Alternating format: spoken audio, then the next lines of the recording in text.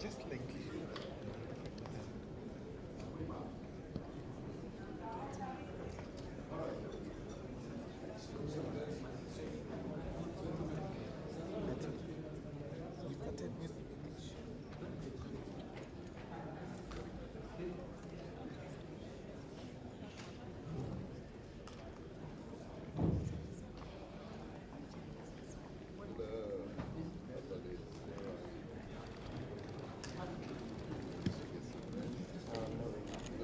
The L is too real.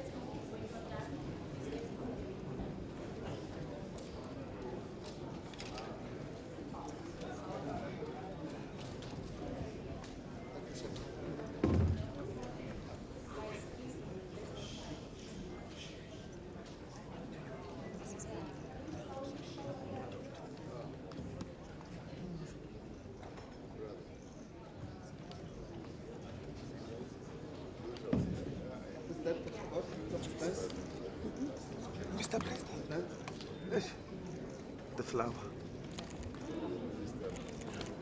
South African Union President.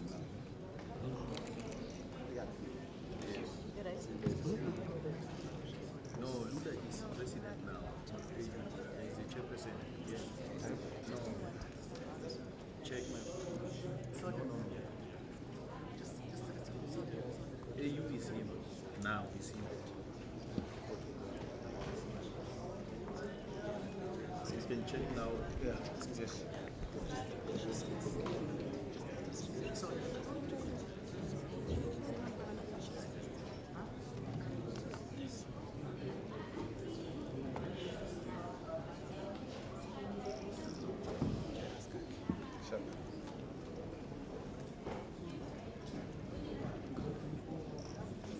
Saudi.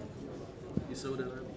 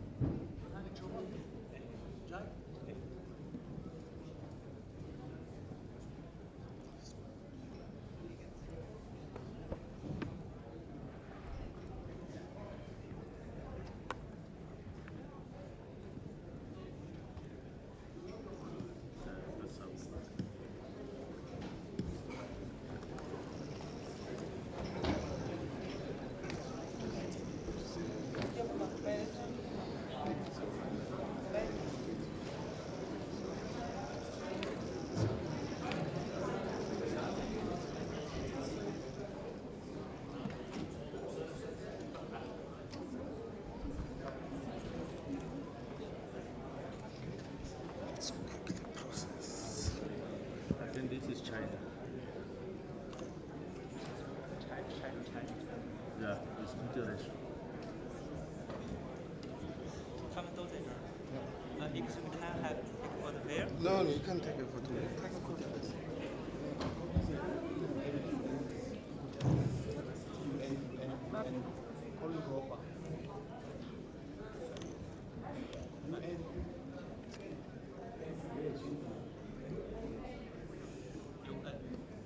Yes.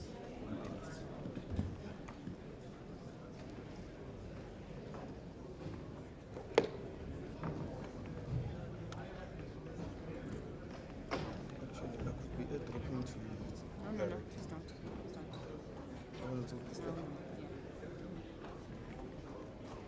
Okay, I'm sending now to the groups. From your side.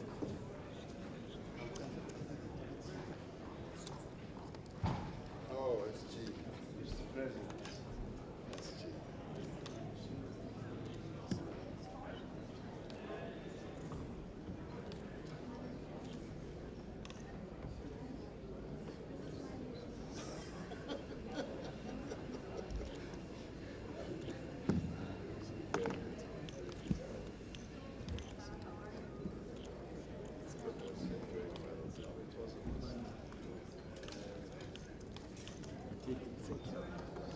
He's taking it.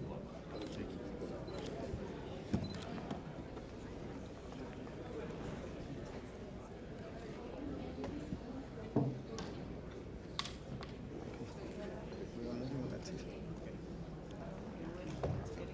Yeah. No. Now, I just needed to get the first one out. Yeah, that's taken.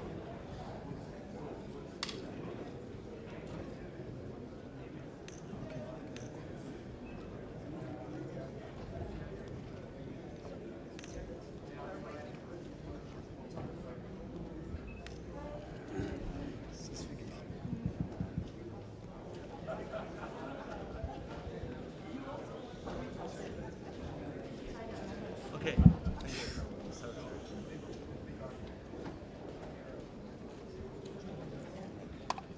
Oh, sorry.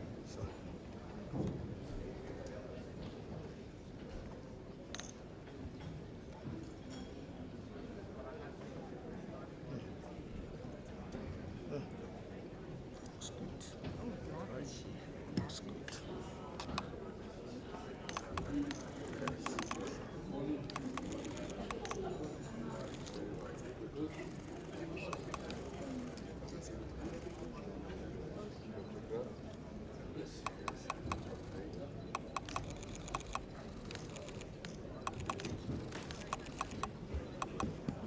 Okay.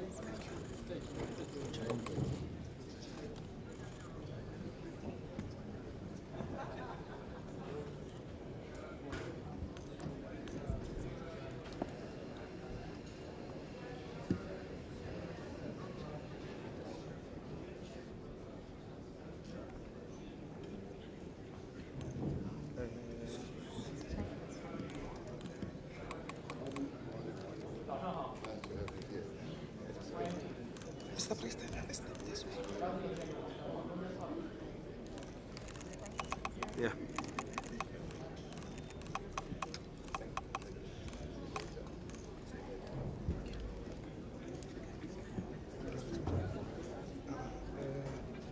No, get the one side, the one that I have. I'll show you.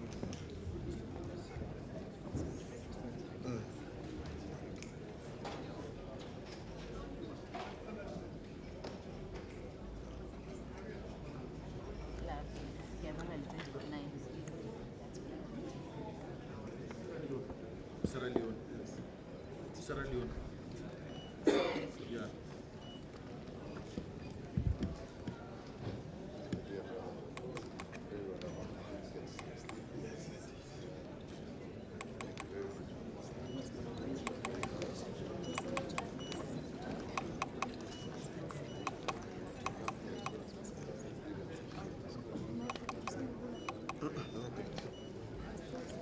I'm filming. Thank you so much. I'll see you later. But it's not.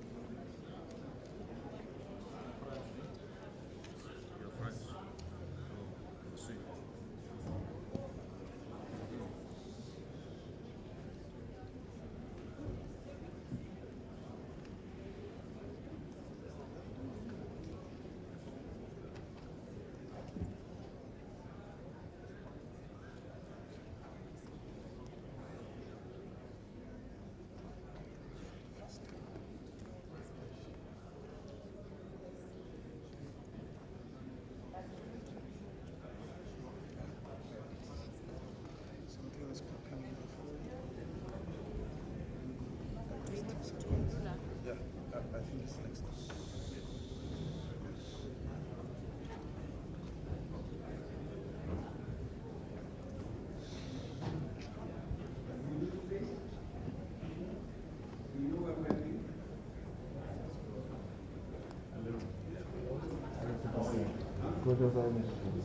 Thank you.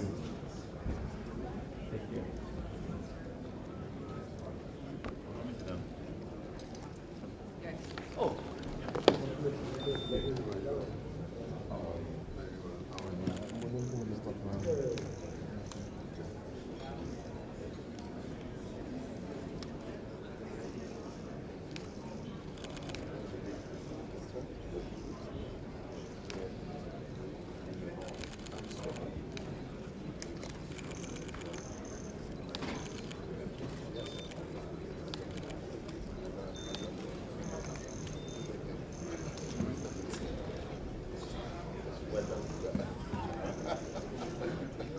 Welcome. Hey, how are you?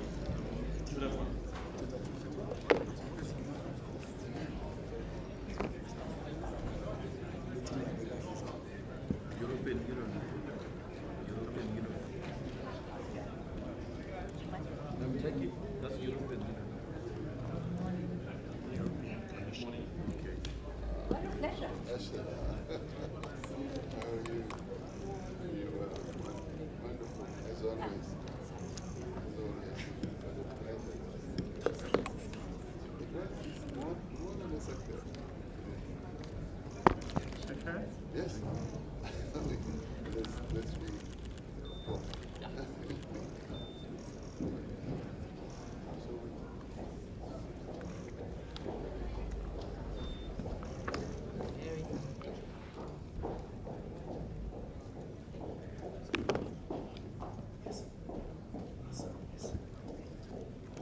Hi, President. Good morning. Morning. How are you? Very well. How are you? Good to Fine. see you. Good to see you again. Good to see you. Good to see you. Yes. Yes. I see you come sprinting. Yes. Strong. Yes. You. Yeah, no, I see. Okay. Thank you. Thank you. Thank you.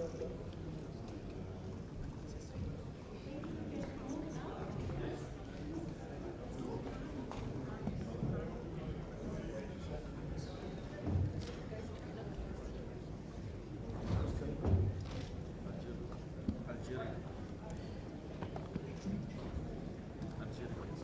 Yes. Yes, Algeria. Algeria, yes. Yes.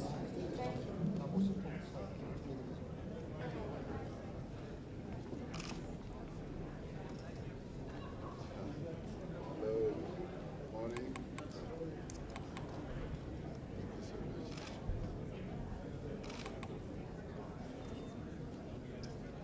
Of course, my brother.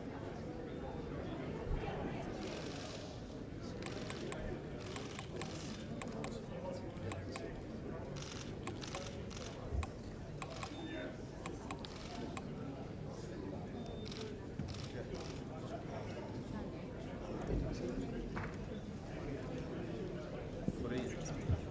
Korea,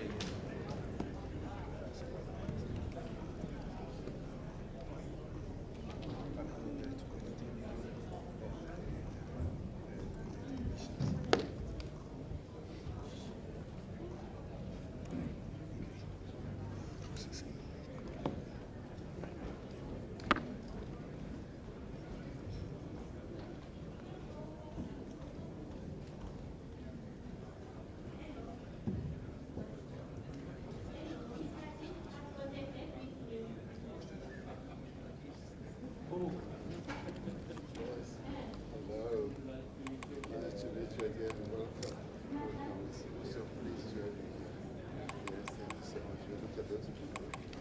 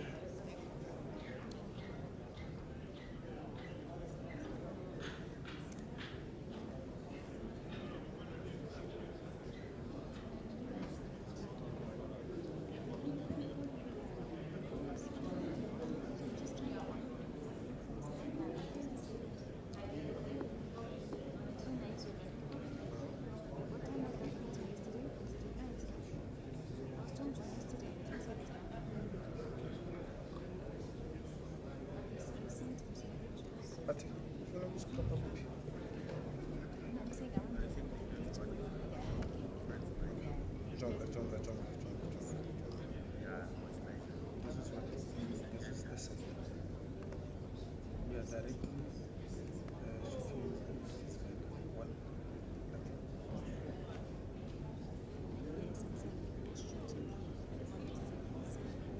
Amadoros.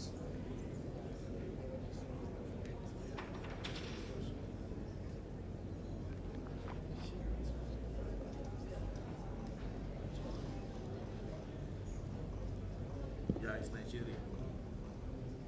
Yeah.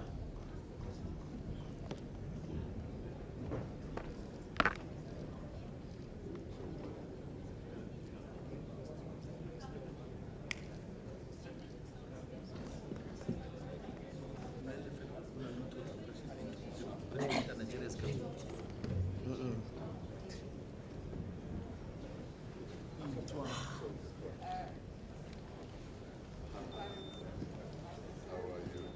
It's not my focus. So if you get to indicate the page for one, yes,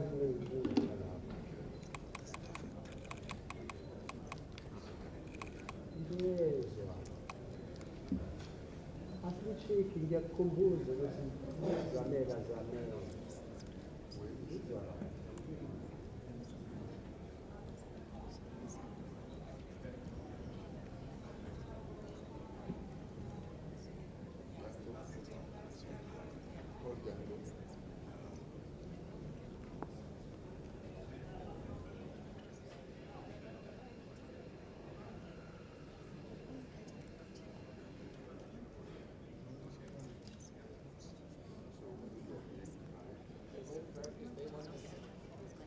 Oh. Hallelujah lah.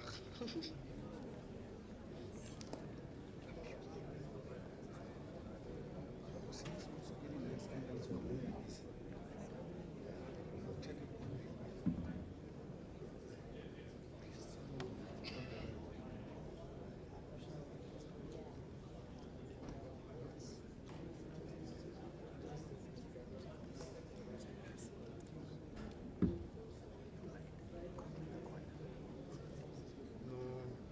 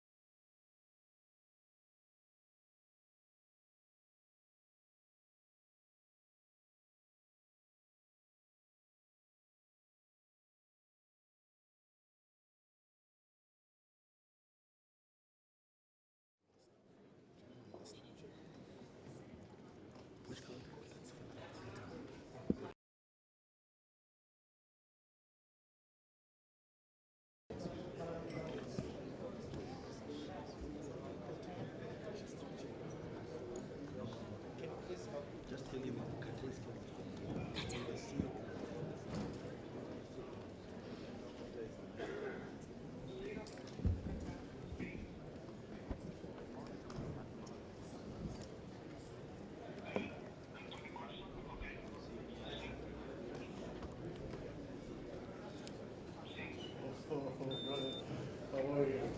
Very well. Thank you very much for the advice. To see you. It's true to see you. Everything is good. All the better. Seeing you.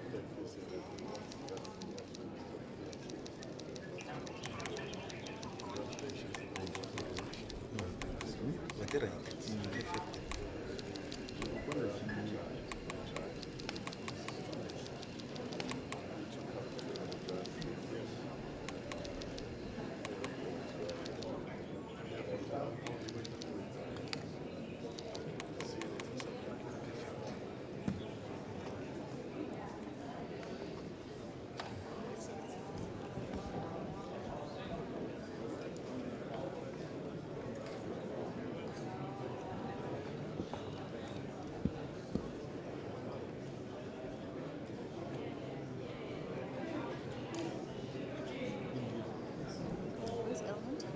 I think yeah, but just stand by.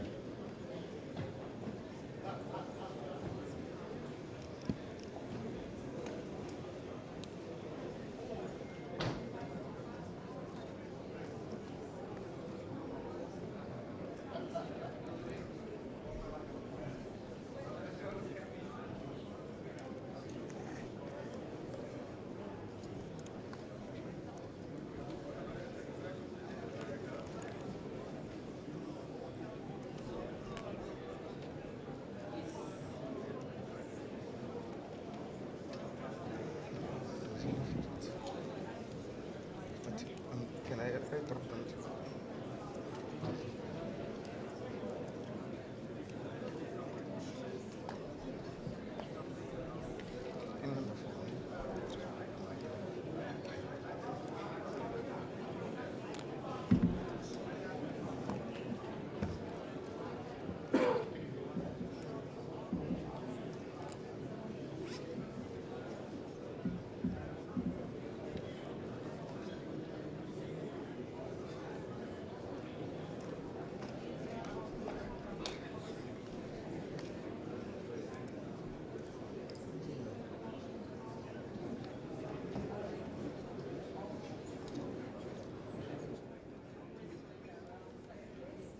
Yes, it's India.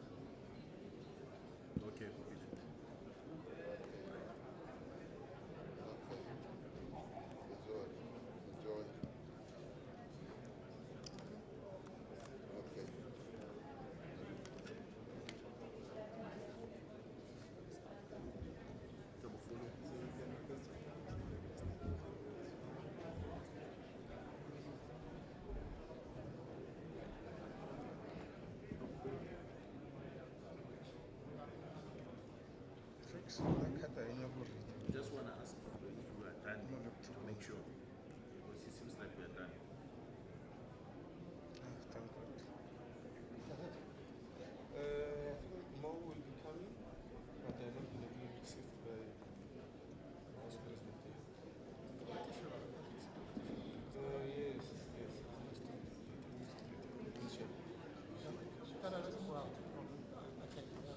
Yeah, but you see, so. Guys, so we're moving on.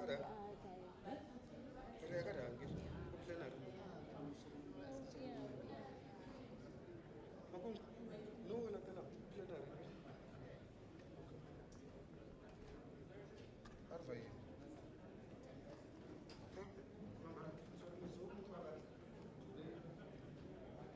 Graduating. 1 miss. 1 miss. Oh, you're somewhere. Focus. That's how you I did photograph. You zoom, you focus, you zoom. focus. My focus is here. All right. So if I'm on my phone, my focus is here. But if I'm on go to, I just click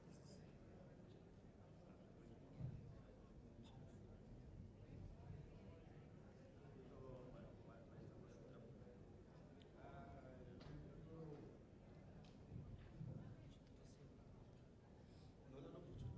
No, share no, Brian.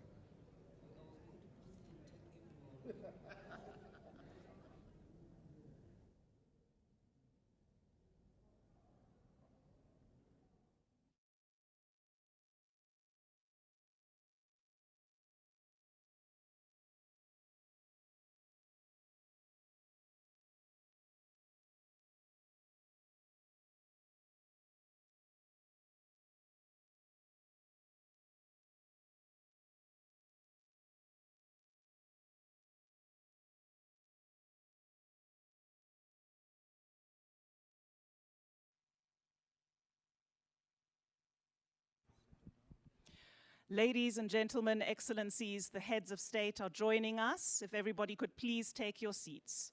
Excellences, messieurs, dames, les chefs d'État et de gouvernement nous rejoignent. S'il vous plaît, prenez vos sièges.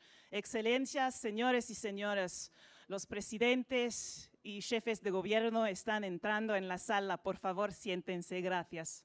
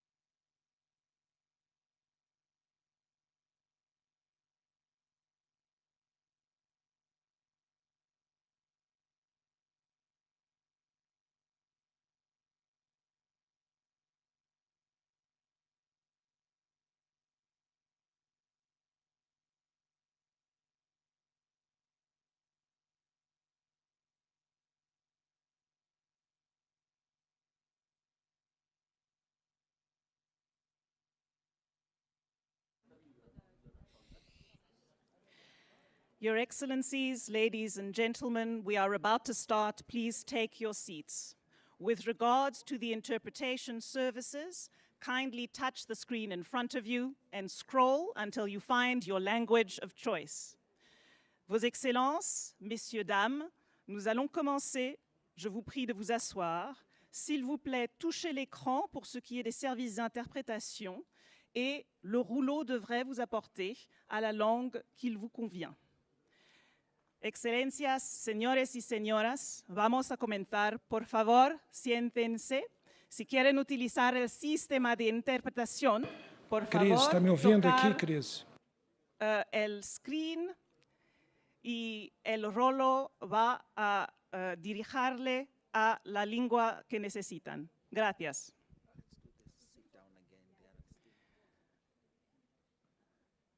Please do take your seats. Je vous prie de vous asseoir. Por favor, si pueden sentarse. Gracias.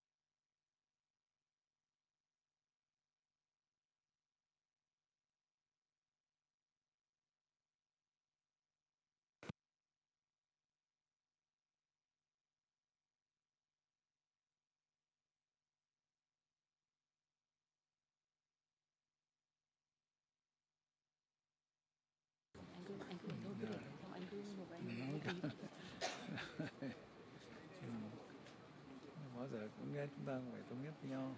Rất là cảm ơn tất cả các vị đại biểu đã có cái trao đổi, có cái hợp tác và trên cơ sở đó chúng ta cùng làm, cùng bàn, cùng hưởng, cùng đoàn kết thống nhất trong cái bối cảnh như này. Rất là cảm ơn vào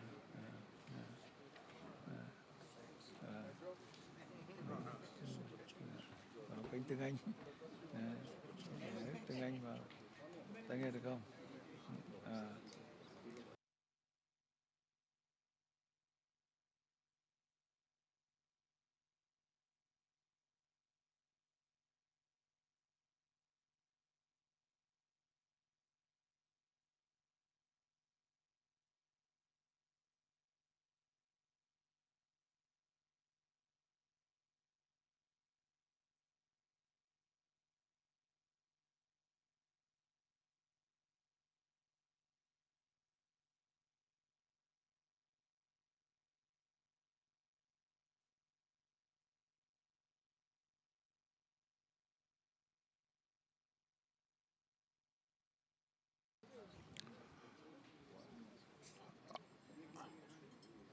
Good morning, Your Excellency, Heads of State and Government,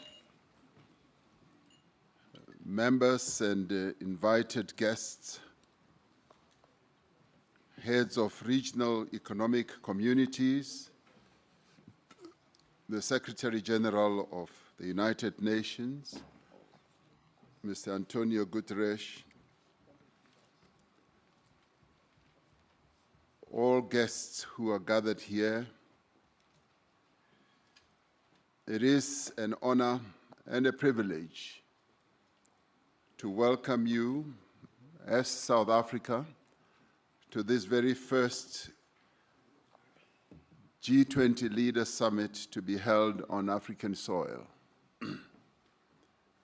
We gather here at the cradle of humanity in Africa to affirm our common humanity.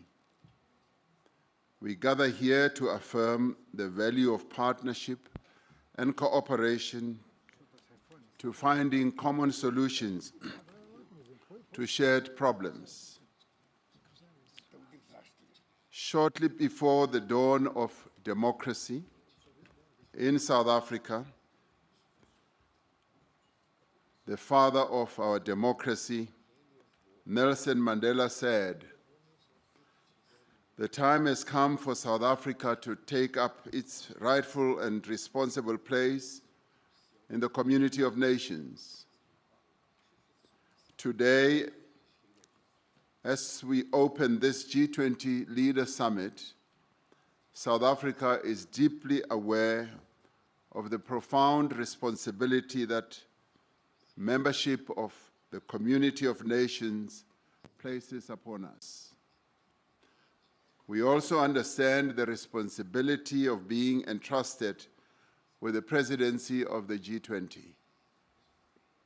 In the execution of its task as president of the G20, South Africa has, throughout the past year, through its stewardship of some 130 meetings in various parts of South Africa, in other countries on the African continent, and beyond our shores, including at the United Nations, we have sought to undertake this task with care, with dignity, and with diligence. We have sought at all times to preserve the integrity and the stature of the G20, a premier forum of international economic cooperation. From its initial focus on broad macroeconomic issues, the G20 is now engaged on matters such as trade, sustainable development, health, education, science and technology, agriculture, energy, the environment, climate change, and many others. It has therefore broadened its scope as the challenges of the peoples of the world requires that they should be addressed. As the G20 countries, we understand that progress on each and all of these issues is a necessary condition for strong, sustainable, balanced, and inclusive growth. In pursuit of and in conformity with the founding mission of the G20, South Africa adopted the theme Solidarity, Equality, and Sustainability for its presidency in 2025. Through solidarity, we can create an inclusive future that advances the interests of people around the world who are at the greatest risk of being left behind.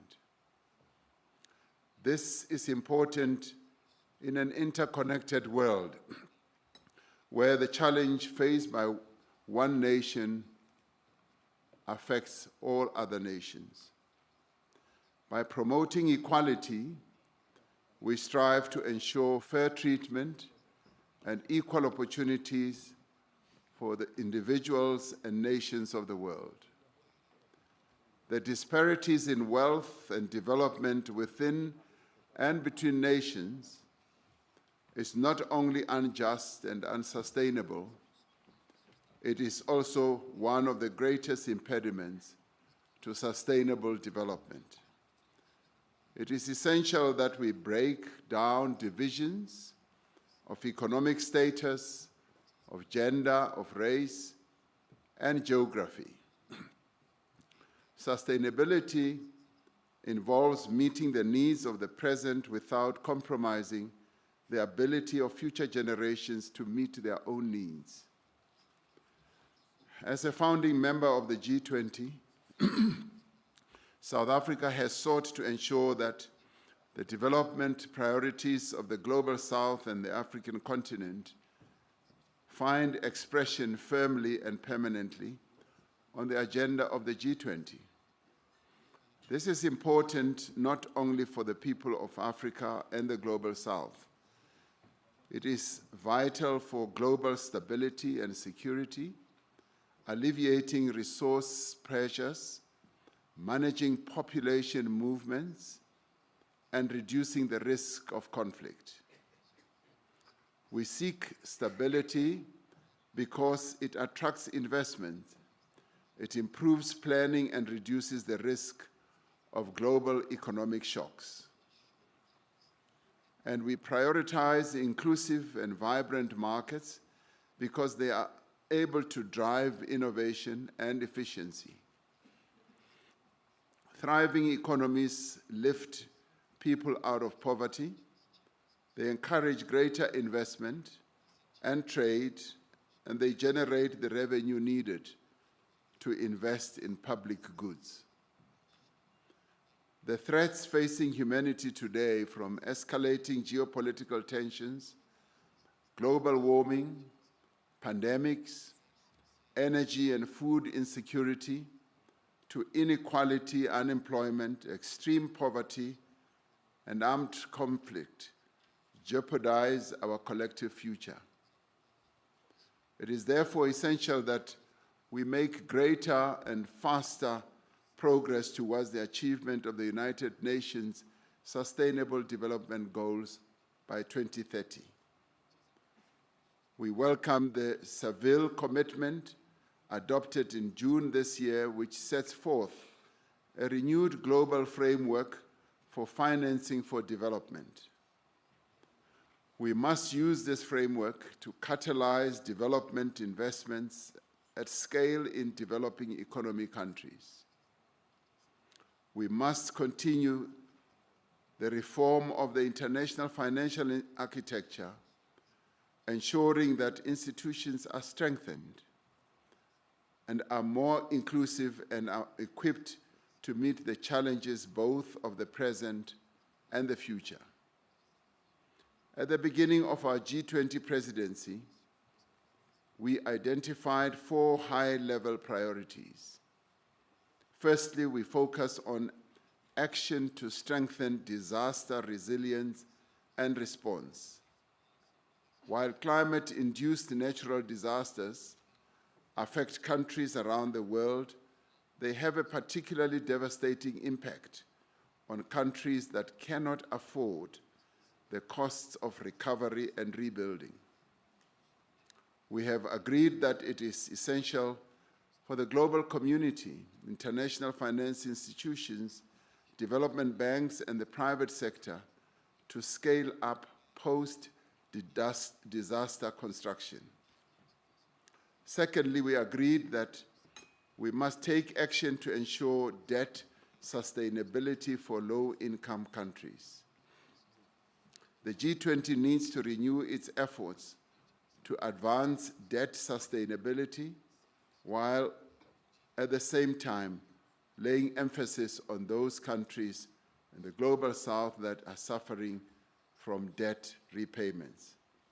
Thirdly, we said we should mobilize finance for a just energy transition,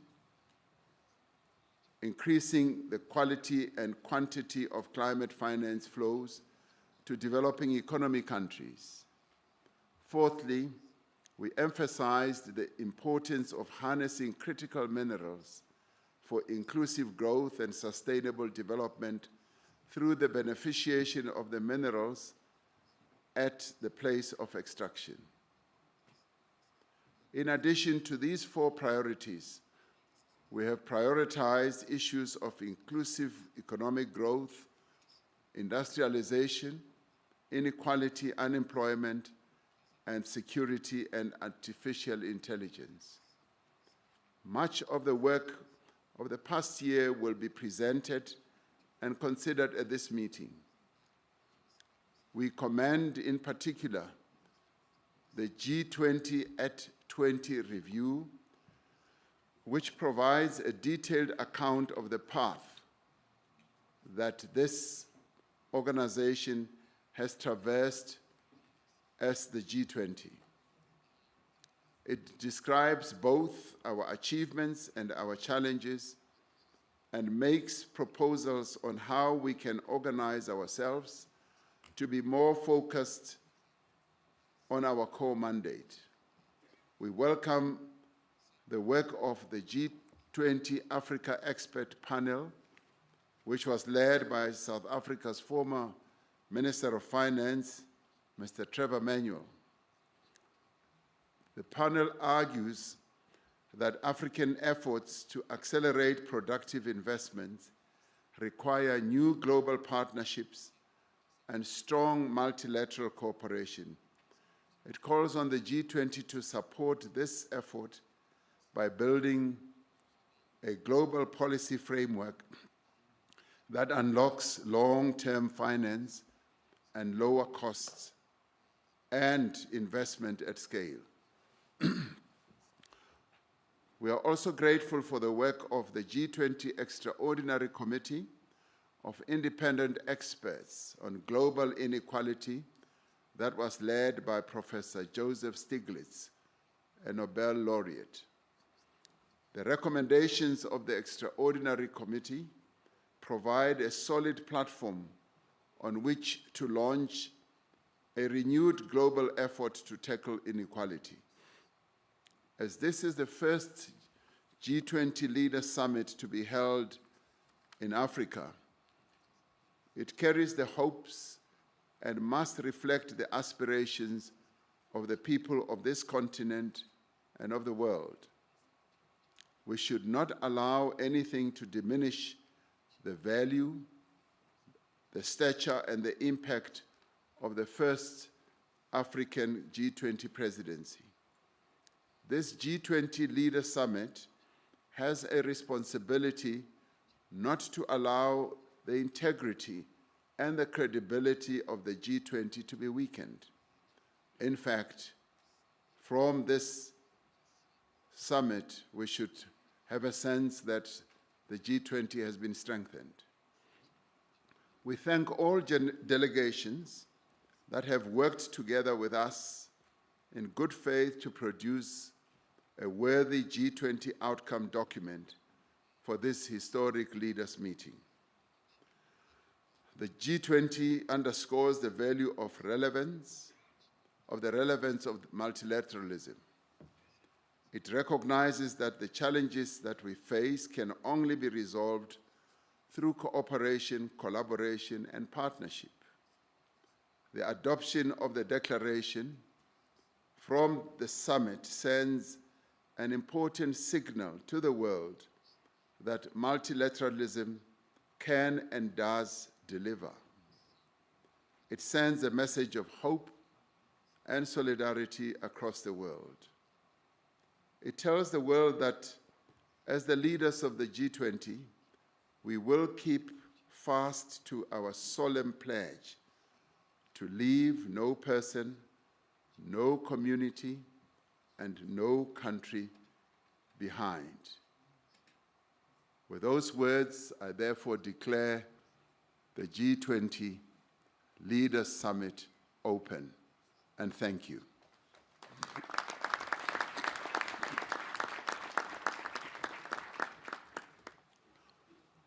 Your Excellencies, please allow me to take you through day one of the program. Session one will focus on inclusive and sustainable economic growth.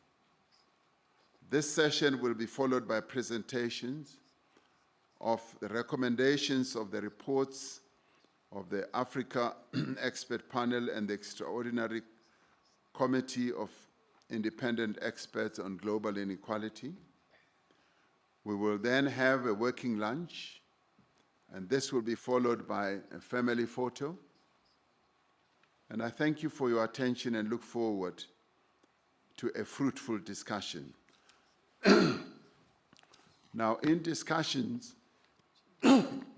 with a number of delegations here, there's been overwhelming consensus and agreement that one of the other tasks we should undertake right at the beginning is to execute the task that we have come here for principally, which is by overwhelming consensus to adopt our declaration. Now, I should precede this by remembering what a Roman philosopher called Pliny, the elder, once said. He said to have said, ex Africa semper aliquid novi, meaning out of Africa there is always something new. So something new always does come out of Africa. So with that, we would like, therefore, okay. I'm told that the cameras are still on, they should be off. I don't know why that is so.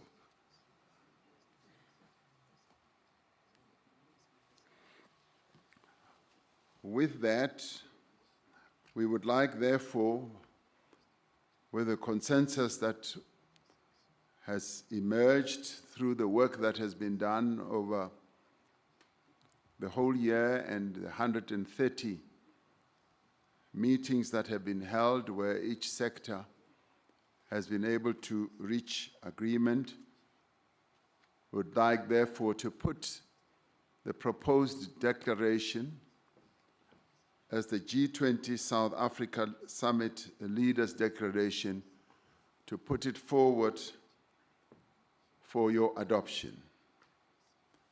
Do I have the support that we should go ahead and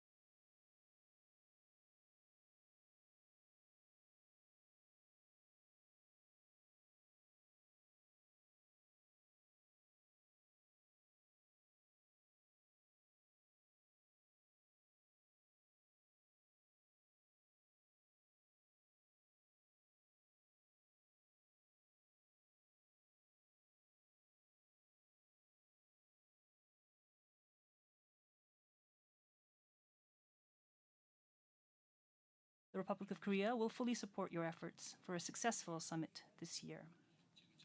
Honorable colleagues, the world today is faced with complex economic crises characterized by low growth and imbalances. And if the current disparities and imbalances were to intensify, none of us, nor would any of our neighbors, be able to guarantee their futures. In order to close the gap, address inequalities, and open the doors of opportunity so we can all walk towards a prosperous future, there are three solutions I'd like to share. 지속적 성장을 위해서 경제 체질을 근본적으로 바꿔야 합니다. 우리는 미래로 나아가기 위해 성장 잠재력이 큰 분야에 자원을 집중 배분해서 부를 창출하고 또 부채 비율을 줄이는 선순환 구조를 만들어야 합니다. 이를 위해 대한민국은 인공지능 등 미래 성장 분야에 투자하여 총생산 증가와 장기적 부채 비율 감소를 도모하는 성과 중심의 재정 정책을 추진하고 있습니다. 그러나 개도국 경제는 과도한 부채 부담 때문에 성장을 위한 투자 여력이 제한되어 지속 가능한 성장 동력이 약화되고 있습니다. 개도국들이 당면한 이 문제를 해결하기 위해 부채의 지속 가능성 강화를 위한 노력을 멈추지 말아야 합니다. 앙골라 대통령께서 말씀하셨던 지적이 타당합니다. 우리 대한민국은 이를 위해서 아프리카 협력 프레임워크 이행 등 G20의 다양한 노력에 적극 동참할 계획입니다. 두 번째로 성장 잠재력 제고를 위해서 예측 가능한 무역 투자 환경을 조성해야 합니다. 세계 무역기구의 기능 회복은 우리 모두의 이익에 부합합니다. 대한민국은 내년 아프리카에서 개최되는 WTO 강요회의의 성공을 위해서 적극 협력할 것입니다. 또한 대한민국이 선도해온 투자 원활화 협정이 내년 WTO 강요회의에서 공식 협정으로 채택될 수 있도록 노력하겠습니다. 세 번째로 개도국 성장을 위해서 개발 협력의 효과를 더욱 강화해야 합니다. 우리 대한민국은 부산 글로벌 파트너십 포럼을 통해 개발 효과성 제고 방안을 지속 발전시켜 왔습니다. 대한민국이 다자개발은행 개혁 로드맵 평가 보고 체계 채택도 주도했던 만큼 앞으로도 다자개발은행 개혁 노력에 적극적으로 동참하겠습니다. 대한민국은 앞으로도 개도국에 더 많은 혜택이 돌아갈 수 있도록 회원국과 긴밀히 협력할 것입니다. 동료 여러분, 지금 우리는 지속 가능한 미래로 함께 나아가기 위해 연대해야 합니다. 대한민국은 G20 구성원의 일원으로서 책임과 역할을 다할 것입니다. 모두가 기회를 함께 누리는 포용 성장을 추구하여 소외되는 국가가 최소화될 수 있도록 최선을 다하겠습니다. 고맙습니다.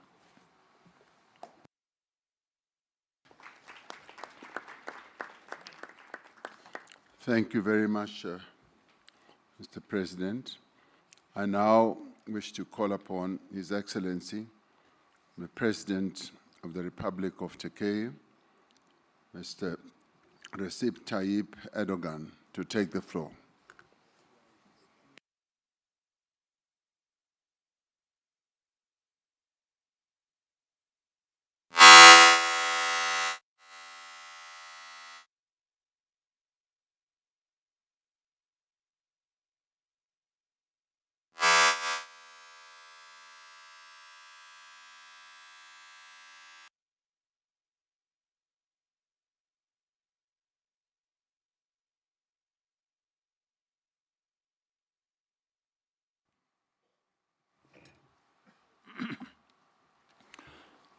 Saygıdeğer devlet ve hükümet başkanları, kıymetli delegeler, sizleri şahsım ve ülkem adına en kalbi duygularımla selamlıyorum.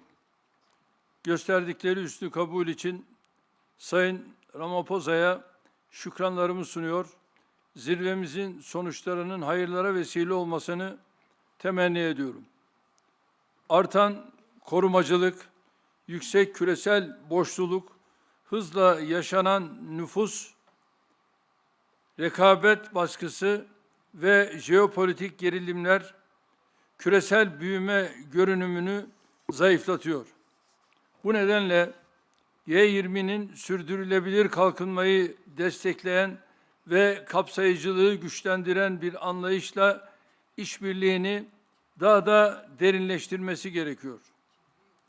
2030 sürdürülebilir kalkınma hedeflerinin esasını oluşturan kimseyi geride bırakmama taahhüdümüze rağmen bugün dünya genelinde her 10 kişiden biri hala aşırı yoksullukla mücadele ediyor. 2024 yılında %9 azalan toplam küresel kalkınma yardımlarının 2025'te %17'lere varan düşüşleri görmesi bekleniyor. Bu durum maalesef Afrika kıtası için çok büyük kayıplara işaret ediyor. Komşusu açken tok yatmayan bir anlayışın temsilcisi olarak üzerimize düşen sorumluluğu her türlü menfi koşula rağmen yapmaya devam ediyoruz. Resmi kalkınma yardımlarımızı 2023'te 6,8 milyar dolar seviyesinden 2024 yılında 7,4 milyar dolara çıkarttık. Ancak bu yardımlarla hedeflenen menzile ulaşmak imkansızdır.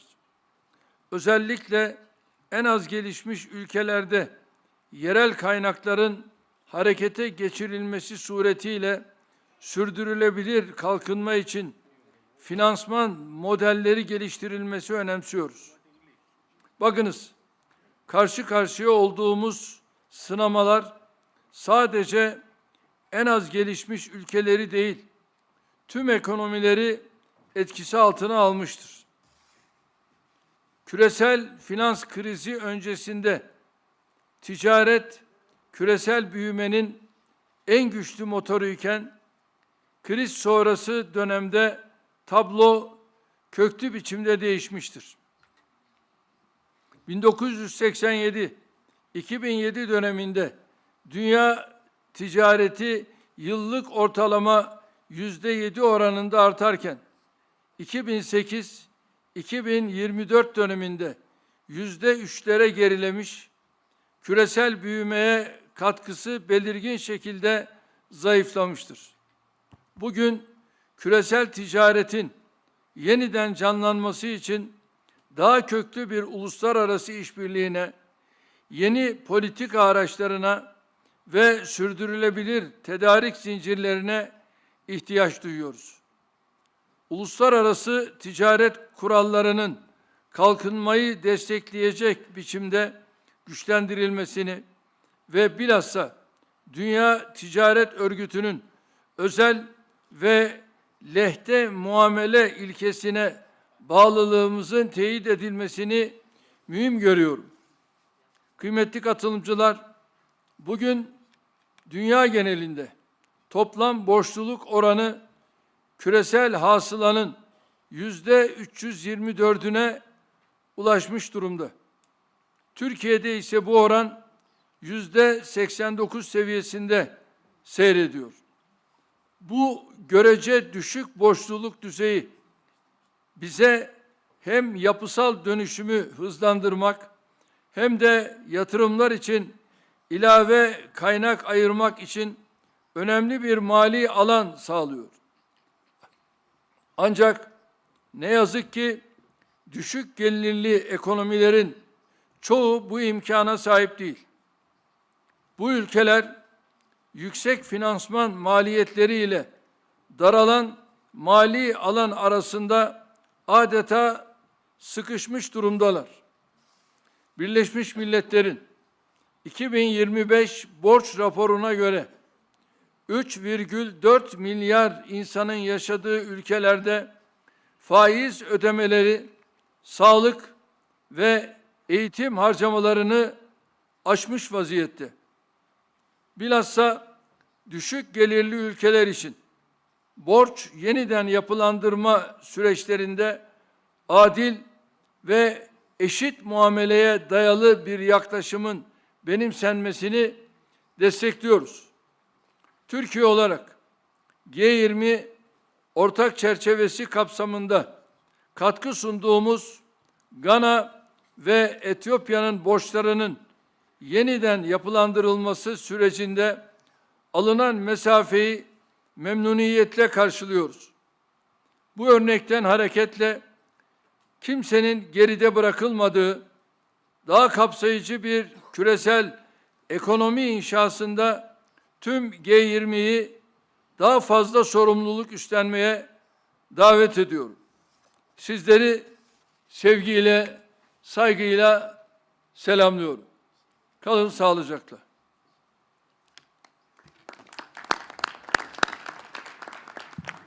Thank you, President Erdogan. I wish to apologize that there was a system failure, particularly with Channel 11. We are now going to get a direct translation from the interpreter. Seemingly, there was a failure in synchronizing the speech with the translation. So we will allow the interpreter to interpret what President Erdogan was saying. Please go ahead. Distinguished heads of state and government, distinguished delegates, I would like to extend my warmest greetings to all of you. And I would like to extend my gratitude to President Ramaphosa for his kind hospitality, and we hope that the outcomes of this summit will bring positive results.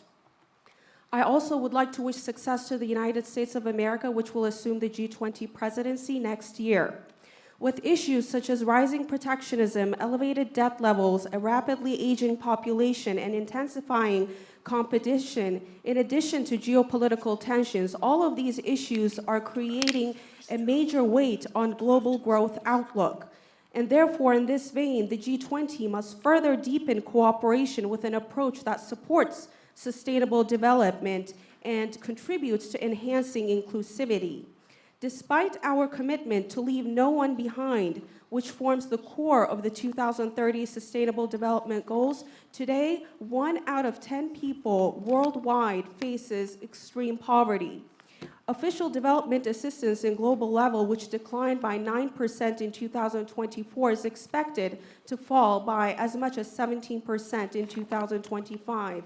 Unfortunately, this situation points to substantial losses for the African continent. As Turkey, we continue to fulfill our responsibilities despite all these negative circumstances. We increased our official development assistance from $6.8 billion in 2023 to $7.4 billion in the year 2024. However, it is impossible to achieve development targets solely over ODAs. We attach particular importance to developing financing models for sustainable development through mobilizing domestic resources, especially in the least developed countries. And let us be clear, current challenges affect all economies across the globe. Trade used to be the strongest engine of global growth prior to the global financial crisis. However, the situation has fundamentally changed in the post-crisis period. Between 1987 and 2007, world trade expanded at an average annual rate of 7%. However, during 2008 and 2024, this slowed to around 3%, significantly weakening its contribution to global growth. Today, reviving global trade requires deeper international cooperation, new policy tools, and sustainable supply chains. Strengthening international trade rules in a manner that supports development, and in particular to reaffirm our commitment to the World Trade Organization's principle of special and differential treatment, is very crucial. Excellencies, the total debt to GDP ratio now stands at 324%. In Turkey, however, this ratio is at 89%. This relatively low level of debt provides us a valuable fiscal space to accelerate structural transformation and also allocate additional resources for investment. Unfortunately, most low-income countries do not have this advantage. These countries find themselves squeezed between elevated financing costs and severely constrained fiscal space. According to the United Nations 2025 A World of Debt report, in the countries home to 3.4 billion people, interest payments now exceed total spending on health and education. We support applying fair and equal treatment in debt restructuring processes, particularly for low-income countries. As Turkey, we welcome the progress made in the debt restructuring of Ghana and Ethiopia, to which we have contributed under the G20 Common Framework. Drawing on this experience, we call on all G20 members to assume greater responsibility in constructing a more inclusive global economy where no one is left behind. Thank you. Thank you. Thank you, President Erdogan. We apologize for the failure of the system there. I now have the opportunity to call upon His Excellency Sir Keir Starmer, the Prime Minister of the United Kingdom of Great Britain and Northern Ireland. Well, President Ramaphosa, let me start by thanking you for hosting us here, the first G20 on African soil, which is a proud moment for South Africa, but one that, in my view, is long overdue. So let's make this summit count. It's striking, listening to the contributions, that across our different corners of the globe, we're all concerned to achieve the same thing for our citizens: good jobs, lower bills, higher growth, better living standards. And that is what my government is focused on. And we want to work with our partners around the table to make that happen. But there's no doubt the road ahead is tough. This is a moment of mounting competition and crises around the world. And that, I think, has been mentioned by pretty well every contribution so far. Fragility in the Middle East, rising threats of authoritarianism and fragmentation, as well as Russia's ongoing unjustified war in Ukraine. The shockwaves of that invasion are still reverberating through global markets today. It has hit growth, driven up food and energy prices, and deepened persistent imbalances and instability across the world. With all that in mind, and echoing what others have said, the role of the G20 is critical at this moment. Growth must be a mission for us all to embrace, as the means to improve lives, to fund public services, and to keep our people secure. The G20 has worked together before to fix fundamental problems in the global economy. We need to find ways to play a constructive role again today in the face of the world challenges. And I'd like to see us come together around a 5-point plan for growth that leaves no one behind. First, we do need to tackle global imbalances, like excessive surpluses and deficits, which can disrupt trade flows, sever supply chains, and choke off growth. For deficit countries, that means acting to stop unsustainable borrowing and prioritize the investment and structural reforms that drive up growth. For surplus countries, it means taking action to reduce subsidies and other trade distortions, as well as measures to boost domestic consumption. Second, we should promote open and balanced trade, taking steps to liberalize trade where we can, with new agreements that lower tariffs and barriers and return to the stability and certainty that business needs. This is a real priority for my government, and I'm proud of the agreements we've reached and the progress that we've made with partners like India and the EU, benefiting our economies and creating new opportunities for our people. Third, in an era of instability, we need to make our economies more resilient. In the UK, this means an unshakable commitment to fiscal discipline. And it means investing in growth in critical areas like clean energy production. We want to work with partners around the world on this to protect us all from future energy shocks. And we want to act together to secure vital supply chains, including for critical minerals. Fourth, we need to reform the international rules-based system so that it is fit for the modern world. We need to work together to ensure organisations like the WTO are more able to be agile with new rules to meet modern challenges like environmental and digital trade, and better and more flexible decision-making processes so that those who want to make progress can get on and do it. Finally, we do need to work together to tackle the unique challenges facing emerging economies, especially in Africa, whether it's the growing debt burden or the financing gap for the Sustainable Development Goals. This G20 is the moment to respond to these structural challenges and to deliver more stable and resilient finance. We're working on that through the London Coalition on Sustainable Debt. We need to go further under the G20 Common Framework to make debt restructuring better, faster, and easier. And we need to crowd in more private capital.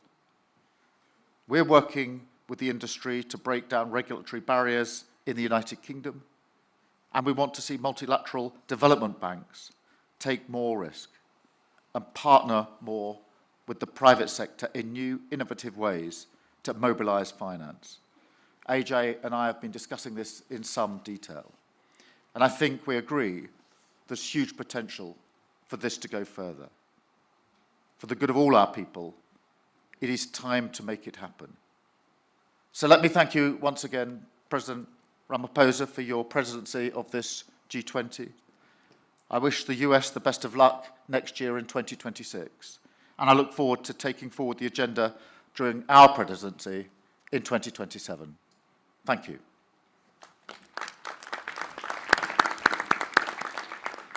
Thank you very much, Prime Minister Sama.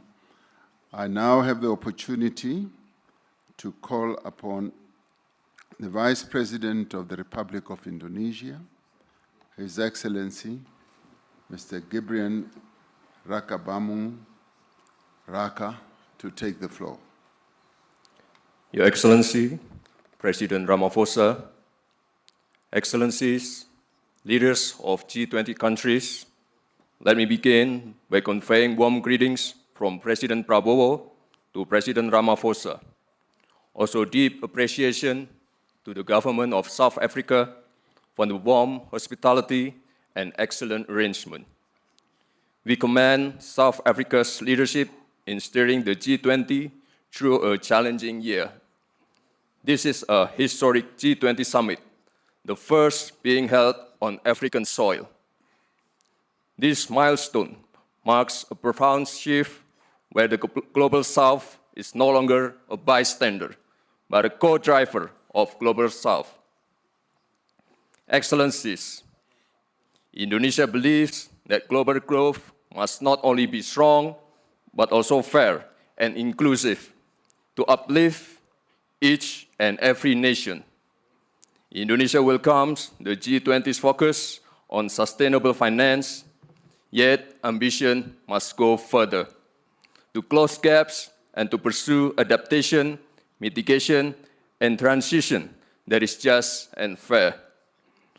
The world needs financing that is more accessible, predictable, and equal, especially for developing nations, through debt relief, innovative financing, blended finance, and green transition mechanism. Indonesia allocates more than half of our national climate budget, around $2.5 billion annually, to support green MSMEs, agricultural insurance, and climate-resilient infrastructure. Indonesia also promotes financial inclusion. Our national CRIS digital payment system demonstrates how a simple and a low-cost digital solution can push participation in the economy and minimize inequality. Emerging technologies such as crypto asset, digital tokens, including Bitcoin, may create both opportunities and risks. Therefore, Indonesia proposes that the G20 initiate dialogue on intelligence economy. Indonesia believes that every country is entitled to chart its own development path because there is no single model that fits all. There is no such thing called the best method. Cooperation must empower, not dictate. Cooperation must uplift, not create dependency. Thank you.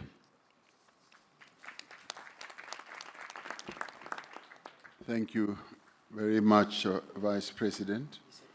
I now would like to call upon the Honorable Minister of Foreign Affairs and International Trade and Worship of Argentina, Ms. Pablo Quirno Magrey.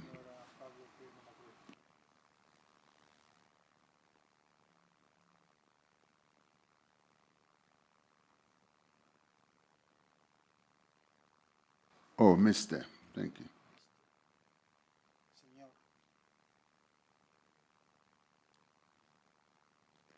Is it switching on? No? Looks like somebody wants to silence you. There we go. Sorry. Thank you, Chair. I would like to express our gratitude to the government of South Africa and President Ramaphosa for the generous hospitality extended to us by your country during this year. Your presidency has invited us to reflect through the lenses of solidarity, equality, and sustainability. Allow me to outline our perspective on these pillars. We believe that the principles of solidarity, equality, and sustainability can only be achieved within an international system grounded in freedom, clear rules, and responsible economic governance.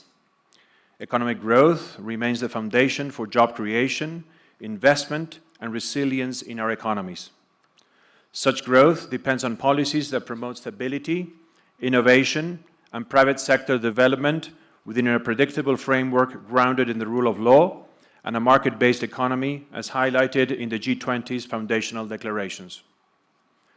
Argentina has learned firsthand that long-term growth is only possible when supported by sound public finances. Fiscal imbalances contribute to inflationary pressures, limit investment, and erode economic confidence. Addressing these imbalances through responsible fiscal management and expenditure control is critical. In this context, solidarity can only be effective when growth rests on a stable macroeconomic environment, a legal order that protects private property, and clear rules that expand opportunities for private sector development and all individuals in our society. Associated with this is equality of opportunity, which is both achievable and desirable when grounded in the principle of equality under the law. Achieving this requires structural reforms that foster solid institutional and regulatory frameworks, laying the groundwork for markets to function efficiently, attract investments, encourage job creation, and boost productivity. Equally important is creating opportunities through education, which serves as a powerful equalizing tool and equips individuals with the skills needed to fully benefit from these economic reforms. Technology is a strong ally in this effort. We must maximize the opportunities it provides while mitigating its risks. This includes fostering digital transformation and ensuring that job creation aligns with the needs of the future economy based on the upskilling and reskilling of labor. It is therefore necessary to design policies that facilitate investment by establishing conditions for the development of a market policy, vocational training, and education for work that facilitates growth, the creation of wealth, and quality jobs, accompanied by labor flexibility policies. Development policies must be directed toward creating an environment that encourages private investment by reducing risks and taxes, protecting individual property rights, ensuring predictability, and enabling all people to pursue the success of their ventures based on merit, effort, vision, and innovation. When the foundations of growth are respected, solidarity and equality of opportunity become achievable and sustainable over time. Distinguished Chair, esteemed leaders, finally, I wish to draw to your attention to the draft document circulated yesterday. As we all recognize, this G20 represents an important opportunity to demonstrate our collective commitment to the development of the African continent and its people. Argentina has sought to contribute meaningfully and constructively to the consensus-building process. We have shared the red lines we identified in this context, aiming to support the G20's broader goals. Those red lines remain until this time. We all know that the G20 is a premier global forum for coordinating economic actions. Its core principle is consensus, which reflects a reality that all of us must work together to accomplish our shared objectives, ensuring financial stability, fostering economic growth, and strengthening collective development. For Argentina, it is crucial to preserve the integrity of this process by acknowledging when consensus has not been achieved, rather than proceeding with a document that does not accurately reflect our collective will. Moreover, we're deeply concerned with how certain geopolitical issues are framed in the document. Specifically, it addresses the long-standing Middle East conflict in a manner that fails to capture its full complexity. By focusing on a single dimension of a specific territory, it overlooks the broader regional context, the international recognition of different entities, and the structural causes of the dispute. In this regard, I wish to recall the recent adoption of UN Security Council Resolution 2803 on November 17th, which emphasizes the international community's support for a just and lasting peace in the Middle East, while calling for a comprehensive, fair process to address all aspects of the conflict. In closing, Argentina, although cannot endorse the declaration based on the aforementioned discrepancies, remains fully committed to the spirit of cooperation that has defined the G20 since its inception. We're convinced that only through genuine dialogue, respect for consensus, and adherence to the principles of the United Nations Charter and international law can this forum continue to keep working constructively with all members and partners, with a shared aim on strengthening global stability, promoting sustained growth, and advancing development in a manner that is inclusive, balanced, and respectful of our diversity. Thank you, Chair.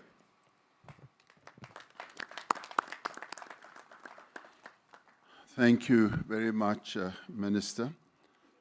We note with deep respect the views expressed by Argentina.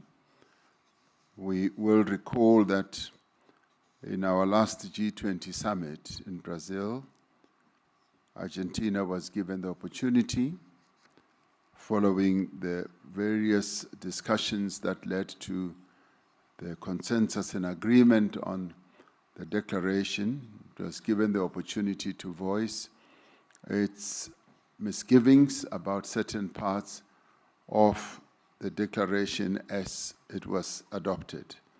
And similarly, we have given Argentina the same opportunity, that they should, in their presentation, be able to raise issues that they are concerned about. We should take courage in knowing that that does not, in the end, mean that the declaration is nullified or rejected. It is a declaration that has been adopted by all of us here present. And so we want to thank Argentina for expressing the views that they have expressed, and many of the views are really views that are common or commonly held by many in terms of the adherence to rule of law and supporting the resolutions of the United Nations. So we thank you, Minister, for putting Argentina's position forward, and we will, with great respect, move ahead with a declared, with the accepted declaration as the G20. Thank you very much. We then move on and ask His Excellency Mr. Edgar Amador Zamora, Minister of Finance and Public Credit of the United Mexican States. Please go ahead, Minister. Thank you, Your Excellency. Distinguished leaders of the G20 and invited countries, heads of international organizations. On behalf of the President of Mexico, Claudia Sheinbaum, I wish to extend our sincere congratulations to President Cyril Ramaphosa and to the South Africa team for an outstanding leadership of the G20 this year. and for convening the historic Leaders Summit, the first ever held in African soil.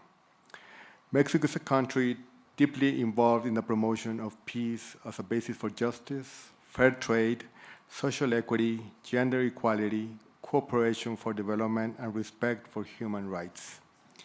Economic welfare and cooperation for development are shared responsibility among nations.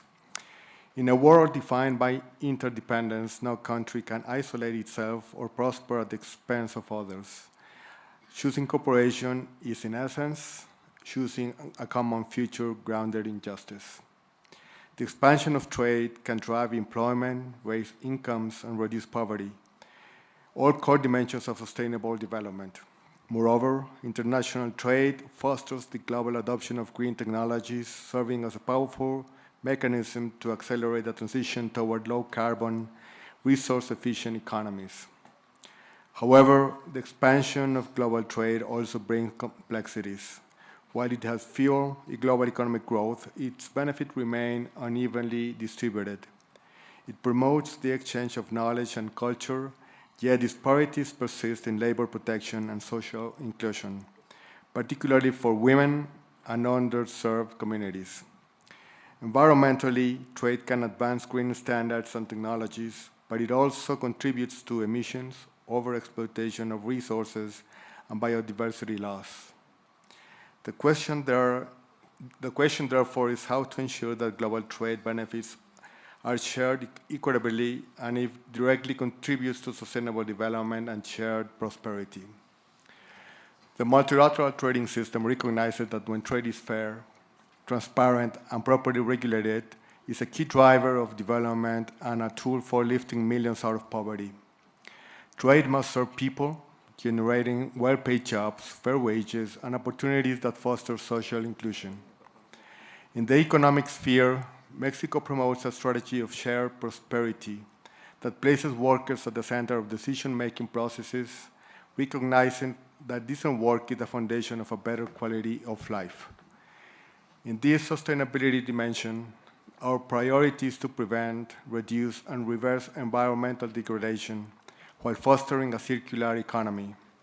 Our national energy policy advances renewable sources and accelerates the transition toward cleaner production and consumption patterns, while ensuring equitable access to water as a fundamental human right.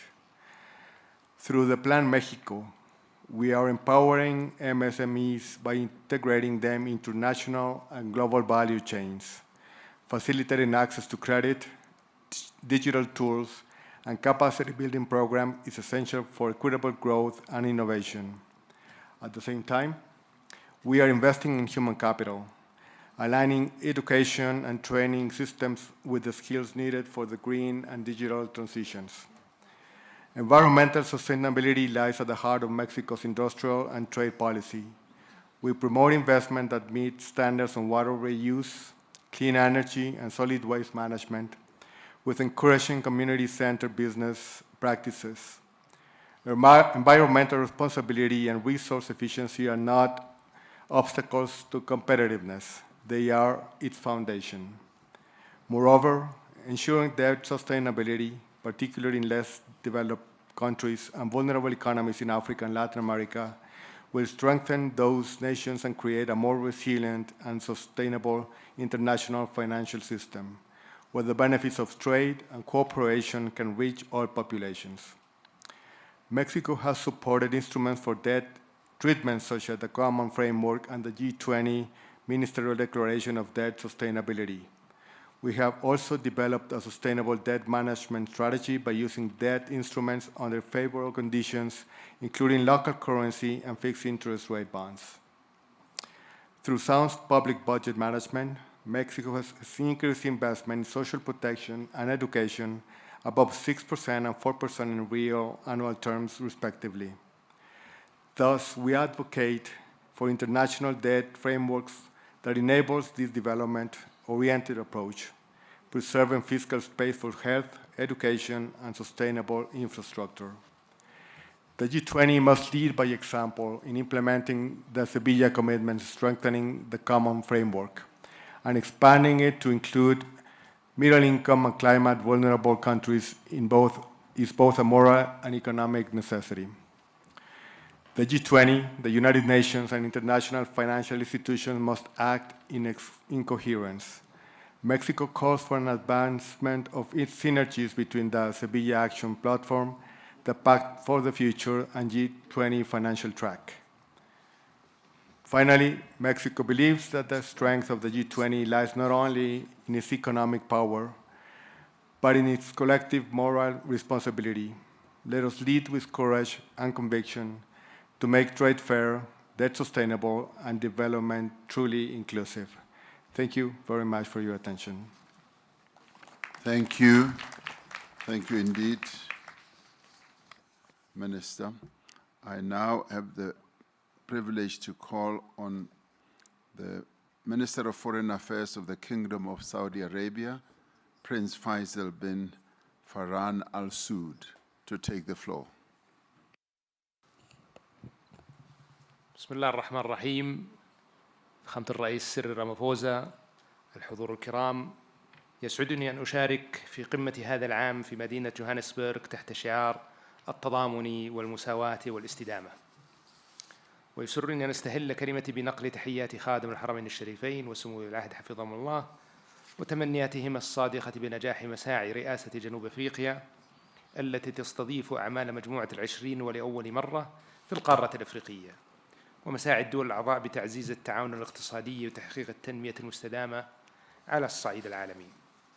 الحضور الكرام، تؤكد المملكة العربية السعودية دعمها الكامل للجهود الرامية إلى إصلاح منظمة التجارة العالمية وتعزيز نظام تجاري متعدد الأطراف عادل وشفاف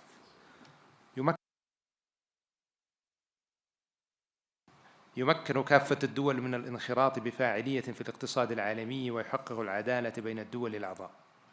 وترى المملكة أن التجارة الدولية ليست مجرد أداة للنمو الاقتصادي، بل هي ركيزة أساسية لتحقيق التنمية الشاملة ووسيلة لتعزيز الاستقرار الاقتصادي العالمي وضمان استفادة الجميع من منافع النظام التجاري الدولي بشكل متوازن. وفي هذا السياق وانسجاما مع مستهدفات رؤية السعودية 2030 تستمر المملكة بتطوير الأطر التنفيذية التي تشجع الاستثمار المسؤول في مختلف القطاعات بما في ذلك السياحة والتكنولوجيا والبنية التحتية المستدامة وتعزيز التصنيع المستدام من خلال تسخير الموارد المحلية وتعزيز فعاليتها وجذب الاستثمارات النوعية المتوافقة مع الأهداف التنمية المستدامة. كما تؤكد المملكة على أهمية موائمة جهود مجموعة العشرين مع أهداف التنمية المستدامة للعام 2030 لضمان تحقيق نمو اقتصادي شامل ومتوازن يعزز رفاه الشعوب ويحافظ على الموارد للأجيال القادمة. وترى المملكة أن التحديات العالمية بما في ذلك أعباء الديون على بعض الدول وأمن الغذاء والطاقة والتغيير المناخي والتحول الرقمي تتطلب تنسيقا مستمر واتباع نهج متكامل يوازن بين التنمية الاقتصادية وحماية البيئة والاستقرار المالي. وفي هذا الإطار تشدد المملكة على ضرورة الحد من التدفقات المالية الغير مشروعة وتعزيز قدرة الدول على تسخير مواردها المحلية بكفاءة باعتبارها من العوامل الأساسية لتحقيق الاستقرار الاقتصادي وتمويل برامج التنمية المستدامة. كما تدعو إلى تعزيز التعاون الدولي لتبادل الخبرات وأفضل الممارسات في هذا المجال بما يسهم في بناء أنظمة مالية أكثر شفافية ومرونة. الحضور الكرام، لقد أثبتت السنوات الأخيرة أن التحديات التي تواجه عالمنا لا تعترف بالحدود وأن معالجتها تتطلب تضامنا دوليا صادقا وتعاونا متعدد الأطراف يقوم على المسؤولية المشتركة. فالعالم اليوم يواجه مستويات متزايدة من عدم المساواة واضطرابات اقتصادية عالمية تركت آثارها العميقة على حياة الملايين وأدت إلى التصاعد في حدة التوترات الإقليمية والدولية. هذه جميعها قضايا تهدد استقرار النظام الدولي برمته وتعرقل مسيرة التنمية المستدامة. وبالرغم من تلك التحديات وحالة عدم اليقين التي يشهدها الاقتصاد العالمي، فإن المملكة ماضية في العمل على بناء اقتصاد عالمي أكثر تكاملاً واستدامة من خلال شراكاتها الفاعلة على المستوى الدولي بما يضمن مستقبلاً مزدهراً وآمناً للأجيال القادمة.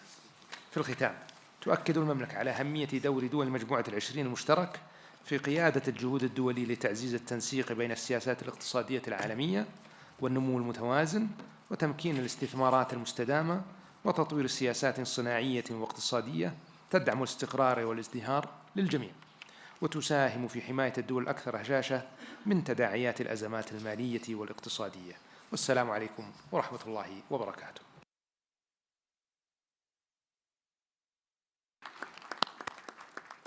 Thank you very much, Your Royal Highness.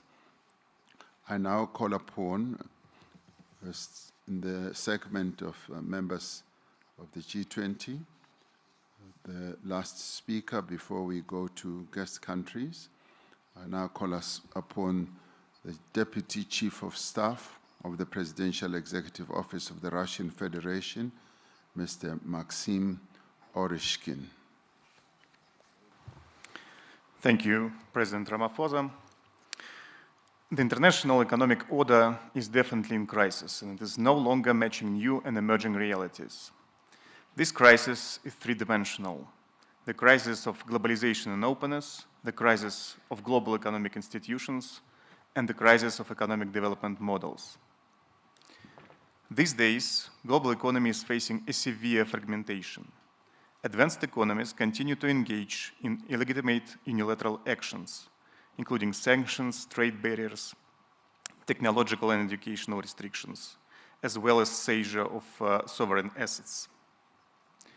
These methods of unfair competition destabilize the global economic architecture, disrupt supply chains, discourage long-term investments, hold back the global growth, and undermine progress in achieving the Sustainable Development Goals. Today, we are here in Africa, a region that urgently needs strong economic growth to meet the needs of its fast-growing population. We should talk today about access of Africa and the Global South to new technologies, healthcare, education, and most importantly, financing. We're concerned that financial flows to developing countries are simply not enough. Even the official development assistance came to a steep decline in 2024 of 7.1%. and is projected to fall further. While Africa is in dire need of capital inflow, total net borrowings by G7 governments, according to the IMF data, will reach almost $3 trillion this year. By the way, it equals to total GDP of the whole African continent. Mounting sovereign debt of several G7 countries pushes them to the verge of fiscal collapse. Artificially inflated financial bubbles may trigger a knockdown to the global economy. If we look at the international financial institutions, they are currently deviating from development finance to military expenditures. Thus, financing goes back to the Western economies, and in many cases through the corruption schemes in Ukraine. The World Bank, for example, has provided Ukraine with more aid in 3 years than to all African countries combined. Moreover, African economies face biased rejections and complicated procedures of funding from the World Bank and the IMF. Definitely, all these institutions should be reformed to benefit the Global South. Dear colleagues, global economy and its growth structure has already changed. BRICS and countries of the Global South now form the dominant driver of global growth. We have the talent, the resources, the technology, and the capacity to drive growth and improve the lives of our people. Unlike in previous decades, the Global South economies are ready this time to move forward with their own platform for economic growth, based on their own solutions. In technology and education, in trade and connectivity, in finance and investments. The rise of this emerging platform of growth becomes more evident with each passing year. The fact that growth in the 21st century will come mainly from the Global South is indisputable. We call the G20 to get back to the fundamentals of sustainable development. It means poverty reduction, social inclusion, and environmental sustainability. This should be based on sound economic development, which includes fighting protectionist and illegitimate unilateral measures, including sanctions, tariffs, technological and educational restrictions. To fulfill this mandate, the G20 should stay a multilateral platform for coordinated action acting in solidarity, equality, and sustainability. Russia is ready to play an important role in this process. Thank you. Thank you. Thank you very much. Thank you, Your Excellency. That concludes for us the segment of the members of the G20 speeches. We now move on to section B, which is guest countries, who will, as we have to conserve time, be limited to 3 minutes each. And I do hope that we are able to keep to that to the extent that we can. I now call upon His Excellency, Dr. Abiy Ahmed Ali, the Prime Minister of the Federal Democratic Republic of Ethiopia. Your Excellency Cyril Ramaphosa, Your Excellencies, Heads of State and Government, distinguished delegates, let me begin by extending my appreciation to President Cyril Ramaphosa for his extraordinary leadership. I also would like to acknowledge Johannesburg, a city of opportunity and progress. Excellencies, it is with humility and hope that I address you on African soil at this historic G20 summit. Humility because Ethiopia's journey is still unfolding. Hope because our story, like that of many nations here, shows that transformation is possible even in difficult circumstances. Ethiopia is a land of ancient civilization, defined by resilience and prospects still being written. Our homeland has sheltered faiths. Our people have built lasting societies. From this legacy comes Maddamar, a philosophy of unity in diversity, of synergetic collaboration that multiplies potential and of progress shared by all. Guided by this spirit, Ethiopia is moving toward inclusive growth. Our cities are becoming hubs of innovation. Industrial parks reshape economies. Farmers use tools their parents could never imagine. Young entrepreneurs and building businesses that were impossible to dream of a generation ago. For too long, countries like ours have been labeled fragile or poor. Yet our story is a quiet revolution of bold actions rewriting what is possible. Because growth is the achievement of people who refuse to be left behind. In Ethiopia, we have learned that inclusivity is not charity, it is efficiency. When every farmer, entrepreneur, and innovator shares in progress, the economy becomes self-sustaining. Our journey has been tested by drought, conflict, and global shocks. Yet from those tests emerges transformative renewal. We are investing in renewable energy that powers both homes and hope, digital infrastructures that connect citizens, and green agriculture turning smallholder farmers into climate champions. Excellencies, we're not here to speak of despair. We're here to speak of possibility and of shared responsibility. In that spirit, let me highlight 3 priorities. First, debt. Ethiopia has engaged actively with the G20 common framework to unlock resources. Debt relief must translate into investments that empower people and secure the future, including educated children, modern hospitals, and resilient infrastructure. Second, climate.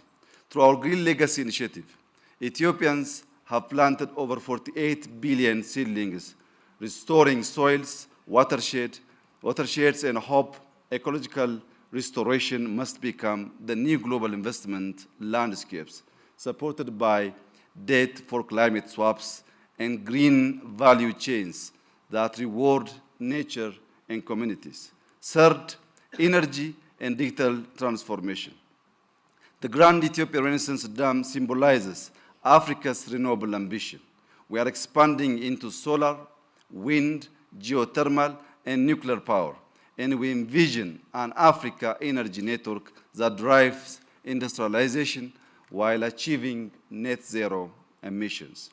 Through Digital Ethiopia, we have liberalized telecom expanded broadband, and advanced digital finance, by 2030, we aim to complete our national digital public infrastructure, integrating IDs, payments, and data platforms to serve citizens. For Ethiopia, artificial intelligence is a tool for inclusion, helping predict droughts, diagnose diseases, and support local language, ensuring technology works for all. Excellencies, Ethiopia's journey mirrors that of many emerging economies. Our success offers lessons, our challenges offer insights.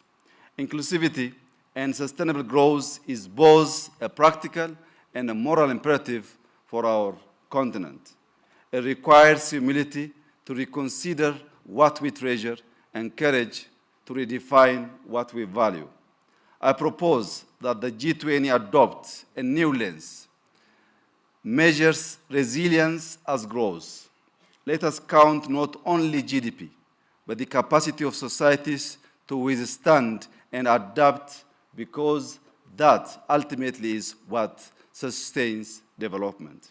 Ethiopia stands ready, rooted in Medemar, to contribute to this shared global journey. I thank you.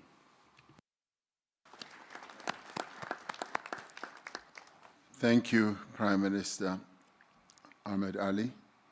I now have the privilege to call upon His Excellency, Mr. Teodoro Obiang Nguema Basogo, the President of the Republic of Equatorial Guinea and the President of the Economic Community of Central African States, to address us.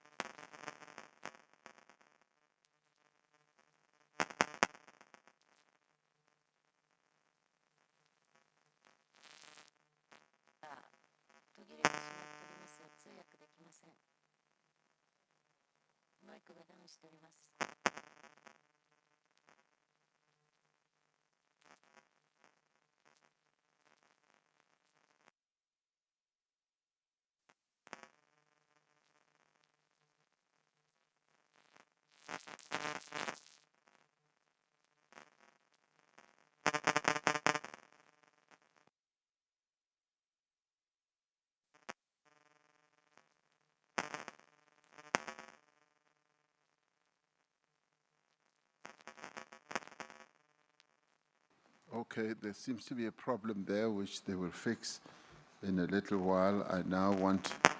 I will come back to President Basogo. I now want to move on to His Excellency, the President of the Republic of Finland, Alexander Stubb. Thank you very much, Cyril, and thank you for the invitation. You know that Finns are famous for two things. One, they speak very shortly, and two, they love rules. And I hope I will stick to both. It's a great privilege to be here for the first time representing Finland. We've never been at a G20 meeting before, and we really appreciate the invitation. Jonas Störe and I both come from Nordic countries, and we once calculated that the Nordics would be G10. So perhaps I'll speak in that spirit. Cyril, for me, this meeting is very much a symbol of multilateralism. And what you are trying to do here is to bring a group of key countries together that have both demography and economy on their side. And you are doing it at a time when there clearly is a change in the world order, where I believe personally that the nexus of power is moving eastbound and southbound. And now I think all of us pretty much have a choice, and the choice is between multilateralism, which you are representing, and multipolarity. And these two things are very different. For me, multilateralism is about cooperation, it's about rules, it's about norms, and it's about institutions. I like these rules because they are the ones that bring exactly the thing that you have up there on the board: solidarity, equality, and sustainability. My big worry right now is that the world is moving more in a multipolar direction. And multipolarity, though it gives power to nation states as such, is problematic because it's more transactional. It's more about deals, and therefore it's more prone to conflict. There have been many excellent interventions here today about rules on trade, rules on the way in which we engage with each other. My biggest worry right now is that we are not seeing enough multilateralism in three key conflicts that have been raging around the world. One, Russia's war of aggression in Ukraine. Two, the situation in Gaza. And three, the situation in Sudan. So I hope that we lean towards multilateralism. And let me say, coming from a small country, what I believe the West should do in this. I think the West should understand that the multilateral institutions that were created after World War II and that were upheld after the Cold War, the power structure of them is right now unfair. It needs to be changed. We need to distribute power in a world that exists today, not the world that existed in 1945. That is the best way for us to drive multilateralism and get it back on track. Thank you very much. 3 minutes and 12 seconds.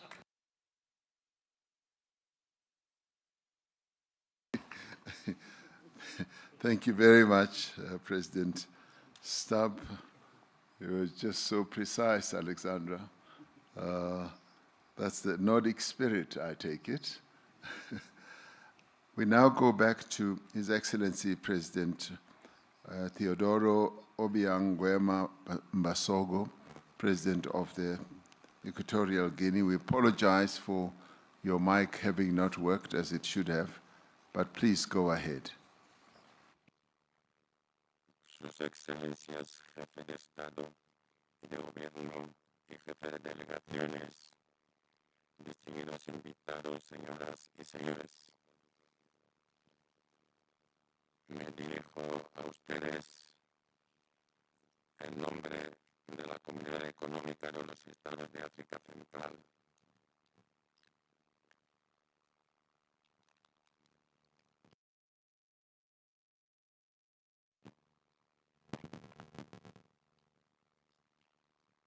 There is still a problem for President Basogo.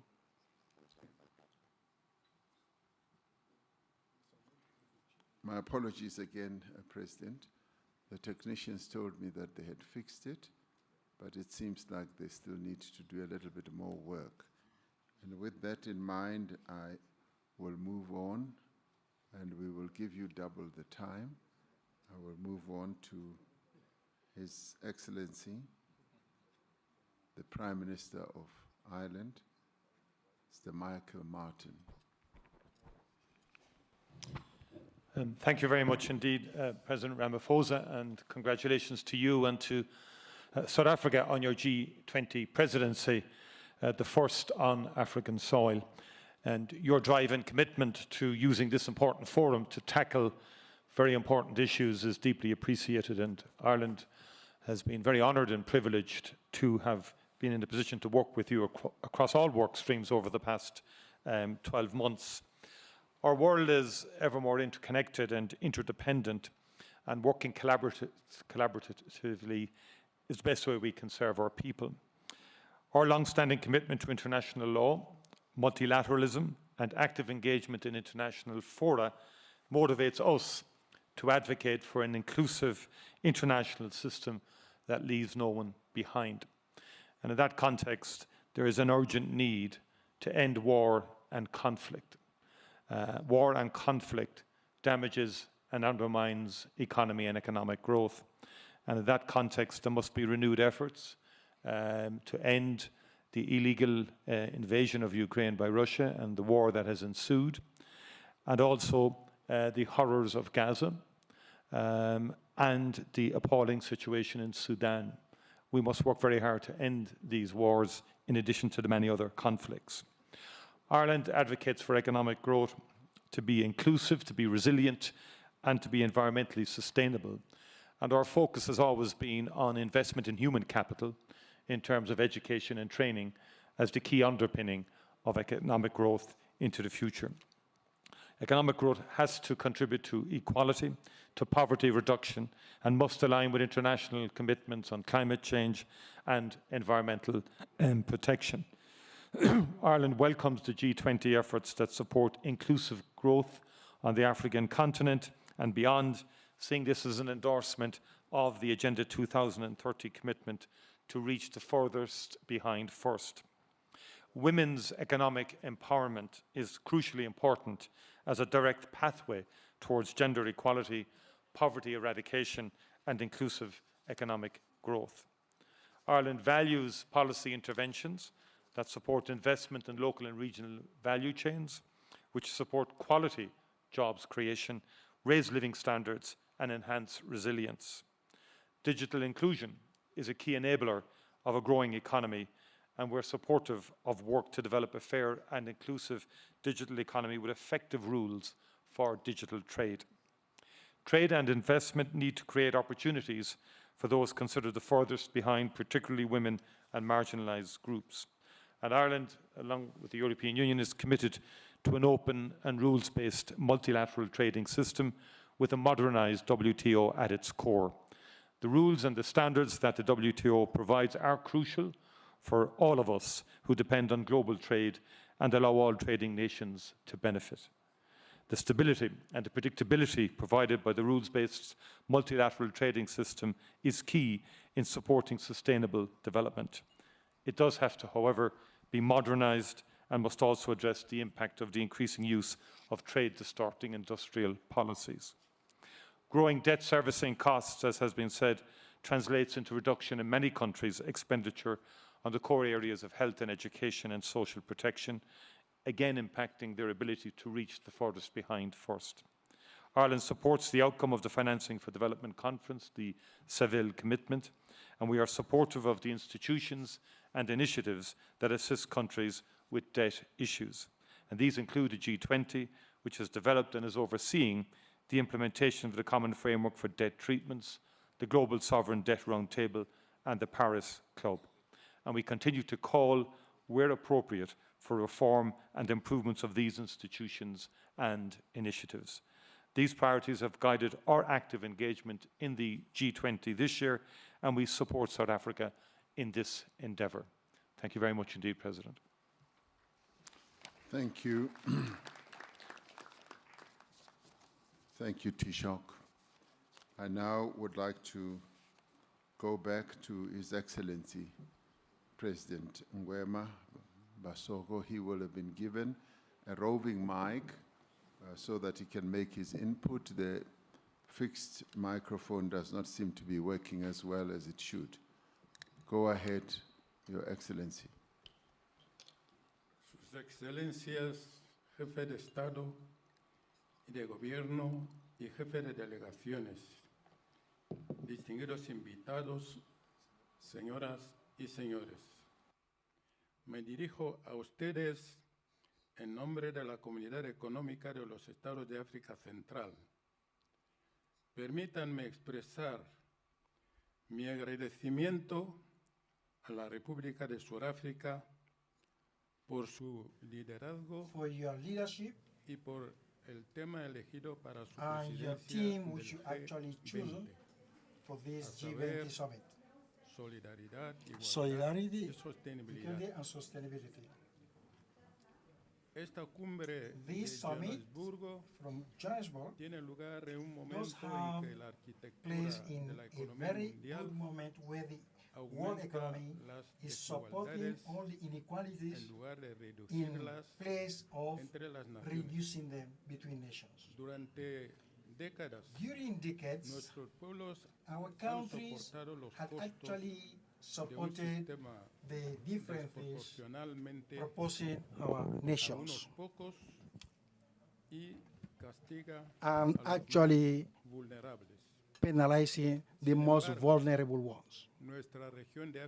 Our region in Central African zone are actually proposing global solutions. For example, the Horn of Congo constitutes one of the greatest areas of the planet, whereby we call them the lungs that guarantees the roots of already marginalized sections. They do have a wonderful and key role in the energetic transition, and it is the indication of a possible solution if we are able to liberate all that we do need to do. We are joined here today at the G20 forum, a forum which definitely pretends to be the platform whereby the most successful economies are present. But nevertheless, allow me to remind you that this future cannot be achieved if we are ignoring the voices, nor repeating the formulas which actually are perpetuating the inequalities of the past. For the growth, economical growth, which we are actually hoping for, and that nobody should be left behind in our community, I would like to propose to this particular forum certain solutions that might be helpful for the most needful. First of all, to ensure that the architecture for the world economy be more equal, and that access to capital for the economies that are needed such support, we have the facility to access this solution framework through the multilateral banks, and therefore development will be there. CEC, ECAS region does propose a solution to access to the capital of the G20, so as to be able for us to diagnose all the inconveniences and identification of the risk involved for all parties concerned. Secondly, to work hand in hand in a meaningful way, sharing all the values and sharing all the chains, facilitating access to these opportunities we are talking about, that will guarantee definitely the impunity of these particulars. And the link between all concerned, which will enable us to attain the required peaceful areas, avoiding the old extractive methodologies. Of course, on the third point, we're talking about the CSC does need definitely to support agriculture and the artificial intelligence, the risk system, and the regional production of methodologies that will definitely allow us to reduce the risk involved in this situation and reduce the cost involved for the erosion of this particular beds we're talking about. Recognizing and establishing chains that will enable us link. And of course, the empowerment of women and youth in the different sectors that will enable them have the startups required to boost the economy in the regions concerned. We therefore solicit from you the means to be able to promote the security. In food security, we're talking about. Fourth, to definitely recompense everyone who actually are affected in the Congo, the basin of Congo, and definitely are the ones that are protecting that particular area in our region. In effect, we do propose the creation of a window for financing, specifically speaking, based on the results which we have spoken about,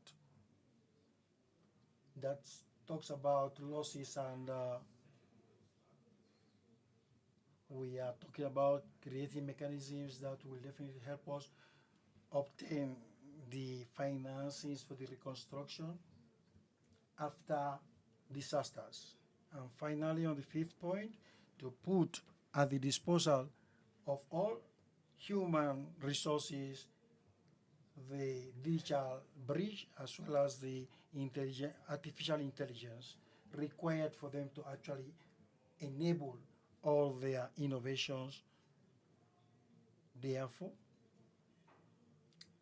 to have a mechanism within the G20 platform for connectivity and obtention of data required for the startups in public interest, prioritizing all the different issues at the global level. Above all, these 5 points which I have mentioned are made or combined in one agenda that will definitely help us reverse the inequalities which are now existing. Therefore, CAC supports and backs any platform that works in towards reversing this inequality which we have all recognized that are impediment for the global economic growth.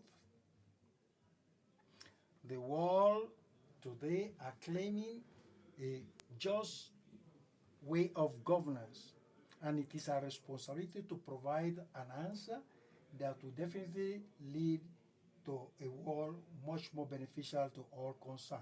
Thank you all.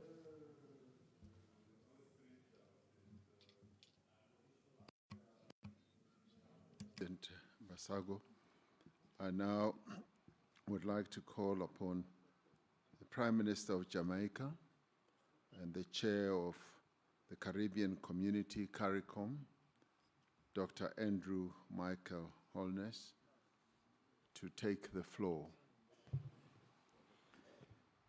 President Ramaphosa, thank you for the kind invitation to participate in this important meeting. Please accept our commendations on South Africa's presidency.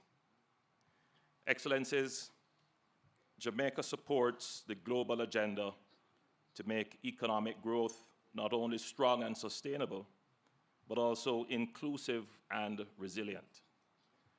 Jamaica's story is one of social partnership and sacrifice. We transformed our economy after decades of instability through disciplined macro-fiscal reforms anchored in responsible debt management, institutional strengthening, and targeted pro-growth initiatives. We reduced our debt, lowered poverty and unemployment, contained inflation, stabilized foreign exchange, and built robust reserves. Now, our focus is on translating the dividends of sacrifice into investments in our people. Getting the policy mix right is both an economic and moral imperative. Yet, one external shock can undo years of progress. Hurricane Melissa, a Category 5 storm, has devastated 7 parishes, Its impact will negatively affect our debt trajectory, and the road ahead will be challenging.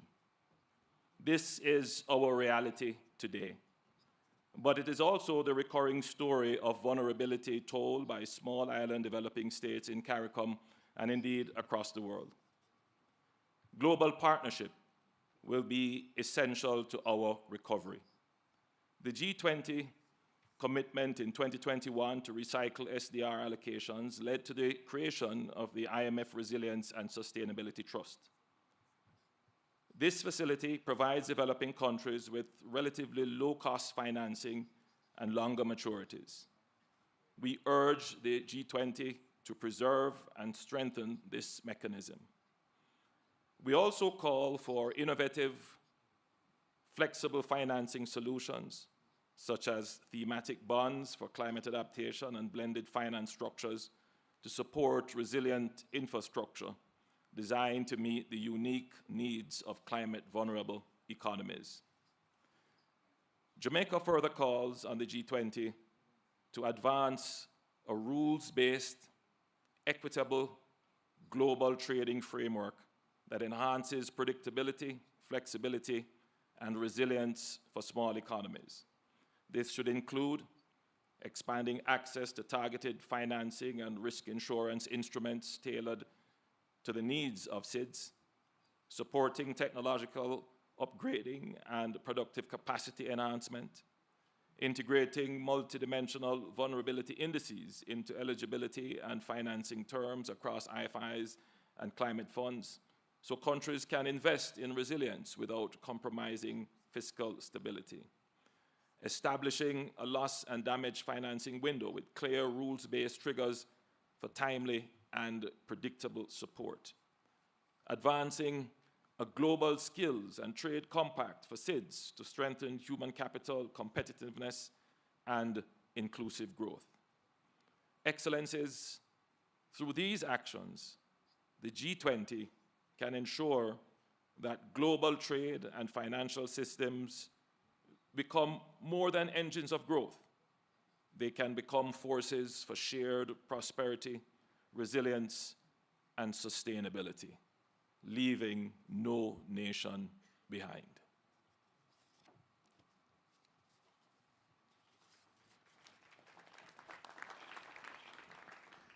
Thank you, Prime Minister, and we should collectively pass our condolences to you and the people of the Caribbean for the devastation that we all witnessed as you faced a huge calamity. We thank you for your steadfastness, and we thank you, and please pass on our greetings to the people of the Caribbean. We now call upon His Excellency, the Prime Minister of Malaysia, the Chair of the Association of Southeast Asian Nations, ASEAN, Mr. Anwar bin Ibrahim. I thank President Cyril Ramaphosa for his leadership and for South Africa for inviting Malaysia and as ASEAN chair to this summit. We meet in a country and continent that has endured the most dehumanizing aspect of apartheid and colonization. The expectations from countries in the South is for G20 to pursue an agenda that is just and fair, to be unequivocal on our resolve to end the atrocities and colonization in Gaza, and the civil strife in the Sudan, and achieve an amicable resolution to the war in Ukraine. Malaysia has worked with our Asian neighbors in particular to manage political conflicts, tariff shocks, supply chain pressures, and rapid technological change. We have found that when policies are aligned and rules are predictable, shocks pass through with less damage. The lesson is clear. Resilience comes from common preparedness, not isolation. This lesson matters because the next disruption will likely to be harder to burden. Artificial intelligence will recognize labor markets at a pace our institutions will struggle to match. Without early investment in transitions, workers, especially the young and women, will face these shifts alone. We have seen the consequences before when societies were unprepared for globalization, poor governance, grinding poverty, endemic corruption, resulting in stagnant wages, eroding trust, and the rise of politics that feed on grievance. With AI, destabilization becomes a real risk if countries enter this transition unprepared. This will be one of the defining challenges of our times. Now, countries, of course, must equip their people, especially the young, for the speed of technological change. Opportunities for training and credible safety nets are essential. Small and medium-sized firms, which carry much of the employment burden, will need support. Global resilience cannot be built on fiscal exhaustion. Many developing economies now spend more on servicing debt than on education and investment. Countries need the capacity to invest ahead of disruption, not after. Multilateral development banks must be ready to deploy more quickly and work closely with countries to support the investments and build resilience. We are ready to work with all partners to meet this common challenge and to help sustain an open, predictable global economy that gives our people a fair chance to thrive. Thank you again.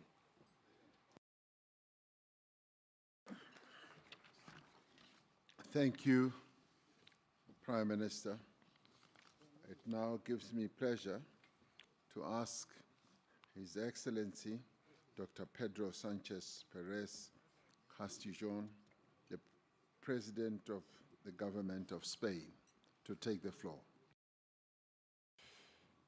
Thank you for giving me the floor, President Ramaphosa, my dear friend, and allow me to congratulate you for the adoption of the declaration.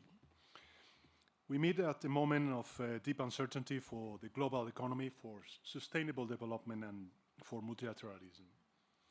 Earlier this week, a Spanish think tank reported that more than 22 million people could die all over the world by 2030 due to cuts in official development assistance.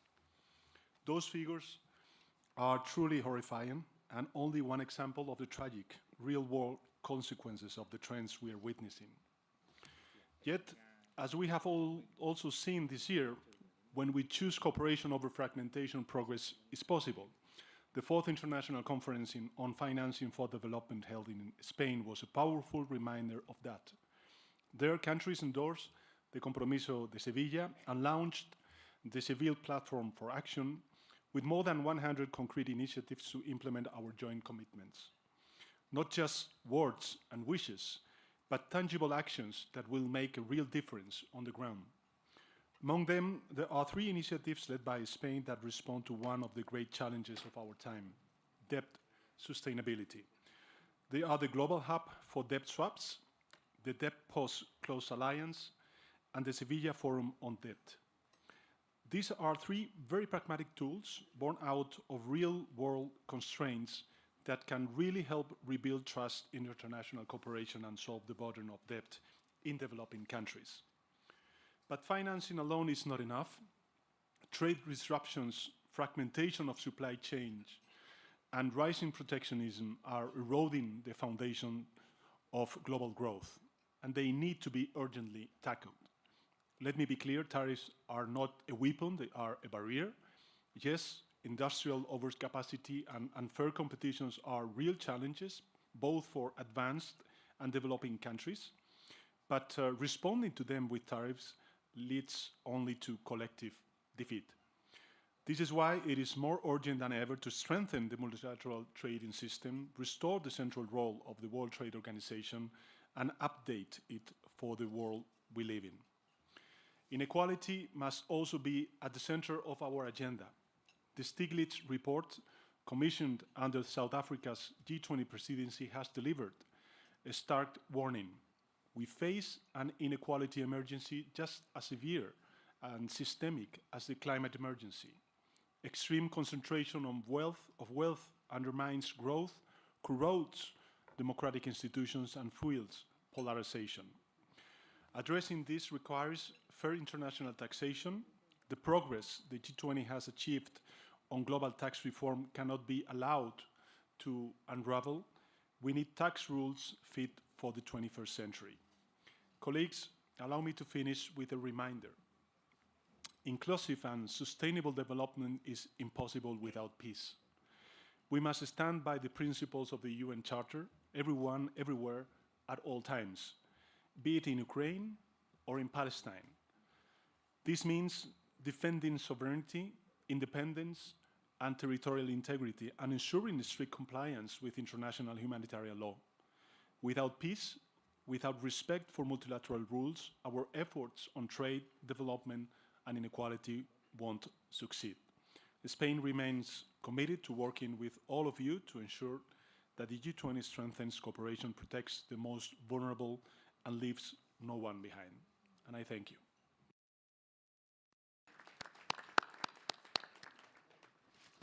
Thank you, my good friend, President Sanchez.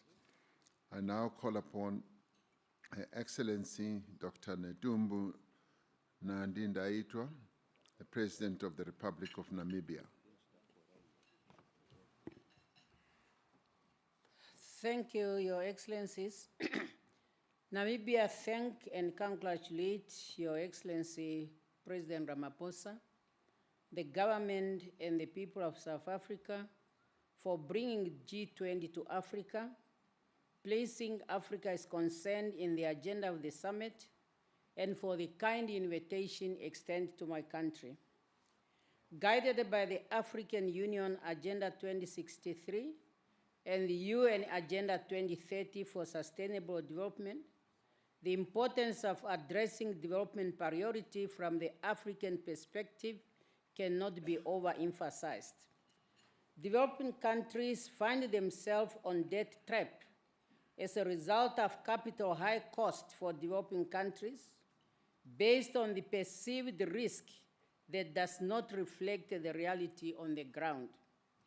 In the face of unfair financing terms, recently Namibia honored its international obligation by redeeming its $750 million Euro bond on time, signifying strong fiscal responsibilities.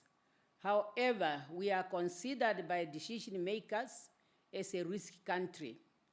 We need a fair international financial institutions. Being the most meaningful way, we can place people at the heart of sustainable development.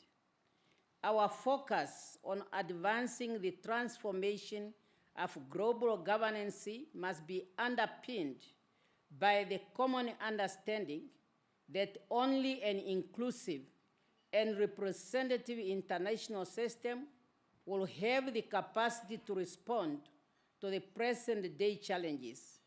If our financial architecture is not fit for the purpose, we will continue to see the pressure of a looming global debt crisis that intensified imbalance between developed and developing countries. We are not seeking for free money. We want a fair and equal financing opportunities. For Namibia to grow and industrialize our economy, Namibia is welcoming investors to invest on value addition at source for our natural resources, including critical minerals, to yield a broad-based benefit for all our people. To leave no one behind, countries must mobilize adequate resources for development, apply responsible debt management, and safeguard resources for essential social and economic programs such as education, health, and infrastructures. Namibia urges the G20 leaders to strengthen debt treatment framework by providing concessional financing to countries that demonstrate commitment to sound debt management and to be innovative in strengthening others. As we strive towards reducing inequality within and among countries, fair taxation, financial inclusion, and social protection are essential tools. In Namibia, social protection coverage has expanded with old age grants reaching 98% of eligible citizens, and children grants stand at 66% of vulnerable children. These measures ensure that vulnerable groups that include people living with disability are supported in the path to prosperity. It also allows women and the youth to play their role in development. As I conclude, I can say let us reaffirm our shared commitment to inclusive and sustainable economic growth guided by the SDGs by focusing on 3 pillars. 1, strengthen trade-drive economies. 2, securing financial for development while responsible managing debts and reducing inequality through inclusive policies.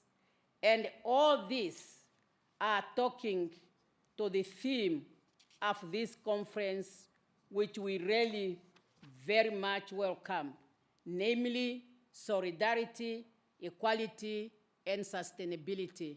Thank you for your kind attention. Thank you, President Nandi Ndaitwah,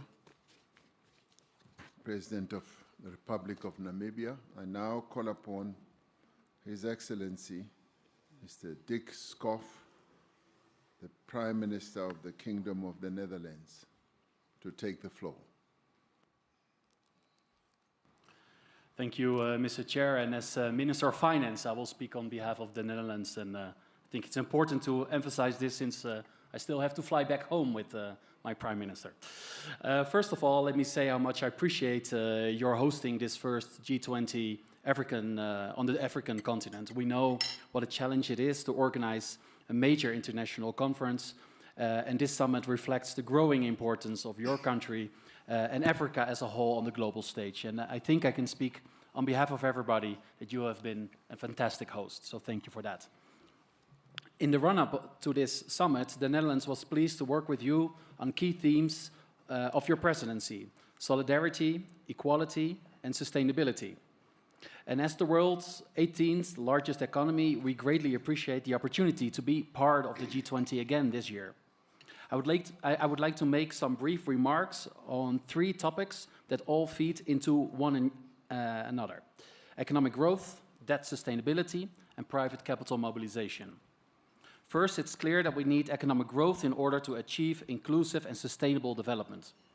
However, the most straightforward and direct way to unlock economic growth is to immediately end Russia's unjust and unprovoked war in Ukraine.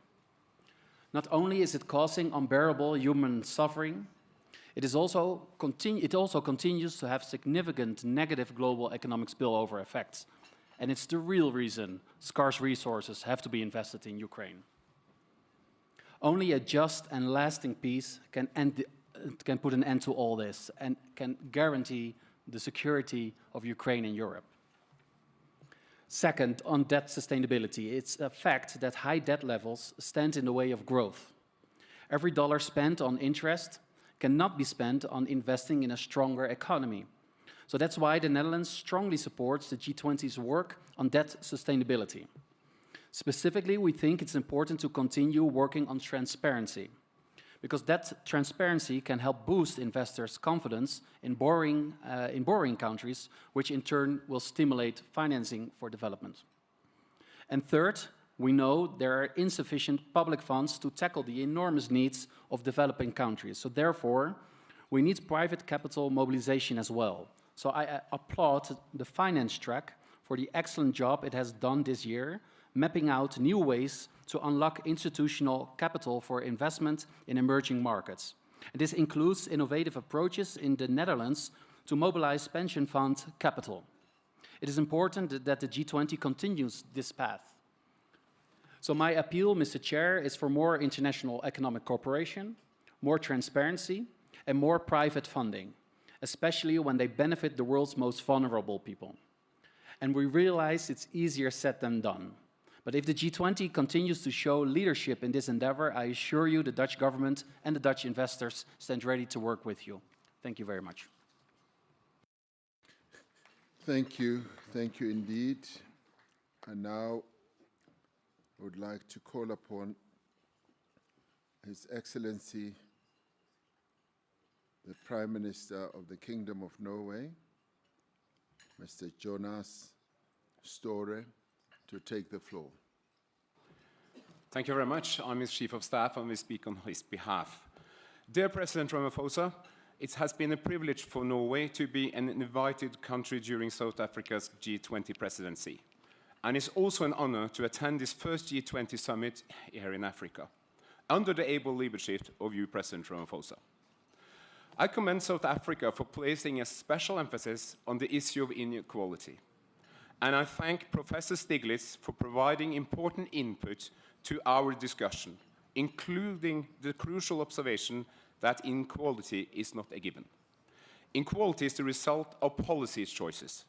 As such, it can be fought, including with a progressive taxation system, an effective welfare system covering everyone, and not least, measures that ensure equal opportunities for women and men. Norway invests in equality because it's the best antidote to exclusion, to resettlement, to conflict, and democratic backsliding. And we invest in equality because it improves the lives of our citizens and makes our economy stronger. Let me give an example from my country. Research shows that increase in women's participation in the workforce from the 1970s and onwards has mattered just as much to our economy as our revenues from oil and gas. Rising inequality is a global challenge. It is a factor in almost any issue we are dealing with, from war and climate change to poverty and health. Inequality hampers development. Therefore, we fully support the objectives outlined for the International Panel on Inequality. And we support the central message in the report.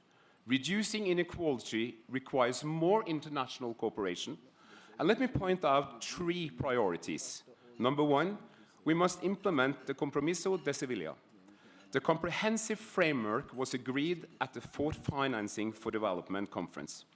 It provides a roadmap to address many of the issues also raised in the report by Professor Stiglitz.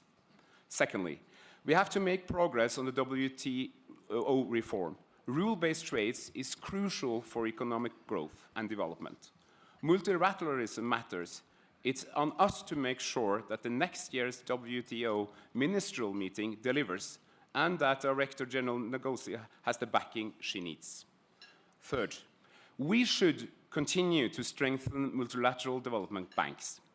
Going forward, they will be the main source of development finance.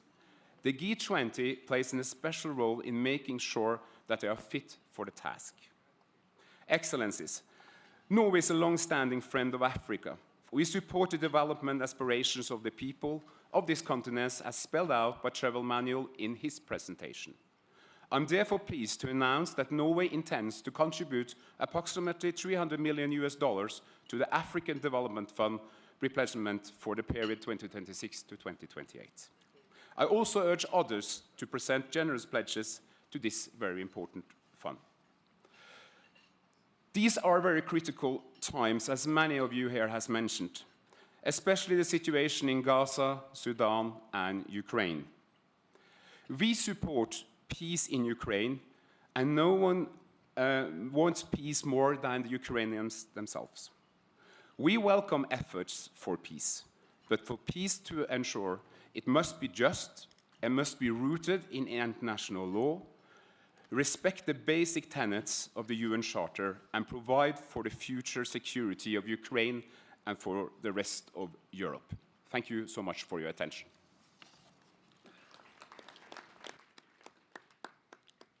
Thank you for the contribution. We always are grateful for contributions that are made for the development of our continent. So please pass on our gratitude. We now go ahead and call His Highness Sheikh Tamim bin Hamad Al Thani, the Emir of the State of Qatar.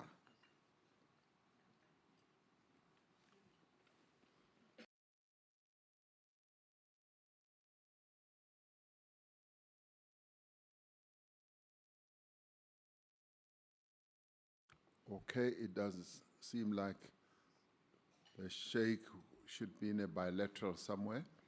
We will come back to him. I now move on to ask His Excellency, Dr. Julius Maada Bio, the President of the Republic of Sierra Leone and the Chairperson of the Economic Community of West African States, ECOWAS, to take the floor. Thank you very much, Mr. Chair. Your Excellencies, distinguished leaders, ladies and gentlemen, I want to start by congratulating our host for being a great host, especially for the warmth and hospitality that he has extended to us. I now bring you warm greetings from the Economic Community of West African States, ECOWAS. The region is currently celebrating its golden anniversary in recognition of various achievements, but also reflecting on the future of the community.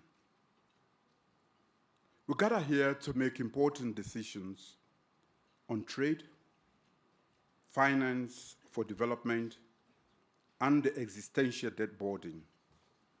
Excellencies, ladies and gentlemen, trade is not just about goods crossing borders, but about creating opportunities in Africa for over 1.4 billion people and providing opportunities to create employment and wealth.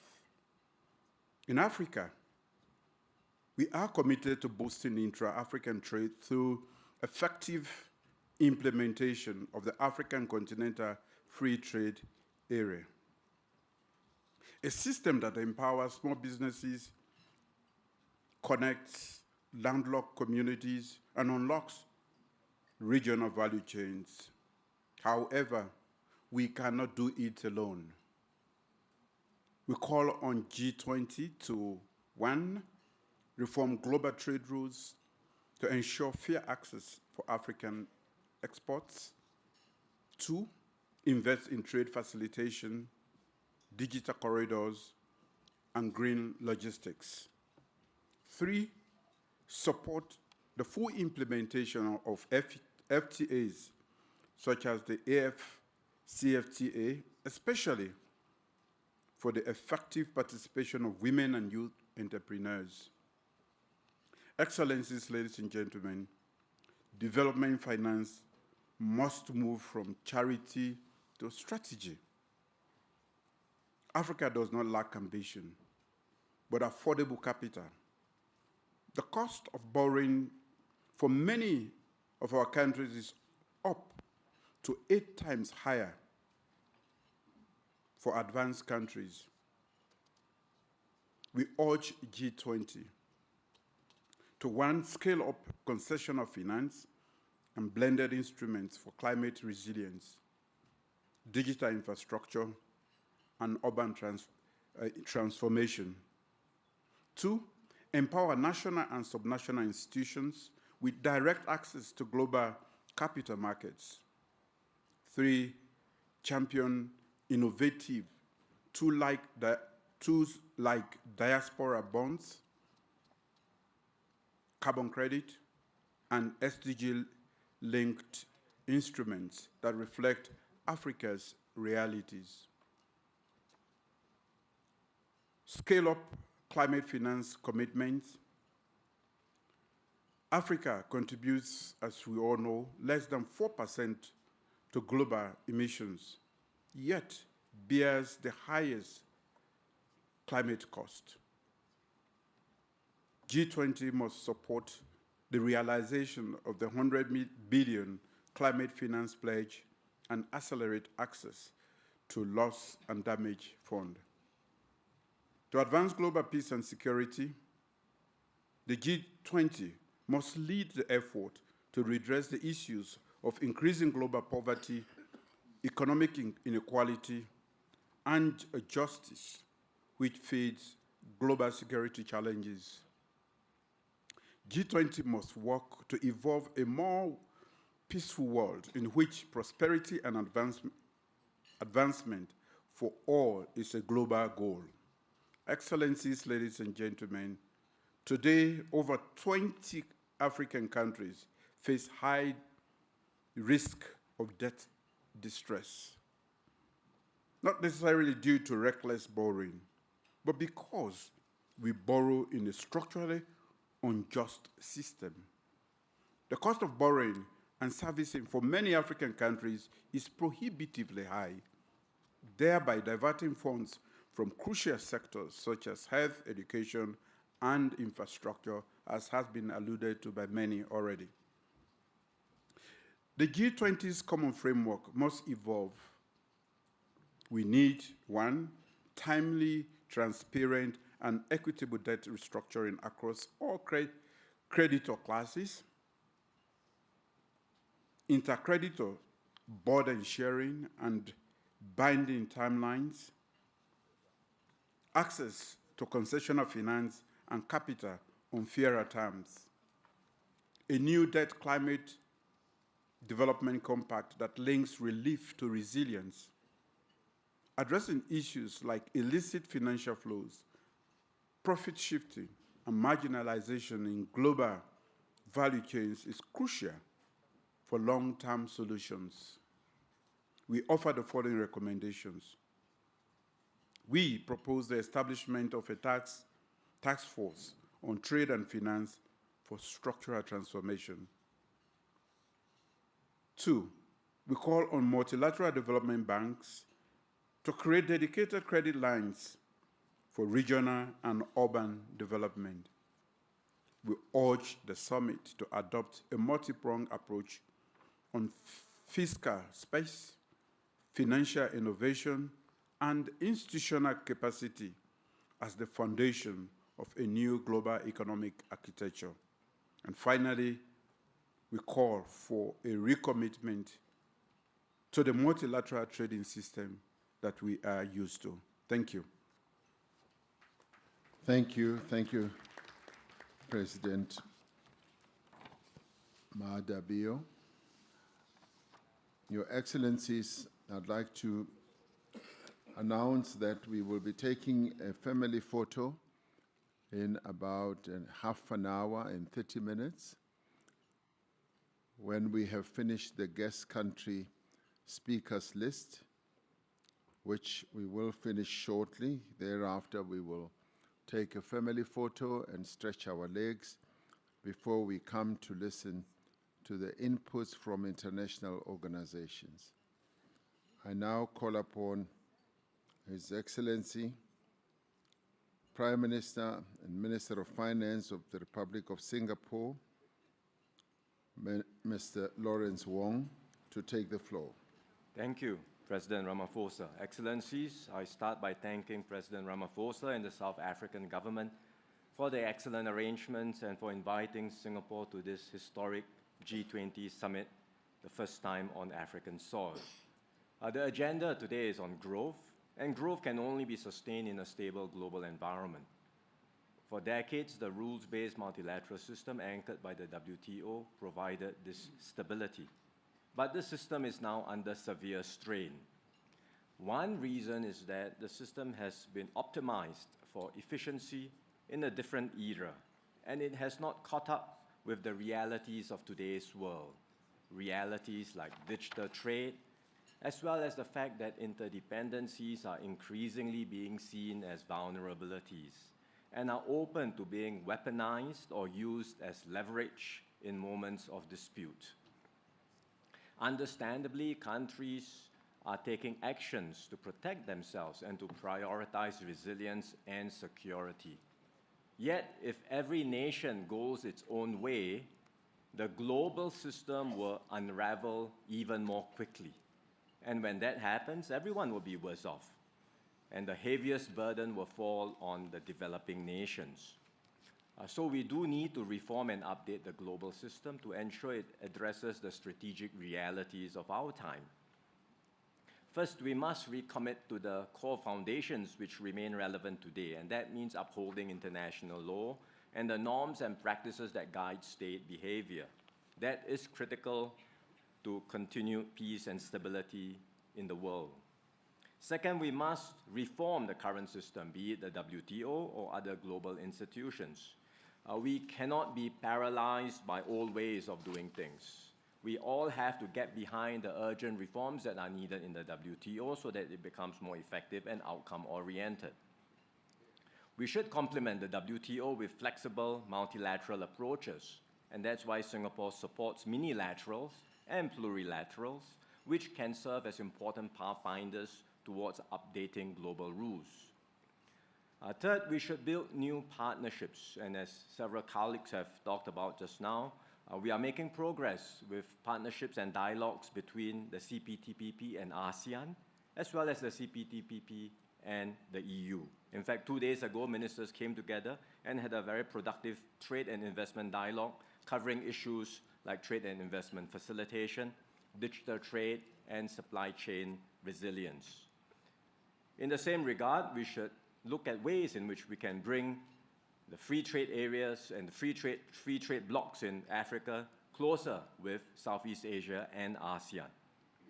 Recently, Singapore also joined with other countries like New Zealand, Switzerland, and the UAE to launch a new framework called the Future of Investment and Trade Partnership that brings together small and medium-sized economies to keep up the momentum of trade liberalization.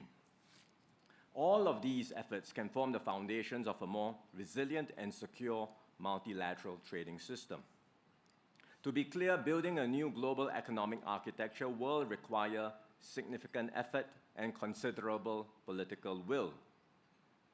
Multiple efforts are already underway, as I described just now. The G20 can and should play a key leadership role in coordinating these efforts. And Singapore stands ready to do our part and work with all members towards this objective. Thank you, Chair. Thank you. Thank you, Prime Minister Wong. I now move on and request His Excellency, the Prime Minister of the Socialist Republic of Vietnam, Mr. Pham Minh Chinh, to take the floor. Thưa ngài Ramaphosa, thưa các nhà lãnh đạo và quý vị đại biểu, tôi xin chúc mừng ngài Tổng thống và chính phủ Nam Phi đã đảm nhận vai trò Chủ tịch G20 năm 2015 và đánh giá cao chủ đề đoàn kết, bình đẳng, phát triển bền vững. Thế giới đang trải qua những thay đổi sâu sắc mang tính thời đại, nhiều vấn đề chưa có tiền lệ mang tính toàn dân, toàn diện và toàn cầu. Trong bối cảnh đó, quản trị toàn cầu cần hướng tới mục tiêu trọng tâm là duy trì hòa bình, ổn định và phát triển bao trùm toàn diện. Nguyên tắc quan trọng nhất là tôn trọng, bình đẳng, cùng có lợi dựa trên luật lệ và thông lệ quốc tế. Đoàn kết, hợp tác, đối thoại nhằm tạo ra sức mạnh, đem lại lợi ích, củng cố niềm tin. cách tiếp cận xuyên suốt là toàn dân, toàn diện, toàn cầu, đặt con người ở vị trí trung tâm.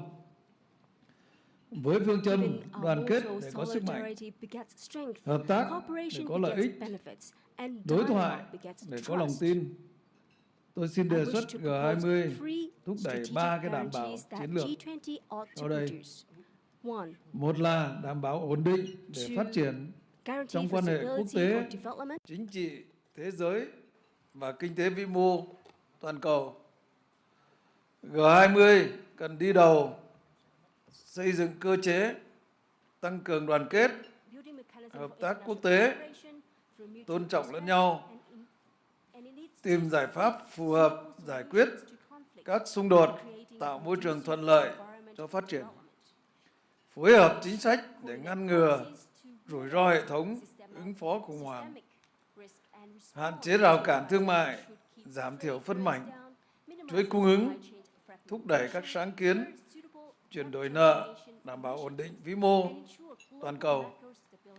Hai là đảm bảo hệ thống thương mại đa phương dựa trên luật lệ với trung tâm là WTO, hệ thống tài chính toàn cầu cân bằng, minh bạch, cởi mở, quyền tiếp cận bình đẳng về khoa học, công nghệ và tài chính cho phát triển.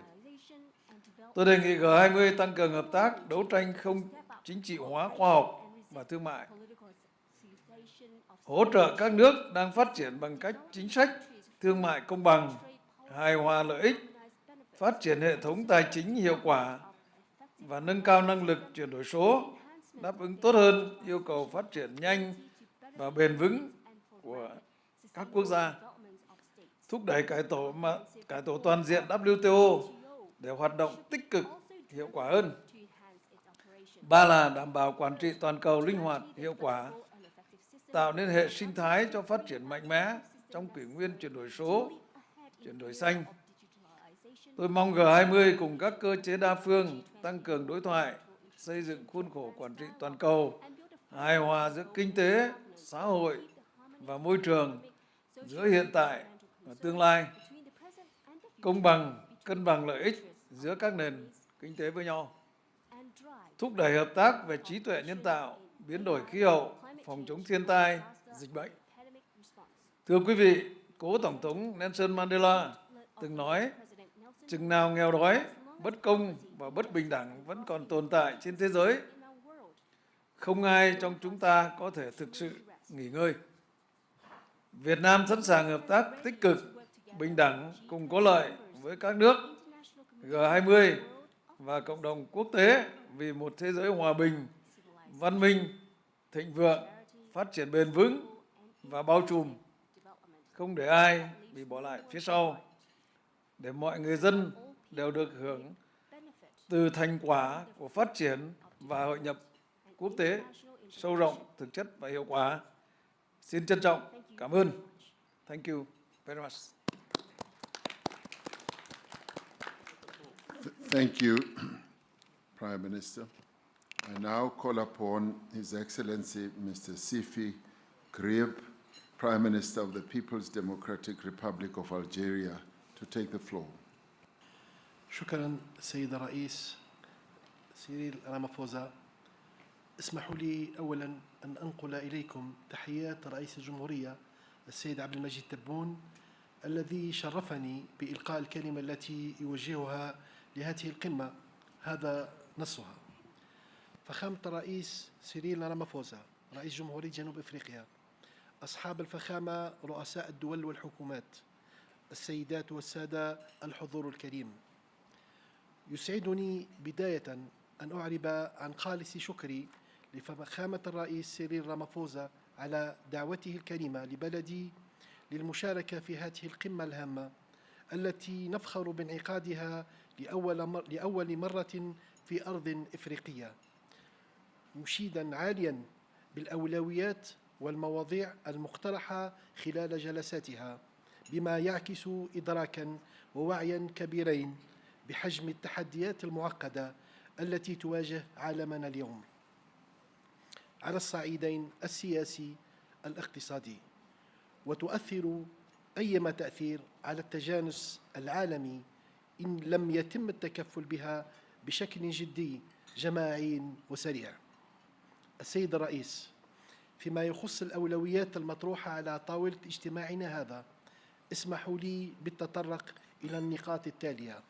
أولاً، تجدد الجزائر الدعوة إلى معالجة عاجلة لمسألة ثقل المديونية وخدماتها على الدول النامية والأكثر فقراً من خلال مقاربة تتضمن مسح جانب منها أو تحويلها إلى استثمارات مباشرة ومجدية في هذه الدول، مع مراعاة ضرورة تصحيح التعقيدات التقنية لمسألة تقييم المخاطر من خلال إصلاحات عميقة تسمح بإيجاد مخرج للدول التي تئن تحت وطأة الديون السيادية.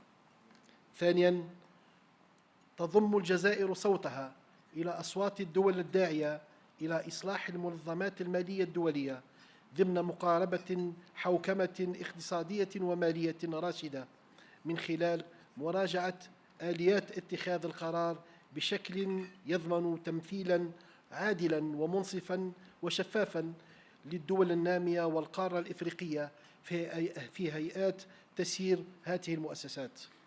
ثالثاً، إن الجزائر التي ما فتئت ترافع من أجل تعبئة التمويلات الدولية وحشد الموارد لدعم الجهود العالمية لتمكين الدول النامية والدول الأكثر فقراً من وسائل وتكنولوجيات الانتقال نحو استعمال الطاقة الخضراء، تدعو من هذا المنبر إلى تجسيد شراكات ثنائية ودولية في هذا المجال. رابعاً، تؤيد الجزائر جميع المبادرات الرامية إلى الرفع من حجم التمويلات المخصصة للوقاية من المخاطر الكبرى والاستجابة السريعة للكوارث، وتدعو إلى حث المؤسسات المالية والبنوك الدولية للتفكير في آلية تمويل تفعل في حال ما إذا طلبت إحدى البلدان المتضررة ذلك. السيد الرئيس، لقد شهد العالم قرابة عامين متتاليين الجرائم الشنعاء التي ارتكبت في حق الشعب الفلسطيني الأعزل، وعاين حجم الدمار الذي خلفته هذه الحرب الهمجية، الأمر الذي يدفعنا للإعراب عن أملنا في أن تبادر دول مجموعة ال20 بإطلاق تعبئة عامة قصد بناء غد أفضل للشعب الفلسطيني، مؤكداً التزام بلادي بإعلان انضمامها إلى كل خطوة قد تتخذها بهذا الصدد. أشكركم على حسن الإصغاء.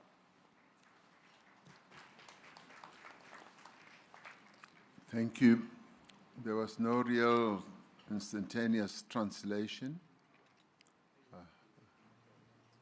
to that input. Could the translation people look into it? But we now move on. Can it be done now? Yes, let it be done.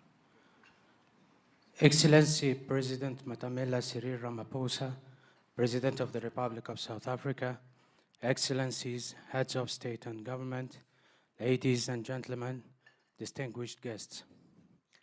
I would like to convey to you the greetings of the President of the Republic, Mr. Abdelmajid Tebboune, who entrusted me with delivering his address to this summit as follows.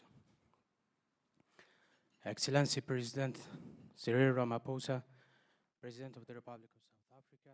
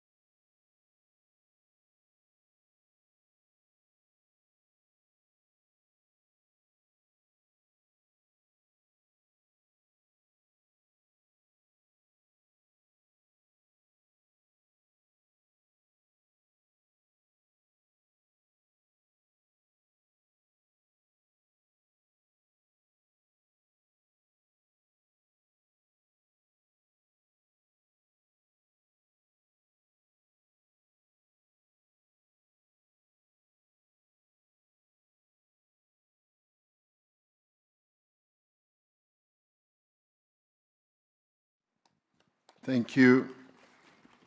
I'd now like to call upon the Prime Minister of the Arab Republic of Egypt, Dr. Mustafa Madbouly, to take the floor. His Excellency Cyril Ramaphosa, President of the Republic of South Africa, Excellencies, Heads of the States and Government, ladies and gentlemen. I am delighted to join you today on behalf of His Excellency President Abdel Fattah el-Sisi at the G20 Summit.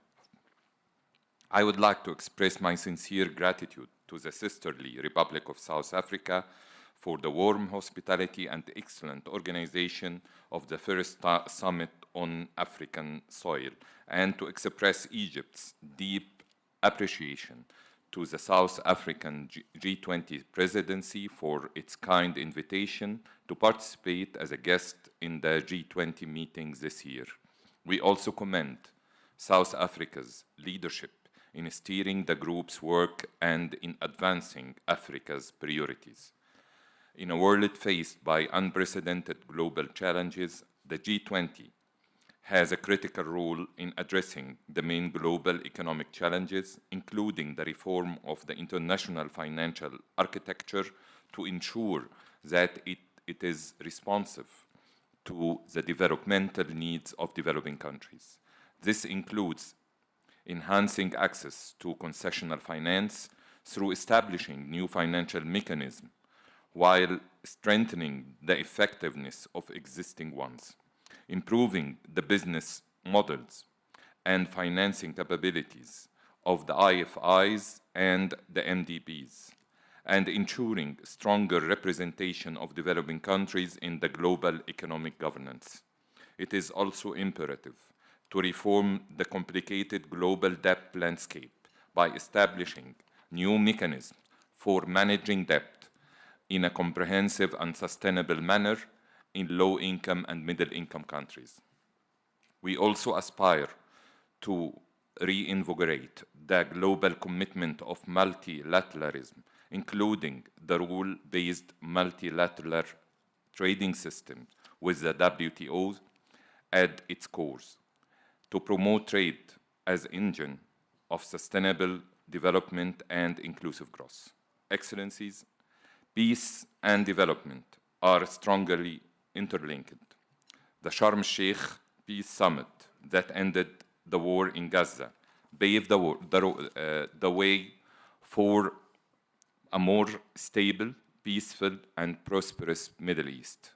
We welcome the adoption of the Security Council resolution on Gaza Strip on November 17th, and we stress the urgent need to start the implementation of the second phase of President Trump's plan to deal with the humanitarian catastrophe in Gaza through providing the necessary humanitarian assistance and to embark on the early recovery and reconstruction of the Strip without delay, while working at the same time on a final settlement of the Palestinian question based on the two-state solution. Egypt will host an international conference on the early recovery and reconstruction in Gaza, and I invite your countries to participate in it. In conclusion, I look forward to achieving constructive outcomes out of this summit to fulfill the aspiration of our peoples for a better world. Thank you very much. Thank you, Prime Minister. I now would like to request the Vice President of the Federal Republic of Nigeria, Vice President Kashim Shettima, to take the floor and address us. Mr. President, Heads of State and Government, Excellencies, let me at the outset express appreciation to His Excellency President Matameta Cyril Ramaphosa for the warm reception in this beautiful city of Johannesburg.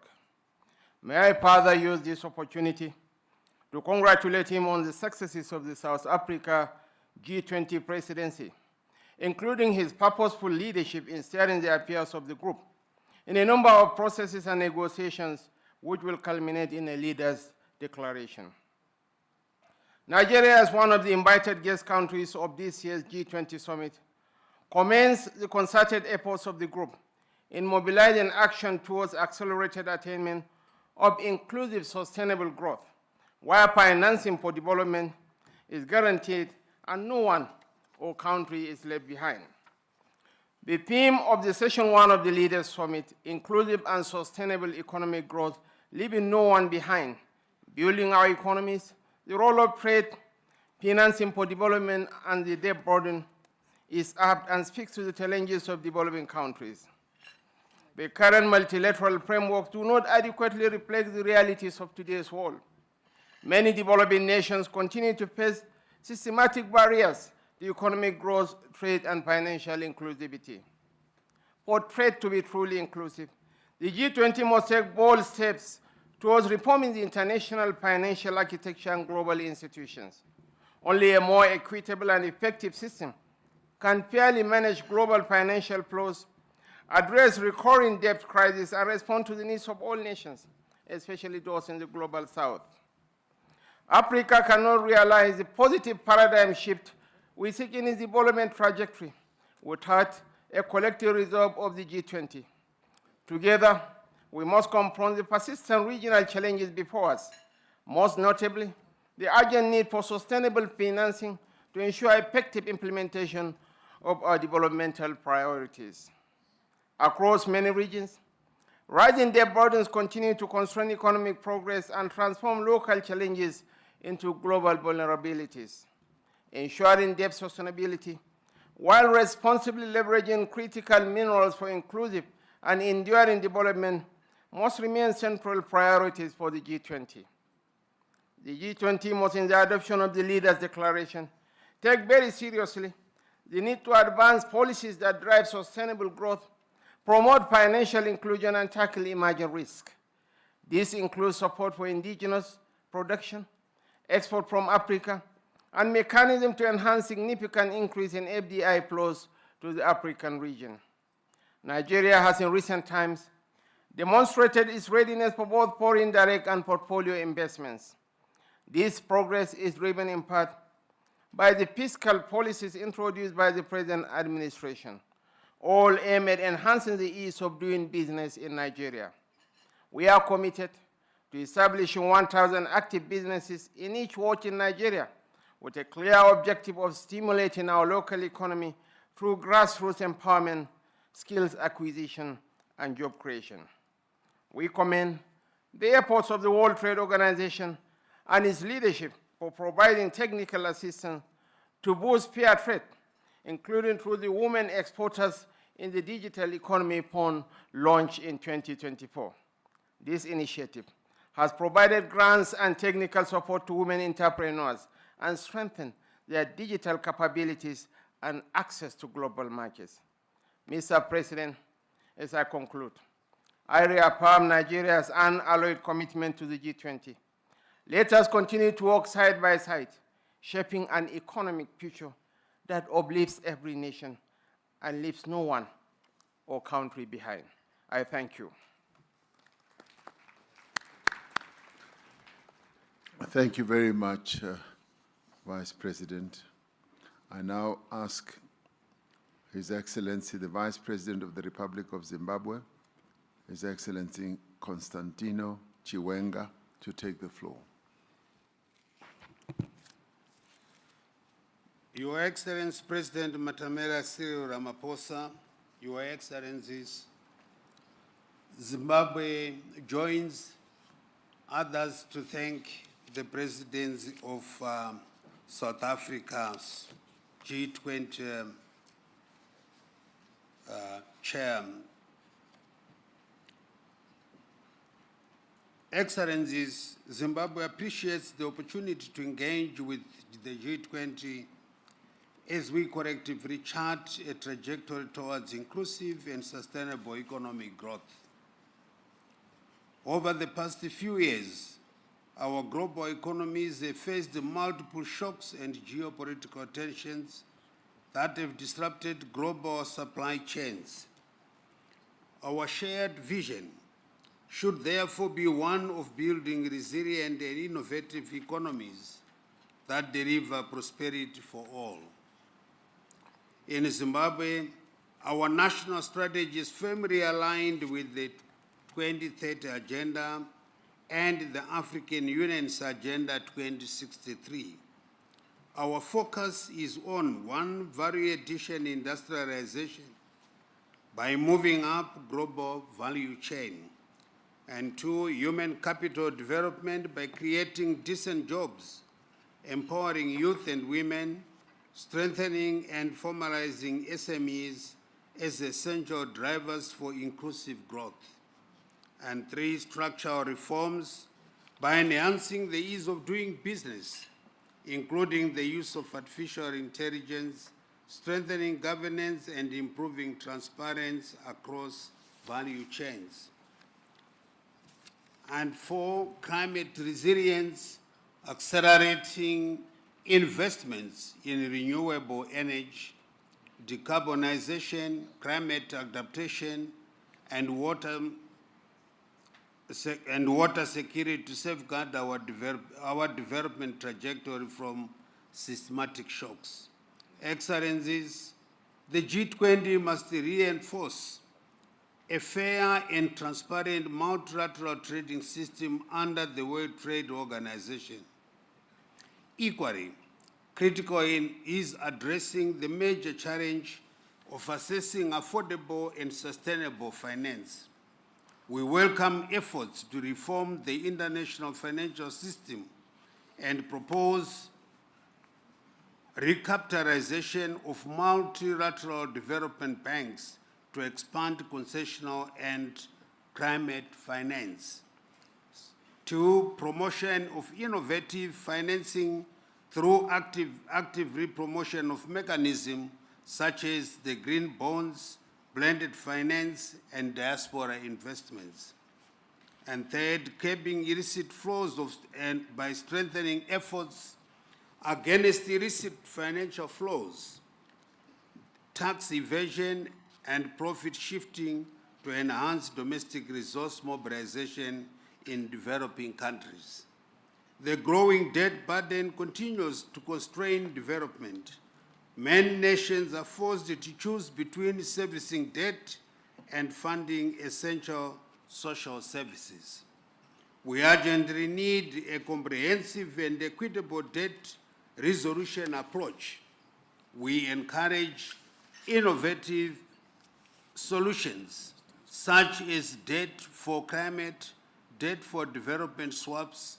These measures are crucial to restoring debt sustainability while supporting long-term growth and resilience. Furthermore, the G20 Common Framework for Debt Treatments requires significant strengthening. In view of this, Zimbabwe seeks inclusion and active participation in an improved G20 Common Framework for the debt treatment process. We are ready to engage constructively to that end. The journey for inclusive and sustainable growth demands political will and an unwavering commitment to equitable development. Let us reaffirm our collective commitment to building a stronger, fairer, greener, and more humane global economy that truly leaves no one behind. I thank you.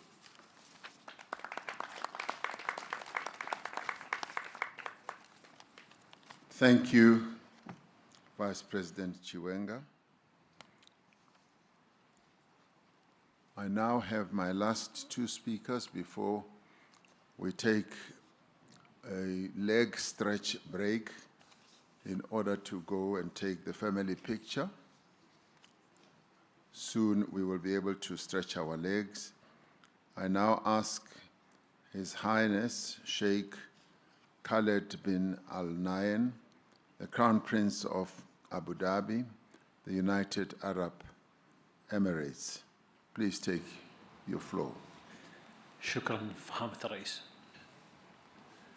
فخامة سيريل رامافوزا رئيس جمهورية جنوب أفريقيا الصديقة، أصحاب الجلالة والفخامة والسمو، أصحاب المعالي والسعادة، الحضور الكريم، يسعدني في البداية أن أنقل إليكم تحيات صاحب السمو الشيخ محمد بن زايد آل نهيان رئيس الدولة حفظه الله، وتمنياته بالنجاح أعمال قمة مجموعة ال20. وتقدم بخالص الشكر إلى فخامة الرئيس سيريل رامافوزا على دعوته الكريمة لدولة الإمارات للمشاركة في أعمال مجموعة ال20 لهذا العام، وأعرب كذلك عن تقديرنا للجهود التي تبذلها رئاسة جنوب أفريقيا في استضافة القمة لأول مرة في القارة الأفريقية. السيدات والسادة، يأتي اجتماعنا اليوم ليجسد روح الشراكة العالمية ويدعم ترابط الأسواق والتكامل الاقتصادي بين الدول عبر مختلف الأقاليم.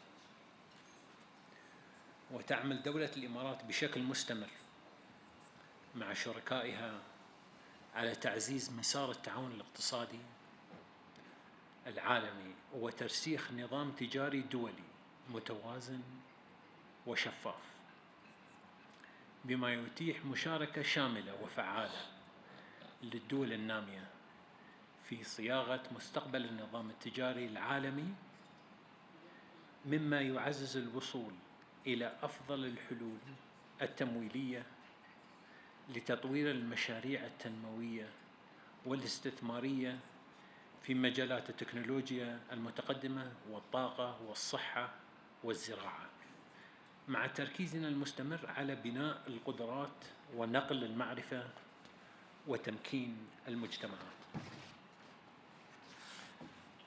ويسرني اليوم أن أعلن عن إطلاق مبادرة دولة الإمارات الذكاء الاصطناعي من أجل التنمية، التي تخصص $1 مليار أمريكي لتمويل مشاريع الذكاء الاصطناعي في الدول الأفريقية بهدف دعم التنمية الاقتصادية والاجتماعية من خلال تعزيز منظومة البنية التحتية الرقمية والارتقاء بالخدمات الحكومية لرفع الإنتاجية وتحسين جودة الحياة. الحضور الكريم، نجدد اليوم تأكيد التزام دولة الإمارات العربية المتحدة بالعمل مع جميع شركائها في مجموعة ال20 لترسيخ مسيرة التنمية والازدهار في العالم أجمع. شكرا لكم.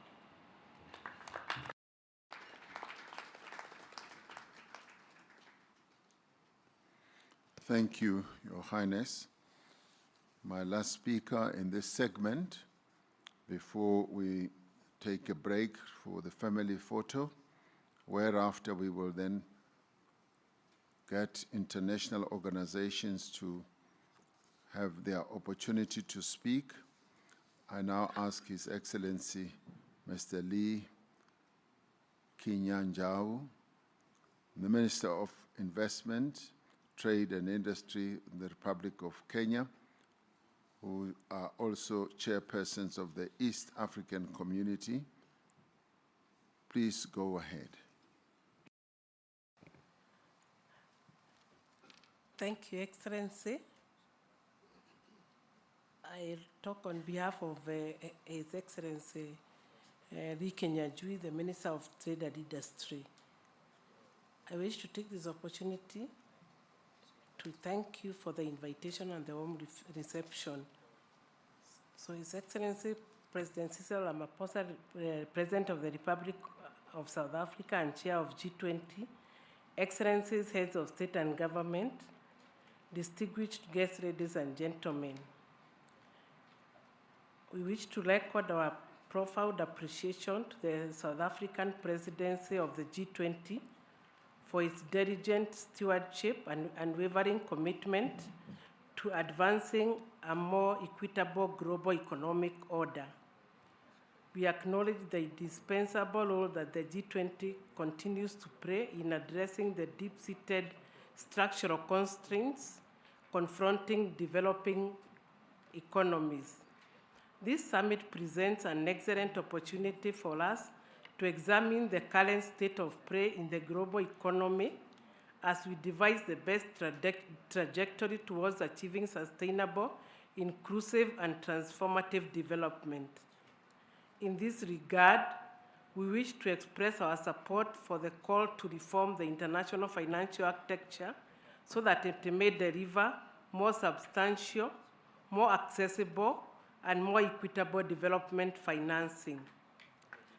As regions, we confirm our readiness to collaborate closely with all the relevant partners to ensure that the East African Community region and the Common Market for East and Southern Africa and the African continent as a whole are not merely beneficiaries, but full equal participants in the shaping of a more inclusive, sustainable, and representative global economy. Excellencies, ladies and gentlemen, we welcome G20 efforts to advance global disaster risk financing, investment in early warning systems for all, and strengthen capacity building across developing regions. We further support stronger G20 leadership in delivering predictable, adequate, and accessible climate finance for both adaptation and mitigation. This includes honoring existing commitments and developing new fair financing instruments that reflect the needs of vulnerable regions. The East African Community and COMESA remain committed to transforming food systems to become more productive, climate resilient, nutrition sensitive, and inclusive, especially for smallholder farmers, women, and youth. Chair, we stand ready to work with all partners, including G20, to deepen cooperation in agricultural research, seed systems, trade facilitation, storage logistics, while advancing value addition and intra-regional trade to reduce vulnerability to external shocks. I thank you. Well, thank you very much. We will now get the announcements of how the family photo will be taken in the various segments.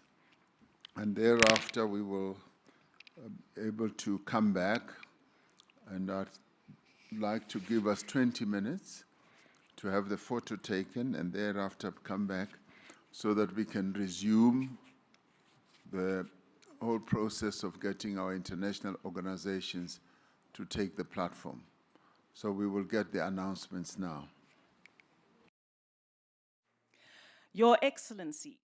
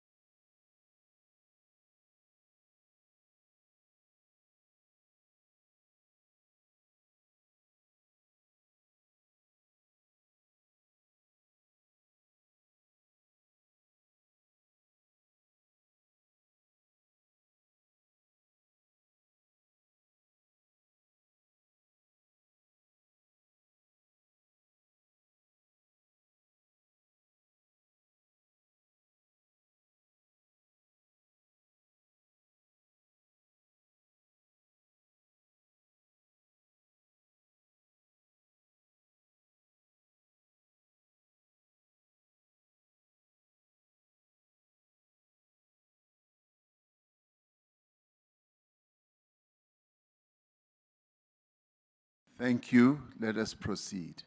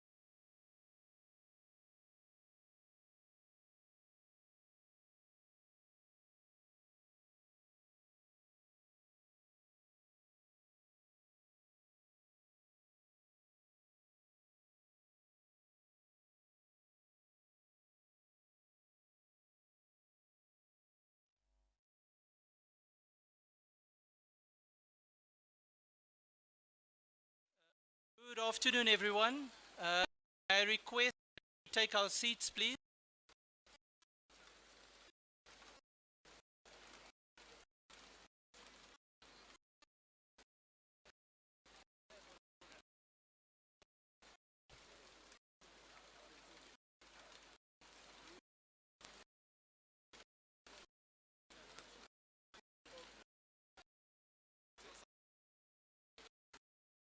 Yeah.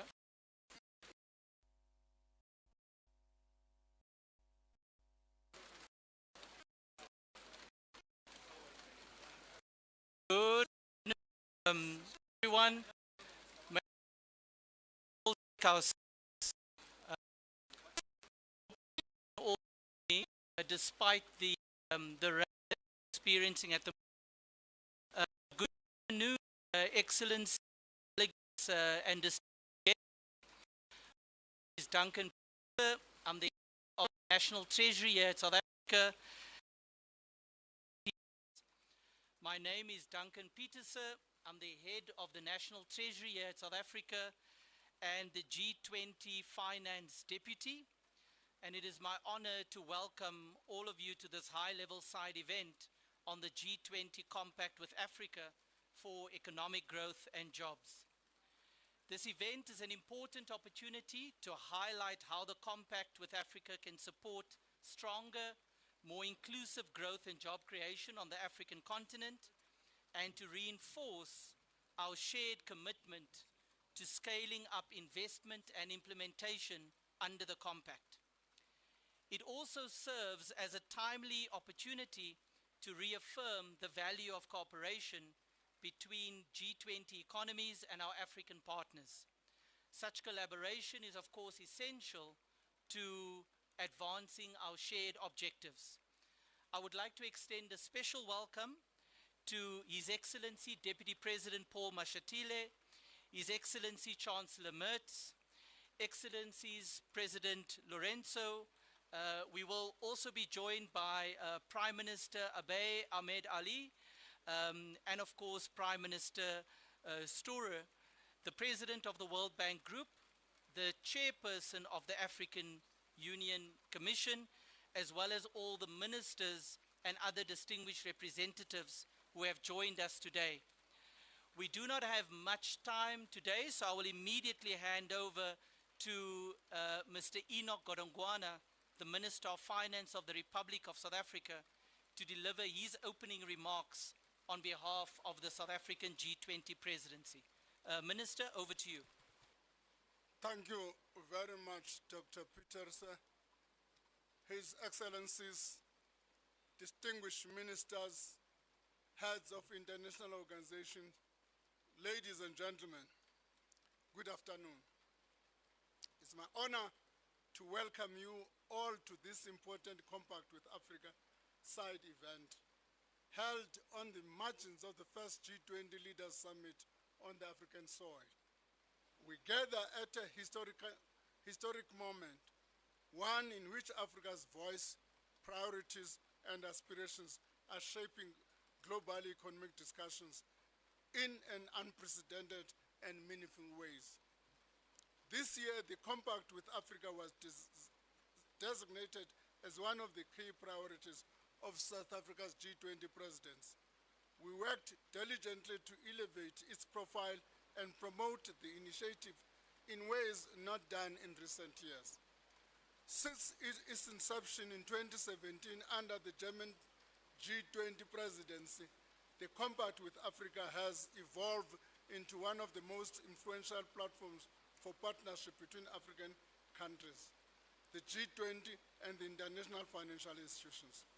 The initiative was founded on a clear and compelling vision to improve the investment climate in participating African countries, strengthen macroeconomic and financial frameworks, and mobilize private investment to support sustainable and inclusive economic growth.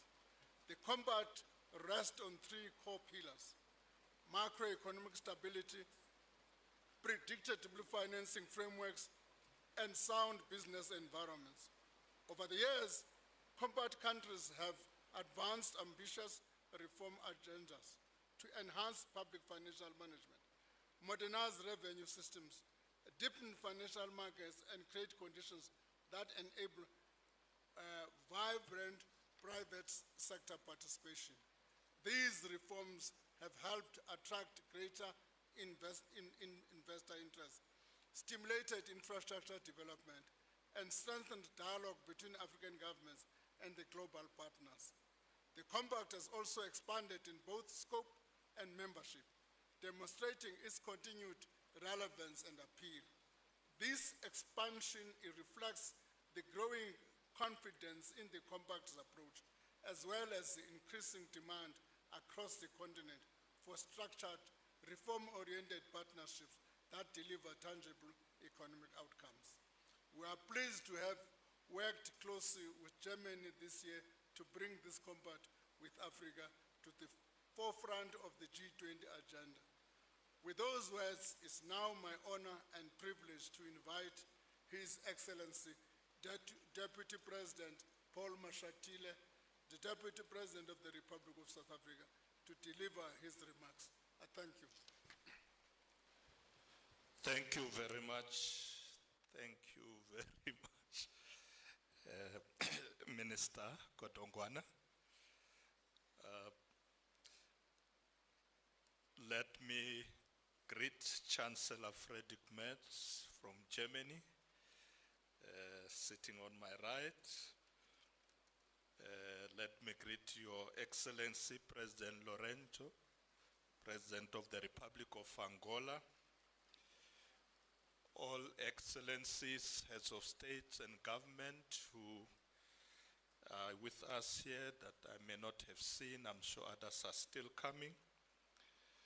President of the World Bank, Ajay Banga, distinguished ministers and central bank governors, heads of international organizations, distinguished guests.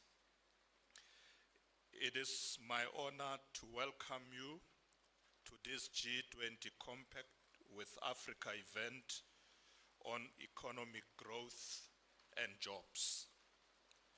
This event allows us to reflect on the progress that has been achieved through the Compact with Africa and to discuss the promise of its next phase, known as Compact with Africa 2.0. The Compact aims to deepen investments, create jobs, and build sustainable prosperity through stronger partnerships with the private sector. Since its establishment during Germany's G20 presidency in 2017, the Compact with Africa has made steady progress. It has supported participating countries in implementing ambitious reforms and mobilizing investments. It has strengthened dialogue between governments, private investors, and international partners. We welcome the increased interest by African countries in joining the initiative. This underscores its relevance and value. This year, we have made revitalizing the Compact with Africa a central priority, with a focus on expanding membership through enhanced visibility within the G20 and across the African continent. Over the course of 2025, and in close collaboration with the German federal government, we convened a series of high-level events to showcase and profile the Compact. This included a ministerial dialogue held on the margins of the G20 finance ministers and the central bank governors in July.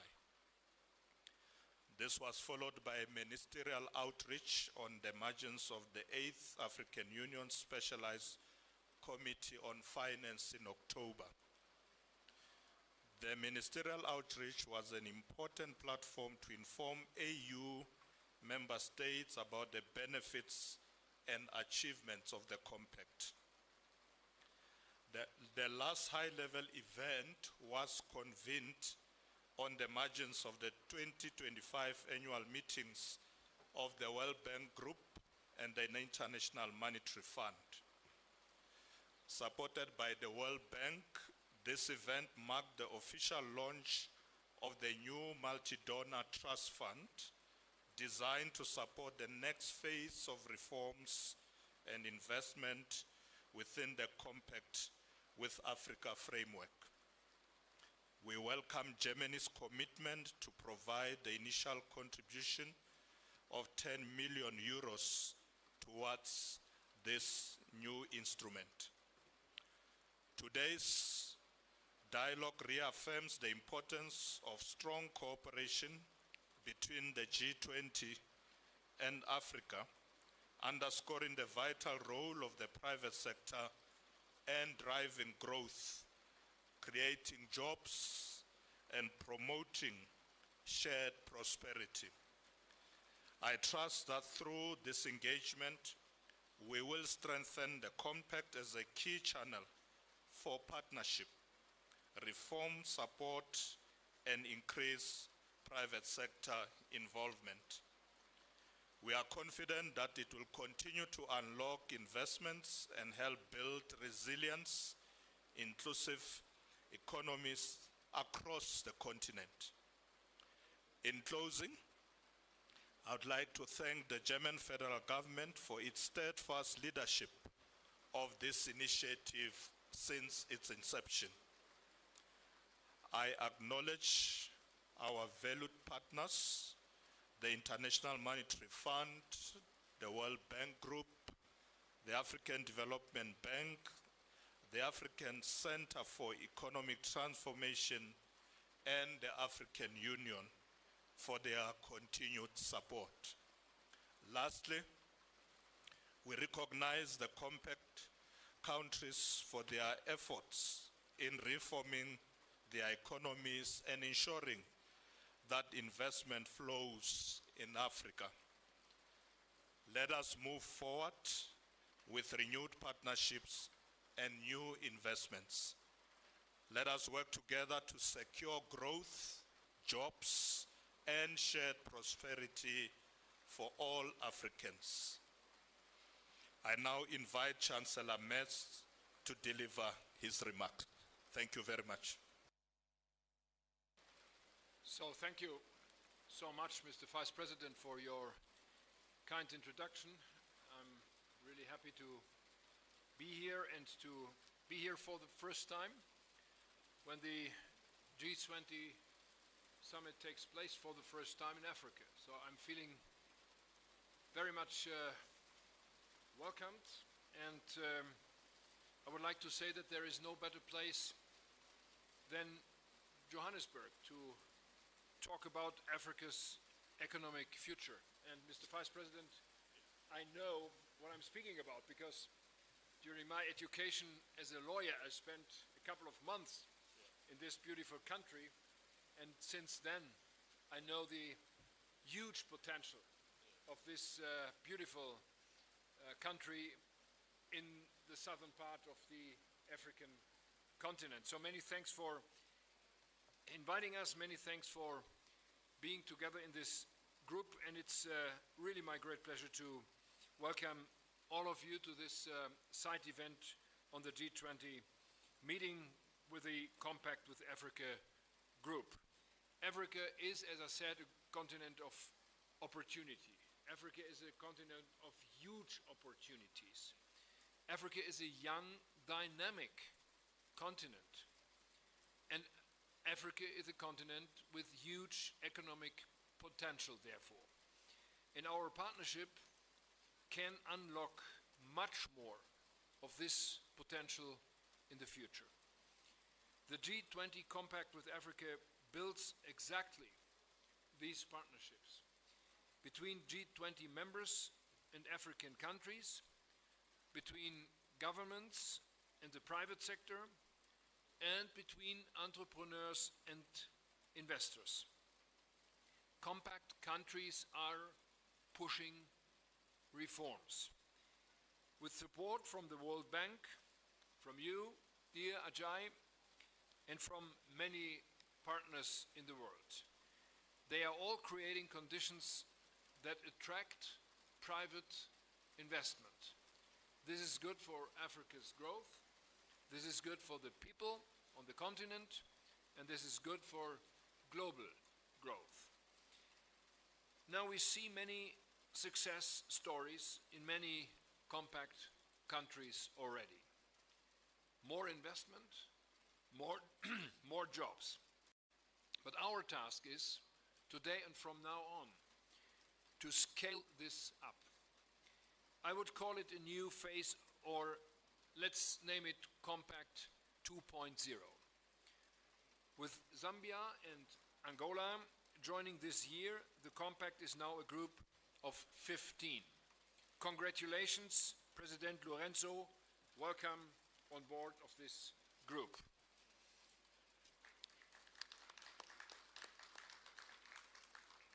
Now, as you know, Germany supports this group. Germany currently supports economic reform projects in compact countries, and we are supporting that with more than 3.2 billion euros.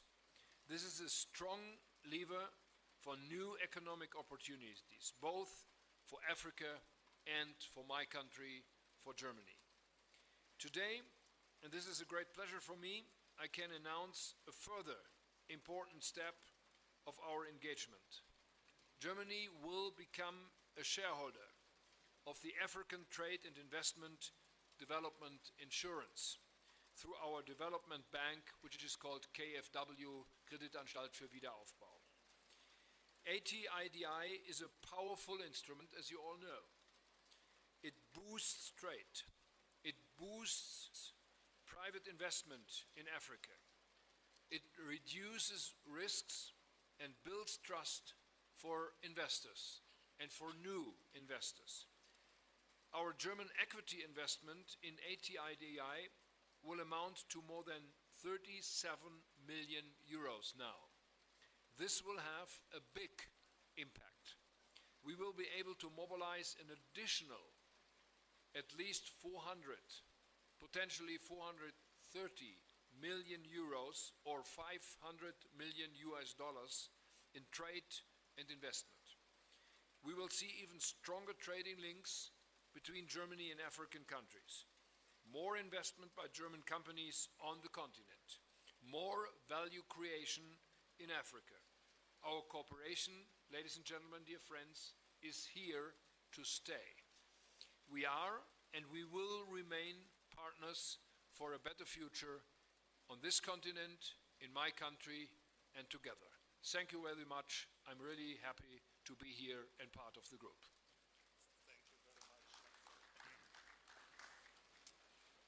Thank you very much, Your Excellencies, for those insightful remarks. Having heard from the two co-chairs of the Compact, South Africa and Germany, it is now my great pleasure to invite His Excellency, Mr. João Lourenço, President of the Republic of Angola, the current chair of the African Union, and a newly admitted Compact with Africa member, to share his reflections on Africa's perspectives and opportunities. And it is indeed an honor to welcome the Republic of Angola as the 15th member of the Compact with Africa. Your Excellency, President Lourenço, the floor is yours. Muito obrigado. Excelência, Sr. Vice-Presidente da República da África do Sul, em representação do Presidente Cyril Ramaphosa, Sua Excelência Friedrich Merz, Chanceler da República Federal da Alemanha e co-presidente do Grupo Consultivo Africano sobre o Compacto I da África, Excelências, chefes de Estado e de Governo dos países do Compacto I da África, minhas senhoras, meus senhores, Excelências. Thank you very much. Your Excellency, the Vice President of the Republic of South Africa, representing President Cyril Ramaphosa, President of South Africa, His Excellency Friedrich Merz, Chancellor of the Federal Republic of Germany and co-chair of the African Consultative Group on the Compact with Africa, Excellencies, Heads of State and Government of the Compact African country, ladies and gentlemen, Excellencies. Gostaria de começar por felicitar a África do Sul e a Alemanha por organizarem este importante evento paralelo em colaboração com a União Africana sobre o Pacto com a África. I would like to start by congratulating South Africa and Germany for organizing this important side event in collaboration with the African Union on the Compact with Africa. Gostaria também de felicitar mais uma vez a África do Sul por ter acolhido com sucesso o G20 em África e por ter feito do Pacto do G20 com a África uma das prioridades da sua presidência do G20. I would also like once again to extend my congratulations to South Africa for the successful hosting of the G20 in Africa and for making the G20 Compact with Africa one of the priorities for its G20 presidency. A União Africana congratula-se por constatar que o objetivo de aumentar o número de países signatários do Pacto com a África durante a presidência sul-africana do G20 foi alcançado com a adesão de mais 2 países, nomeadamente a Zâmbia e Angola. The African Union is pleased to note that the objective of increasing the number of signatory countries to the Compact with Africa during the South Africa's G20 presidency was achieved with the accession of 2 more countries, namely Zambia and Angola. Gostaria, portanto, de aproveitar esta oportunidade para felicitar a Zâmbia e agradecer, em nome da Angola, por esta importante conquista.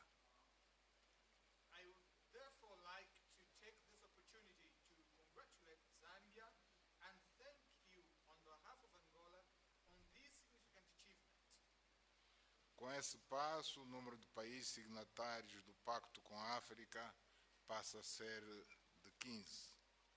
With this step, the number of signatory countries to the Compact with Africa now stands at 15. Para aqueles que estão familiarizados com o sistema jurídico da União Africana, 15 é o número mínimo de ratificações necessárias para a entrada em vigor da maioria dos nossos instrumentos jurídicos. For those acquainted with the legal framework of the African Union, 15 is the minimum number of ratifications required for the entry into force of most of our legal instruments. Assim, posso inferir que o Pacto com a África se tornou agora uma iniciativa à escala da União Africana, o que é positivo para a integração econômica do continente. In this regard, I may infer that the Compact with Africa has now become an initiative of the African Union's scale, which bodes well with Africa's economic integration. A União Africana acredita firmemente que, à medida que mais países africanos aderirem ao Pacto com a África, implementarem reformas fundamentais, a África como um todo se posicionará como um continente reformador e aberto aos negócios, tornando os nossos países mais atrativos para os investidores, que são necessários para concretizar o objetivo de uma África próspera, baseado no desenvolvimento inclusivo e sustentável, articulado com a aspiração 1 da Agenda 2063 à África que queremos.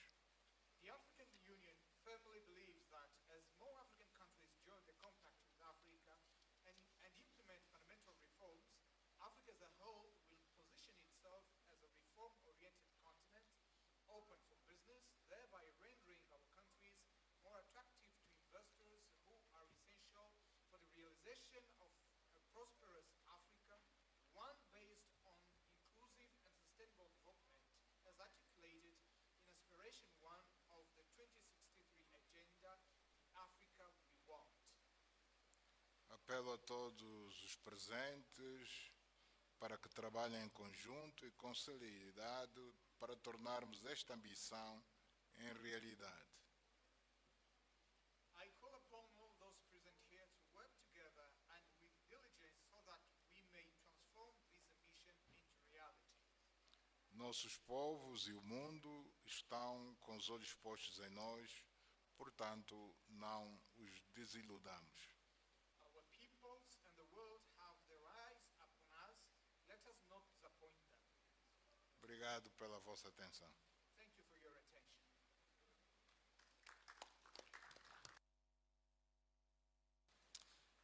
Thank you, Your Excellency, President Lorenzo. I will now invite Mr. Mahmoud Yusuf, Chairperson of the African Union Commission, to take the floor. Your Excellency. Thank you very much, Your Excellency, Mr. President, Your Excellency, Mr. Chancellor, Your Excellencies, Heads of State and Governments, ladies and gentlemen.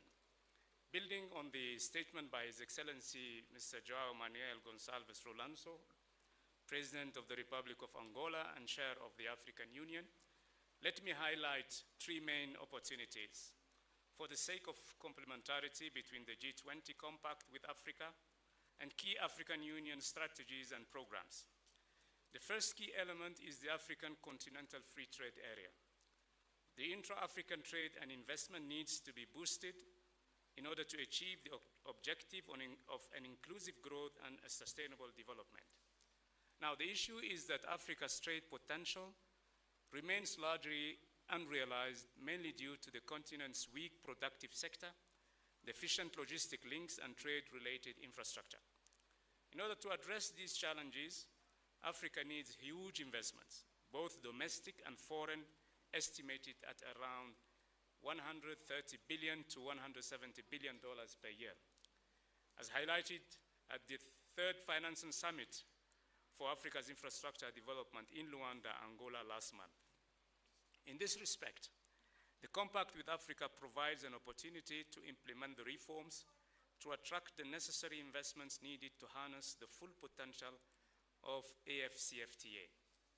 More specifically, reforms under the Compact with Africa will help achieve the objectives of the protocol of the Continental Free Trade Area Agreement on investment.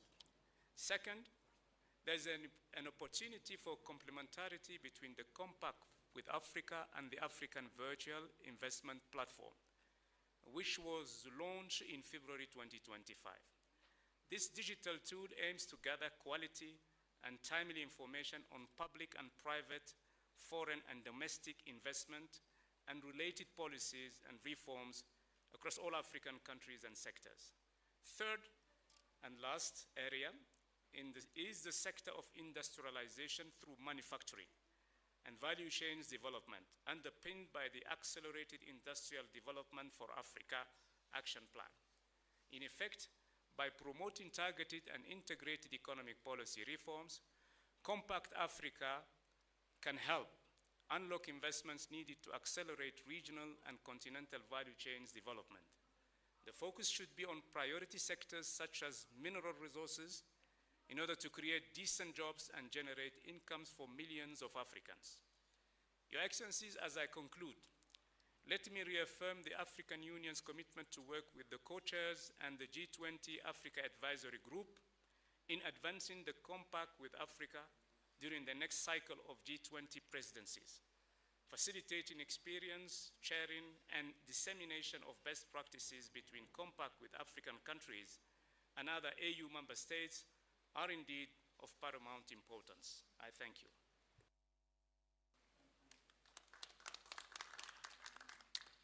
Thank you, Chairperson Yusuf. We will now hear from a compact country, Ethiopia, on how the initiative is being implemented at the country level and the benefits and successes that are already emerging. It is my pleasure to invite His Excellency Dr. Abiy Ahmed Ali, Prime Minister of the Federal Democratic Republic of Ethiopia, to share Ethiopia's experience, including successes and lessons learned under the Compact. Your Excellency, Prime Minister Abiy, the floor is yours. Your Excellency, Chancellor Frederick, Mr. President, Mr. Vice President, dear friends, the compact with Africa was built on a simple yet transformative idea. When African nations commit to reform and the G20, along with other international partners, commit to support those efforts with capital, technology, and expertise, a new development pathway becomes possible. 8 years after the compact launch, the results speak for themselves. Across compact countries, a wave of deep, difficult, and decisive reforms have taken root. Reforms that strengthen macroeconomic stability, open economies to investment, and restore confidence. In Ethiopia, we have undertaken historic change, modernizing our macroeconomic framework, reforming our monetary and financial systems, opening up our financial sector, expanding financial inclusion, and in one of our most consequential reforms, liberalizing our foreign exchange regime. This reform takes place in Ethiopia after 5 decades. These are not abstract achievements. They are the foundations of a modern, resilient economy capable of attracting long-term private capital. We have tackled long-standing barriers to enterprise and job creation by opening telecom markets, reforming state-owned enterprises, improving trade facilitation, advancing renewable energy investment, and strengthening regulatory frameworks for long-term finance and capital market. Though demanding political courage, these reforms have made our economies more competitive. Africa's economic rise is underway, taking shape in our cities, farmers, factories, and digital ecosystems. To unlock its full potential, reform must drive investment, and investment must drive shared growth. The world today is far more complex than when the compact began. It must now focus on accelerating transformation at scale. The G20 must match ambition with action through genuine partnership grounded in investment, innovation, and shared prosperity. It must strengthen the Compact with Africa 2.0 Trust Fund, expand guarantees, and blend finance to unlock private capital, advance timely and predictable debt relief under the common framework, support deeper capital markets, and improved credit ratings, and also champion African integration from African continental free trade area, corridors to cross-border infrastructure and digital connectivity. The next decade must be even more ambitious. Let Compact with Africa 2.0 be a platform for Africa and global prosperity. I thank you. Thank you, Your Excellency Prime Minister Abiy, for those valuable insights into Ethiopia's reform efforts, as well as highlighting the concrete benefits of the compact. I now invite His Excellency Mr. Jonas Gahr Sture, Prime Minister of the Kingdom of Norway, to take the floor. Your Excellency, the floor is yours. Thank you so much. Norway is as far away as you can come from the African continent. It's a long travel. But I'm happy that we have been part of the compact since 2017. I'd like to salute South Africa and Germany for launching it and for expanding on it. And I hear from my colleague from Ethiopia that it is gaining also relevance in one of the most thriving economies. Yesterday, I visited a 100 megawatt solar power plant in the Free State, 1 hour outside Johannesburg. It is a company called Mainstream with a major Norwegian share. So I've seen a Norwegian company investing in this, and it will provide electricity to thousands of households around Johannesburg. And when you drive there, you see that there is a lot of housing which is fine, and there's also housing without electricity and with severe deficit on grids. So all of this comes together to say that the compact is important. It is of relevance also for my country.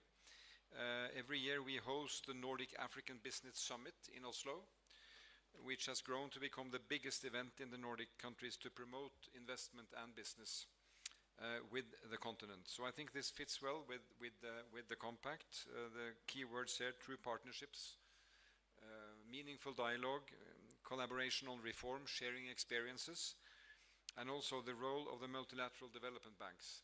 And I also like to salute my friend, the President of the World Bank, how the World Bank and the development banks now take, I think, a role in innovating their mechanisms.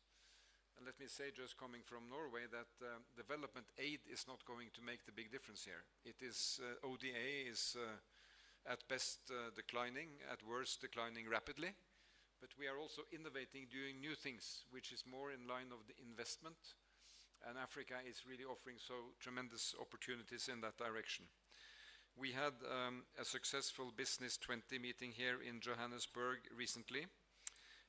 And I heard from my business that they came back with new ideas, new contacts, and new inspiration to move forward. So I see this as an opportunity also to have springboard for our industries and our investments in Africa. And I hope that Germany and South Africa will continue to call these side events, because I think they are good stock takings also for a country like mine. Thank you. Thank you, Your Excellency Prime Minister Schröder, for expressing your support to the compact. We will now invite another central partner in advancing the work of the compact, the World Bank Group, to share with us their role in supporting jobs and growth in Africa and advancing South Africa's G20 presidency's legacy in this regard. Mr. Ajay Banga, the President of the World Bank Group, the floor is yours. Thank you very much. By 2050, 85% of the world's population will be in what we call today developing countries. 1 in 4 actually will be African. Africa will have the largest workforce in the world and the youngest. Its cities will be among the fastest growing. But population is just one part of that story. Many of these countries hold the very resources, as the German Chancellor and the Norwegian Prime Minister just said. They hold the very resources that will shape the world's future. Over 60% of the world's uncultivated arable land, enough to help feed a growing planet, is in Africa. Minerals critical for energy and digital transitions are in Africa. An abundant sun, wind, and water, enough to meet their own needs, but potentially to export clean energy to others. This is Africa's gift. They will help define the century. With the right approach, if we focus on opportunity, not on need, we can unlock a tremendous engine of global growth and job creation. And that is why we are focused on private sector jobs, which account for 90% of unemployment, and are building the conditions that allow entrepreneurs and businesses to thrive. So we think it takes 3 things. The first is critical infrastructure, both physical and human: roads, ports, power, health, skills. That is why we are working on M300 with the African Development Bank to connect people to electricity in Africa. It is why we are doing work on healthcare. It is why we are doing work on small farmers and agribusiness. Second, a better business environment. The point that the Prime Minister of Ethiopia was making: clear, predictable rules and modern institutions. And third, a thriving private sector supported by access to de-risking tools, like in fact the Chancellor talked about ATIDI. ATIDI, which KfW has just invested in, is a partner of MEGA. And so I'm really glad to see this, because I think KfW bringing their capital to the table is a sign of great belief in ATIDI. Now the thing is, this is not about shifting jobs across borders. I'm convinced this is about creating opportunity where people live by building a middle class that drives demand, including for goods and services from developed economies. Because development is not a zero-sum game, it's an investment in our shared future, as you can see both the European leaders saying with great clarity. Germany understands that. Norway understands that. They are playing a catalytic role through the Compact with Africa. The first phase was focused on business environment. 13 countries, we worked with them to modernize customs, tax systems, and reform commercial laws. That's how the Foundation for Investment happened in Ethiopia, in Tunisia, in Morocco. Momentum is building, and thanks to the president of Angola, Angola and Zambia have also joined this year. We're now into the second phase, one that it's all about scale, as the Chancellor said. We will have a new trust fund that is benefiting from Germany's generosity. For the first time, all parts of the institution are operating through a single platform, which to me is a tangible milestone of the very reform agenda that I was elected and the G20 asked me to lead on. This next phase will focus on countries advancing reform and private sector opportunity by three things: invest in critical infrastructure, invest in skills. Second, support continued reforms to strengthen institutions, and most importantly, transparency. And third, mobilize private capital to deliver jobs at scale. So the idea here is we're going to help businesses, large and small, to start, to grow, to thrive. But I think that reform ambition has to be led by the African governments themselves. We can help. The World Bank can help. The IMF can help. The African Development Bank can help. Other partners, but by help. But eventually, it is for African countries and leaders to seize the moment. Thank you to Germany, thank you to South Africa for your continued leadership, and thanks to all of you for your generosity in having us as a part of this group. I really appreciate that. Thank you very much, President Banga. To formally convey our appreciation and bring the side event to a close, I now have the honor of inviting Mr. Ronald Lamola, Minister of International Relations and Cooperation of the Republic of South Africa, to deliver a word of thanks on behalf of the South African G20 presidency. Minister Lamola, the floor is yours. Thank you very much. In the interest of time, I will stand on existing protocols.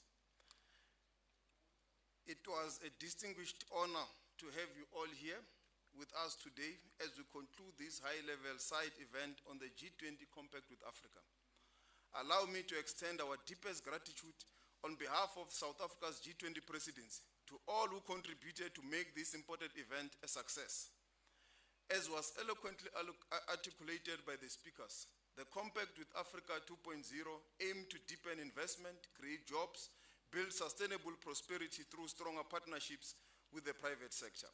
We hope that this event further highlighted the importance of the Compact in further unlocking the economic potential of the continent.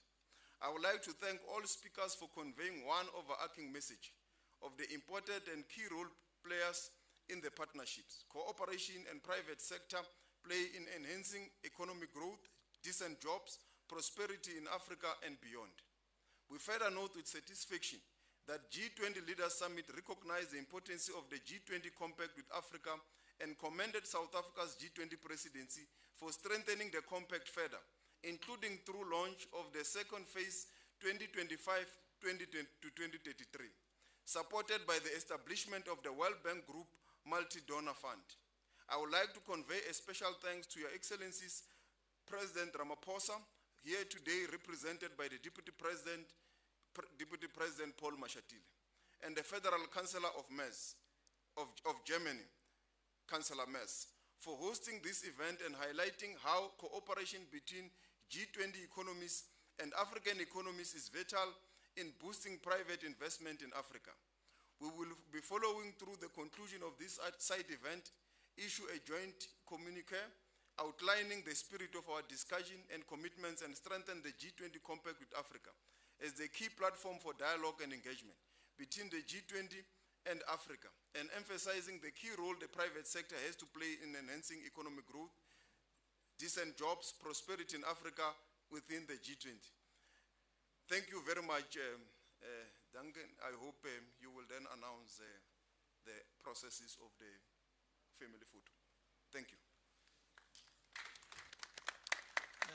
Thank you, Minister Lamola. That brings the event to a close, and I believe it will be followed by a photo. Thank you. Protocol will guide us outside.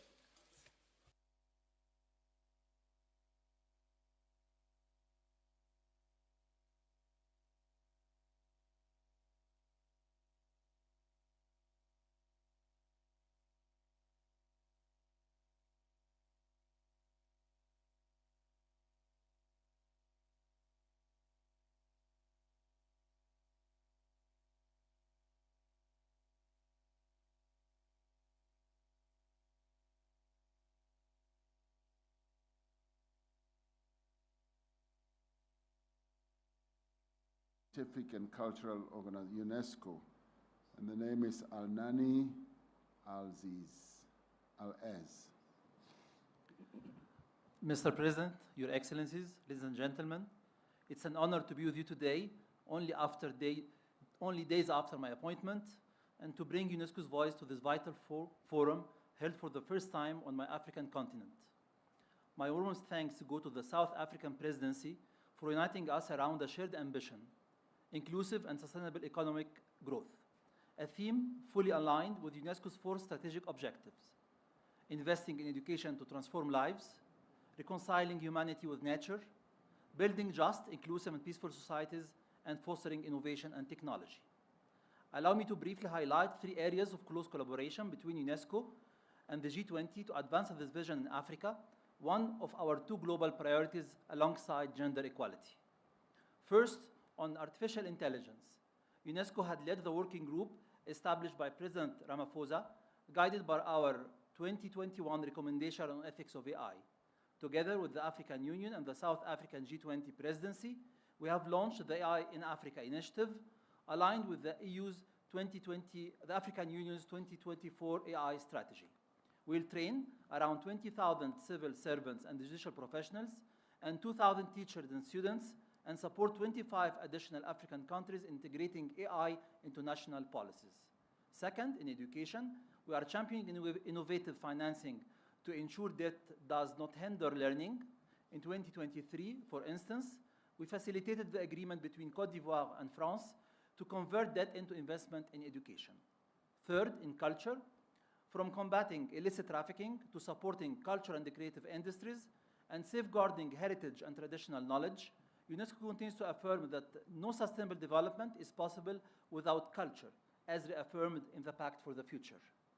Excellencies, UNESCO stands ready to deepen its role as an active member of the multilateral system and as a committed partner of the G20.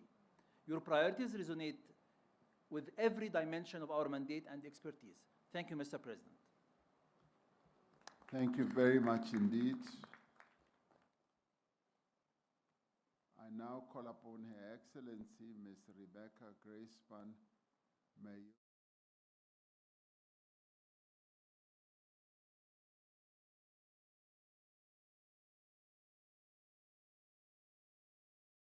President Ramaphosa, Excellencies, being here, one cannot help but reflect on this country's trajectory.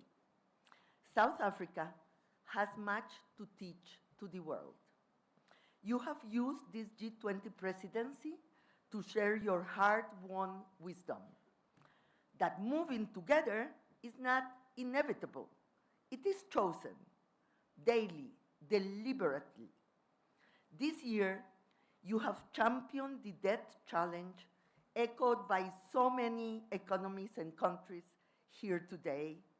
You have championed fighting commodity dependence, pushing for productive diversification and value added, and you have championed the need for the Global South to have a voice, not just a presence. Thank you for your courage and conviction, Mr. President. Excellencies, since COVID, the global economy has grown by more than $30 trillion, equivalent to the entire world GDP in the year 2000.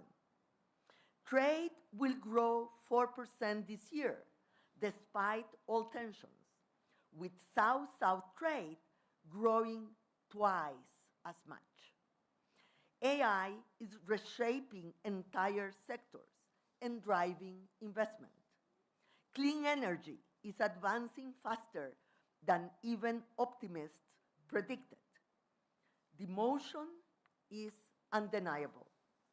But trillions in aggregate growth mean little when tariffs close markets you were starting to reach, when borrowing costs are 3 times that others pay, when debt service absorbs budgets meant for development.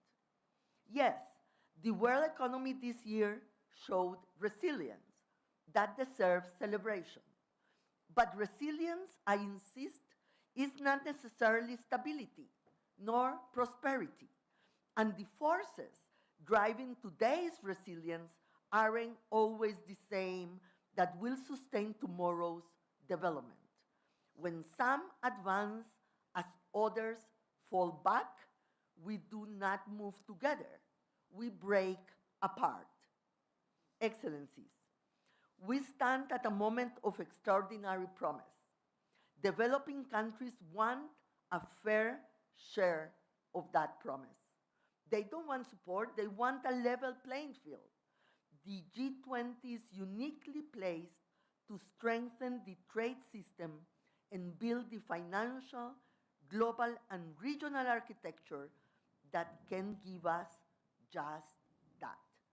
This is how resilience becomes stability, how motion becomes progress, how we ensure no one gets left behind.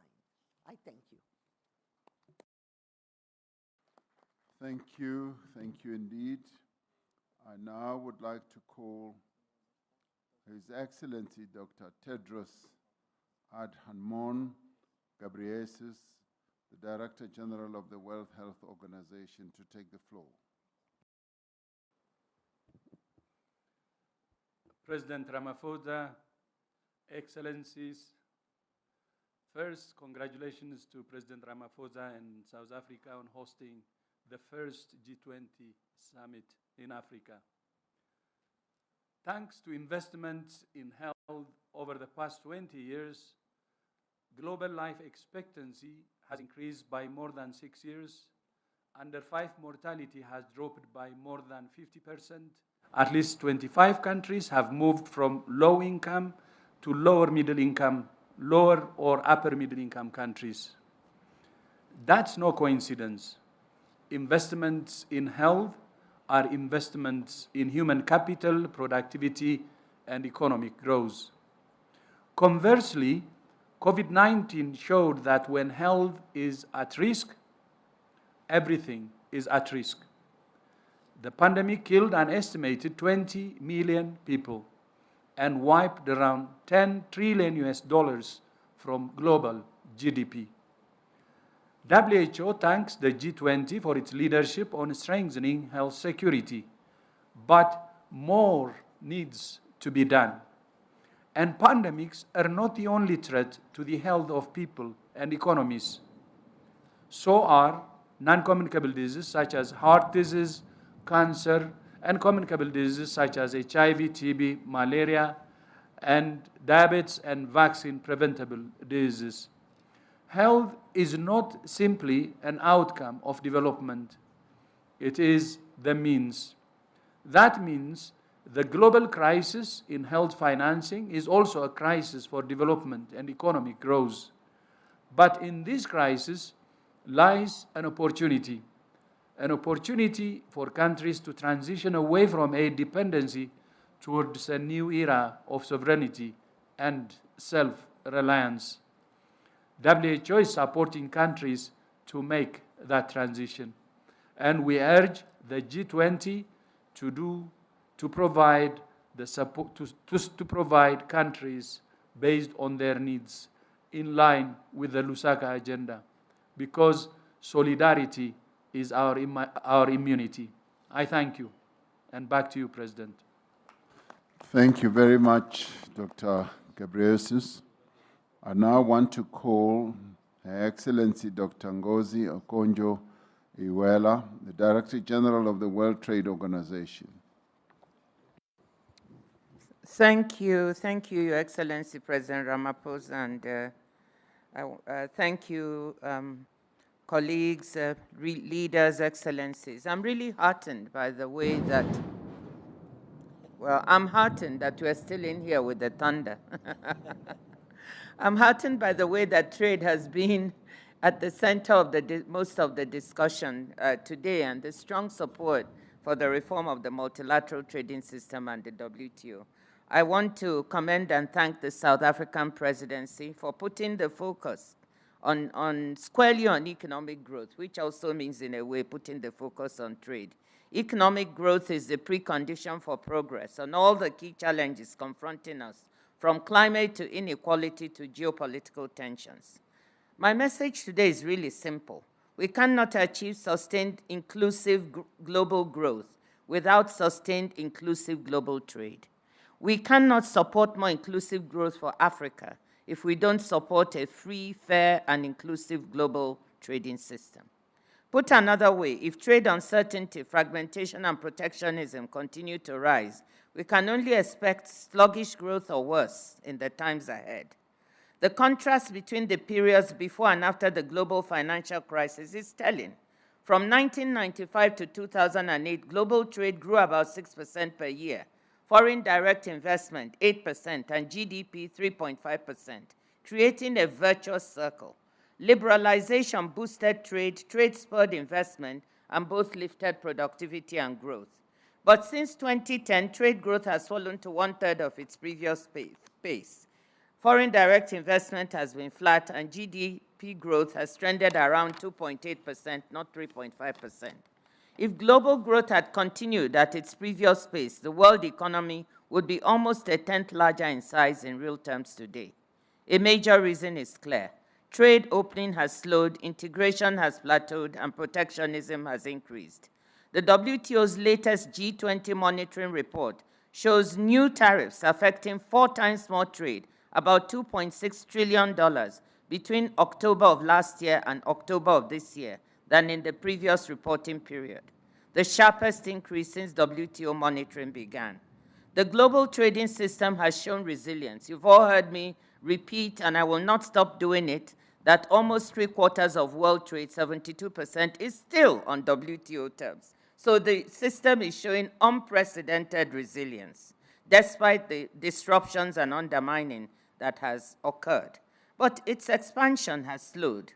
A static trading system not only means less competition, less innovation, and weaker growth, but also rising geopolitical tensions. Strong growth fosters a positive-sum mindset, the belief that prosperity can be shared. Stagnant growth fuels zero-sum thinking, the belief that one can only advance at another's expense. That is why we need pro-growth WTO reform, reform that opens markets, reduces distortions, improves transparency, provides workable dispute settlement, supports the development of poorer countries, and repositions the system to harness the 21st century economy's huge and exciting potential in green, services-led, and digitally delivered trade. If every member is not ready to move forward, then we need a more flexible WTO, so those members who want to advance can. The WTO's 14th Ministerial Conference in March 2026 provides an opportunity to lay out a clear roadmap. I want to thank the leaders today for the message that I clearly heard, that I hope will go to trade ministers and to WTO ambassadors to define that roadmap for reform at the conference. We are working on it now, and I hope it will be ready. Your support here is invaluable. Excellencies, let me conclude by saying, if the G20 wants to drive more inclusive and sustainable growth, then support for WTO reform is essential, as you've all stated, not for the WTO's sake, but for the sake of global trade, global growth and development, and above all, for the well-being of the citizens of its members. Thank you. Thank you, my sister. I now want to call His Excellency Mr. Ajay Banga, the President of the World Bank Group. Thank you, Mr. President, and thank you for the arrangements, including the thunderclap just when Ngozi began to speak, considering our focus in the WTO. In the next 10 to 15 years, 1.2 billion young people, largely from Africa, by the way, will enter the workforce in the developing economies. They will be competing for about 400 million jobs. That is a large gap. With jobs, this generation will power the economy. Without jobs, this will be a very serious challenge. Therefore, jobs have to be at the center of any development, economic, or security strategy. And for us in the bank, it is at the core of our work going forward. Our 3-pillar strategy on jobs focuses on private sector job creation, because that is where 90% of jobs are created, and on fostering entrepreneurship for the young. The first pillar is that our public sector arms help governments to develop essential infrastructure, Physical, roads, ports, power, our M300 effort with the African Development Bank is in that category. And then human, healthcare and skilling, our work on healthcare with Tedros and the government of Japan is in that category. Our knowledge bank helps to build businesses. That's the second pillar. Friendly environments with clear and fair rules and sound economic management. And the third pillar is our private sector arms through equity, through capital, through guarantees. We help to reduce risk, allow investors to see a path for return. The thing is that capital alone cannot address the challenge, because the challenge here is also the debt issue that some of you have raised. How are we trying to help? We've helped 14 countries raise more and spend better via public finance reviews. We have got 22 more in the pipeline to be done in the next 6 months. We're deploying debt for development tools. I heard that topic come up a couple of times. To unlock resources, we started with Côte d'Ivoire. 9 more of these are in the pipeline, and we have the appetite to do more. Last year, IDA net flows hit $21 billion, overwhelming majority to Africa. I want to contradict the statement from Russia about the amount of money we put into Africa. The World Bank last year put $40 billion of our own balance sheet into Africa. That is the single largest amount ever in our history and the largest amount of any multilateral bank in Africa. This is up from, by the way, the IDA net flows are up from 12 billion just 3 years ago. A lifeline for countries that are facing liquidity challenges. And then we're working with my friend in the IMF to support countries facing liquidity pressures through domestic revenue reform, increased financing, and like I said, debt for development swaps. But I've said this a few times now, more is needed. The common framework can advance debt restructuring faster through the Global Sovereign Debt Roundtable. We are supporting a maximum 12-month goal for a country to come into the pipe and be ready at the other end. And then there is the opportunity that Japan mentioned to strengthen debt transparency if all G20 countries participate in the World Bank's debt data reconciliation exercises. Thank you very much, Mr. President. Thank you very much, my brother Ajay Banga. I now call upon Fanfen Ruanyindo Kayaringwa, Assistant Director General of the International Labour Organization. Thank you, Your Excellency. Excellency Cyril Ramaphosa, President of South Africa, Excellencies, distinguished delegates, the ILO commends G20 leaders for recognizing the significant threats that inequality, unemployment, underemployment, and informal employment pose to economic growth, development, and economic and social stability. Employment must be placed at the center of economic policies if these are to forge inclusive economic growth that leaves no one behind. We need to ensure that all can equally access to ladders of opportunity, delivering them out of working poverty and into decent work. Yet the reality today is that ILO estimates that 3.8 billion people don't have any form of social protection. In the face of multiple transformations underway, too many remain insecure and vulnerable, lacking sustainable pathways out of working poverty and into formal employment. The creation of productive opportunity for decent work and implementation of universal and adaptive social protection system, including floors, can serve as engines of inclusive growth, ensuring economic policies drive productivity and deliver a future with social justice. Thank you. Thank you very much. Last but one speaker is Her Excellency Ms. Ahuna Eziakonyo, Acting Administrator, UNDP. Your Excellency, in the interest of time, UNDP would like to align with the statement of our UN Secretary General. Thank you very much. Thank you. His Excellency Maximo Dorino Cullen, Food and Agricultural Organization.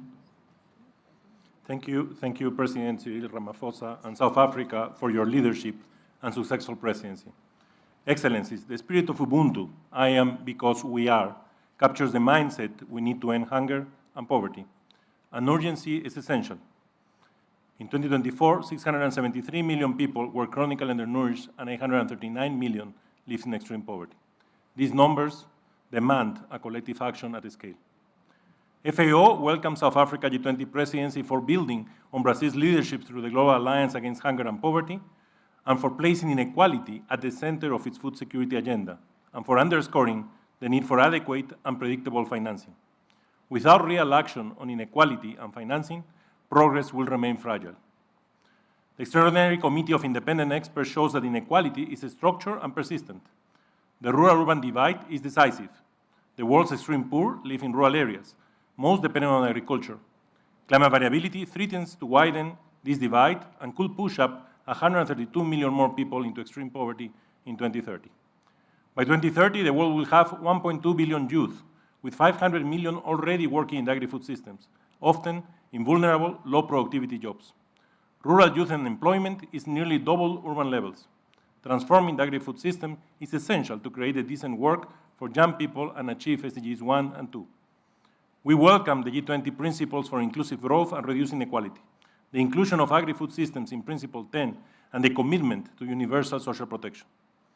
Excellencies, the world cannot afford just incremental change. FAO estimates that $1.1 trillion annually is required to transform agri-food systems. And this is achievable through greater efficiency, reduced duplication, and a stronger convergence of MDB support toward best practices and country needs. Through our hand-in-hand initiative, we channel investments where impact is greatest. The Compromiso de Sevilla is an important step towards mobilizing the scale required. Let us act, guided by Ubuntu, to build a more just, resilient, and food-secure world. Thank you very much.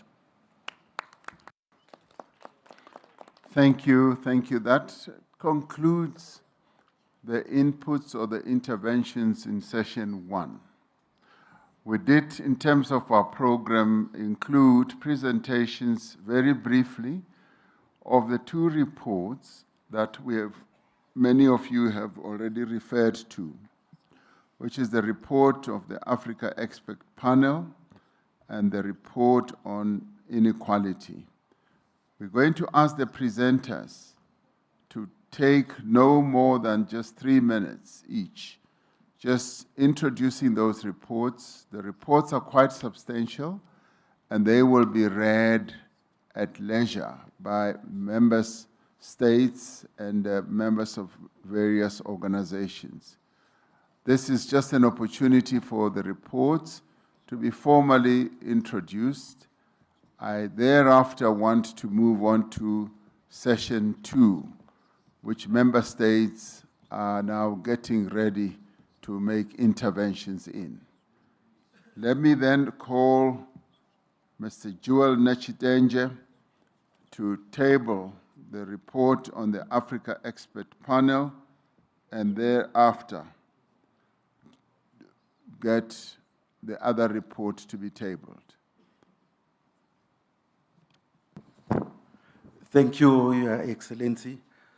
I was checking, you gave us 3 minutes, and so I'll be very, very brief. Firstly, to indicate that the Africa Expert Panel was set up by the South African presidency in order to make a contribution to the finance stream with specific focus on Africa's conditions and interests. Its organizing framework is that the greatest opportunity for global prosperity in this century lies in African productivity and African progress.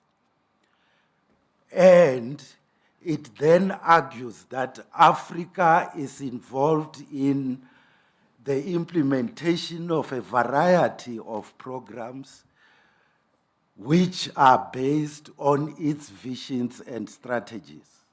Vision 2063, Africa Mining Vision, Vision on Critical Minerals, and so on.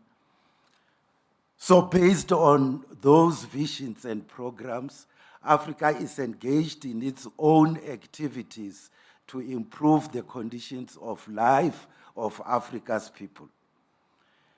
And so it says to the G20 and to the global community, join Africa and partner it in realizing the objectives that it has set itself. In other words, the purpose of the report is not to ask for aid. It's not to ask for assistance. It's to make the fundamental point that Africa is involved in its own programs to improve the conditions of life of its people, and partnership with Africa will be in the interest of humanity. We say in the conclusion that the G20 nations must act now, not with rhetoric, but with real commitment to investment, reform, and partnership. This is not a call for charity, it is a call for a new global compact that positions Africa as a pillar of a more balanced, prosperous, and resilient international order. Thank you, Your Excellency. Thank you, Mr. Joel Nachitenge. That was exactly less than 3 minutes. We'd like to thank you for that. The next report is on inequality, and I'd like to ask Professor Jayati Ghosh and Ms. Winnie Byanyima to present the report. And they also have 3 minutes.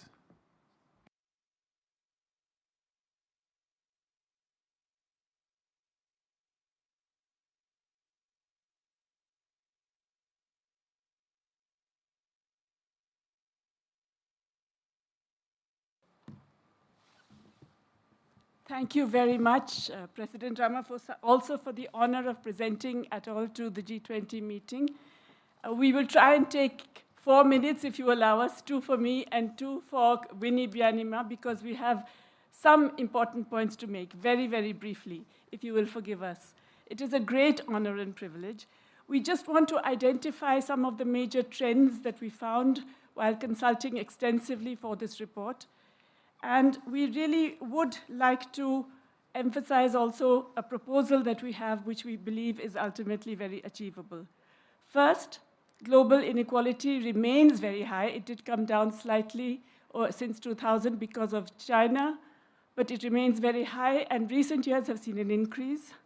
But mostly, the problem is the concentration of wealth and income at the top, and the excessive power that that generates to influence regulations, to influence institutions, and to impact on what governments do. We found also that there is a very significant shift in terms of public and private wealth. Private wealth has accelerated dramatically, often because of a transfer of net assets from public to private hands, which in turn has reduced the fiscal space of governments. We found also that contrary to what was a common belief, inequality hampers growth. It actually inhibits better performance, and therefore, G20 leaders from across the political spectrum, if you want to see broad-based progress that benefits citizens, then you must take steps to address inequality. We also found that inequality undermines political stability and democracy, as has already been mentioned, and leads to very adverse social and environmental impacts, particularly through its multidimensional effects. I now pass on to Winnie Byanyima. Thank you, Jayati. Thank you, Excellency the President.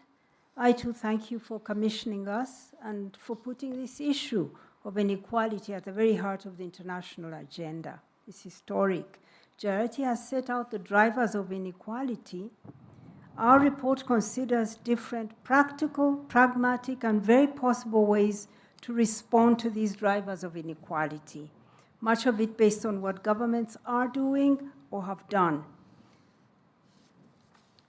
Your Excellencies, whether it is about reining in corporate concentration and monopolistic behavior, whether it is about reforming intellectual property regimes while fostering innovation, whether it's about governments providing needed fiscal space for developing countries, all these are achievable through international cooperation.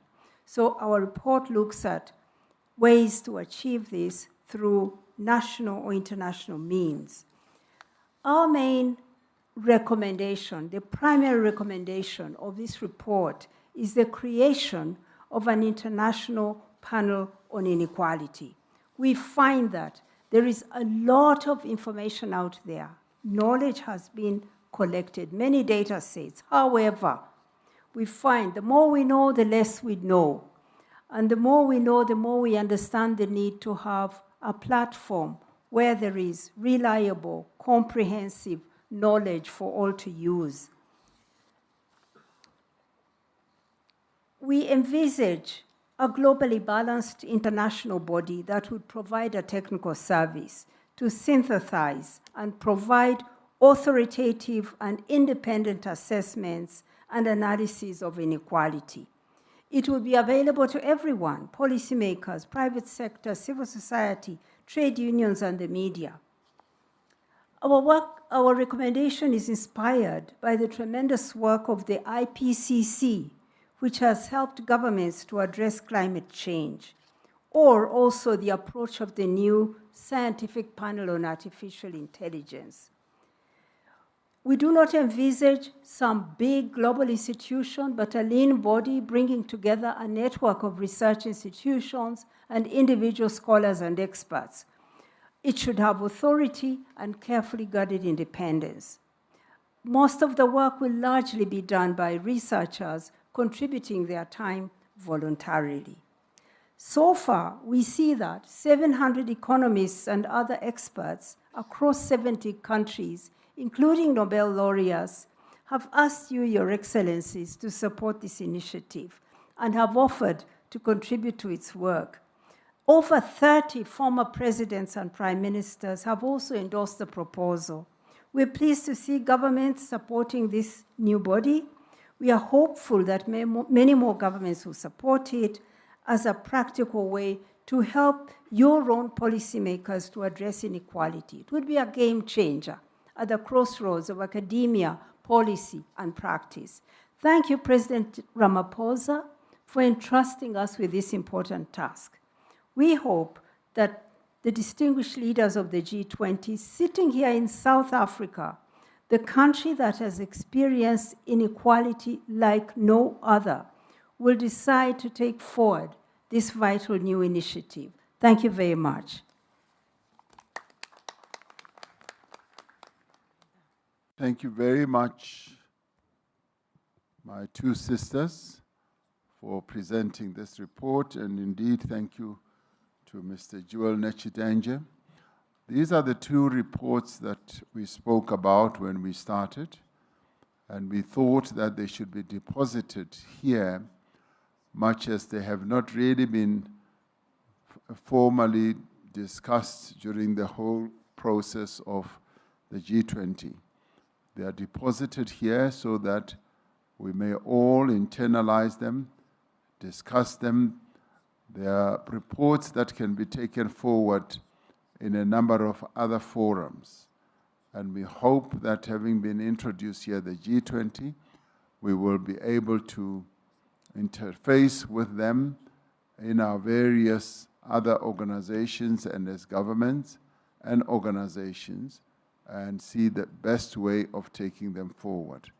I do know, for instance, a suggestion has been made that the African Union, for instance, should take forward these reports, and I'm sure other organizations will do so as well. So thank you very much. these reports are important, and we thank you for presenting them. Your Excellencies, ladies and gentlemen, I now take you to the second session, A Resilient World, the G20's Contribution, Disaster Risk Reduction, Climate Change, Just Energy Transitions, and Food Systems. I will now allow inputs or interventions, and we had hoped that those who wish to make interventions on this topic should be able to do so, and those who feel that they would like to make interventions in the third session can forego whatever intervention they wish to make. I do have a list. We are working against time because the morning was rather important in terms of having the declaration adopted, but allowing those who were making interventions a little bit more time as they wanted to express themselves. Now, we want to limit inputs to strictly the minutes that are set out, 4 minutes each, and thereafter we will go to 3 minutes each for invited countries. I will make my intervention later, and I would now like to ask President Lula da Silva, the President of the Federative Republic of Brazil, to make his intervention in this regard.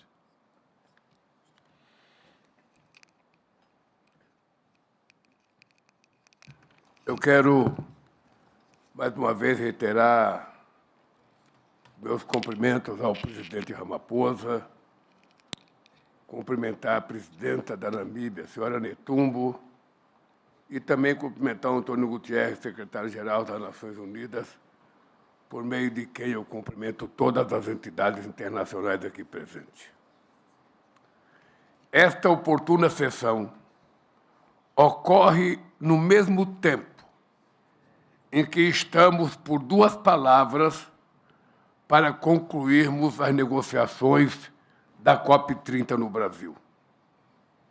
No ano em que o planeta ultrapassou pela primeira vez, e talvez de forma permanente, o limite de 1,5 graus acima dos níveis pré-industriais, a comunidade internacional tinha diante de si uma escolha: continuar ou desistir. Optamos pela primeira alternativa. Na COP da verdade, a ciência prevaleceu. O multilateralismo venceu. Reafirmamos nosso compromisso com o Acordo de Paris. Saímos de Belém com um quadro renovado de contribuições nacionalmente determinadas. Mobilizamos a sociedade civil, a academia, o setor privado, os povos indígenas e os movimentos sociais, para fazer da COP30 a COP com a segunda maior participação da história. Entramos agora numa nova etapa que exigirá esforço simultâneo em 2 frentes. Acelerar as ações do enfrentamento da mudança do clima e nos preparar para uma nova realidade climática. O G20 cumpre papel central em ambas. O grupo responde por 77% das emissões globais. É do G20 que um novo modelo de economia deve emergir. O grupo é um ator-chave na elaboração de um mapa do caminho para afastar o mundo dos combustíveis fósseis. A COP30 mostrou que o mundo precisa enfrentar esse debate. A semente dessa proposta foi plantada e irá frutificar, mais cedo ou mais tarde. A mudança do clima não é uma simples questão de política ambiental. É, sobretudo, um desafio de planejamento econômico. As prioridades estão invertidas. É inconcebível que não sejamos capazes de mobilizar $1,3 trilhão em financiamento climático, enquanto o dobro desse montante é consumido por despesas militares. Fortalecer a capacidade de prevenção e resposta a desastres é uma questão de vida ou morte. Sistema de alerta precoce não bastam. O sistema vai colocar às provas nossas pontes, rodovias, edifícios e linha de transmissão. Vai exigir forma mais eficiente de gerir a água, cultivar alimentos e produzir energia. Vai obrigar milhares de pessoas e de negócios a buscarem áreas mais seguras para viver e empreender. Os princípios voluntários para investir em redução de risco e de desastres, aprovados sob a liderança sul-africana do G20, enfatizam a necessidade de financiamento de longo prazo. Construir resiliência não é gasto, é investimento. Para cada dólar investido em adaptação, ganha-se 4 dólares em prejuízos evitados e outros benefícios sociais e econômicos. Mas um mundo resiliente não se faz apenas com infraestrutura. Quando alguém é atingido por um evento extremo, são as políticas públicas do Estado que ajudam a se reerguer. Contudo, cerca da metade da população mundial não conta com proteção social. Quase 700 milhões de pessoas ainda sofrem com a fome. Vai contra nosso sentido mais elementar de justiça permitir que as maiores vítimas da crise climática sejam aquelas que menos contribuíram para causá-la. O Brasil lançou na COP30 a Declaração de Belém sobre fome, pobreza e ação climática, centrada nas pessoas. Nela, reforçamos 3 compromissos: fortalecer a proteção social, apoiar pequenos produtores e garantir alternativas de vida sustentáveis para comunidades que vivem nas florestas. O G20 pode proteger cadeias alimentares por meio de medidas como compras públicas e seguros rurais. Também pode remunerar quem preserva as florestas por meio do Fundo Florestas Tropicais para Sempre, lançado na COP30. Só haverá transição justa se o G20 liderar o caminho. Como nos ensinou Nelson Mandela, tudo parece impossível até que seja feito. A hora de fazer é agora. Muito obrigado.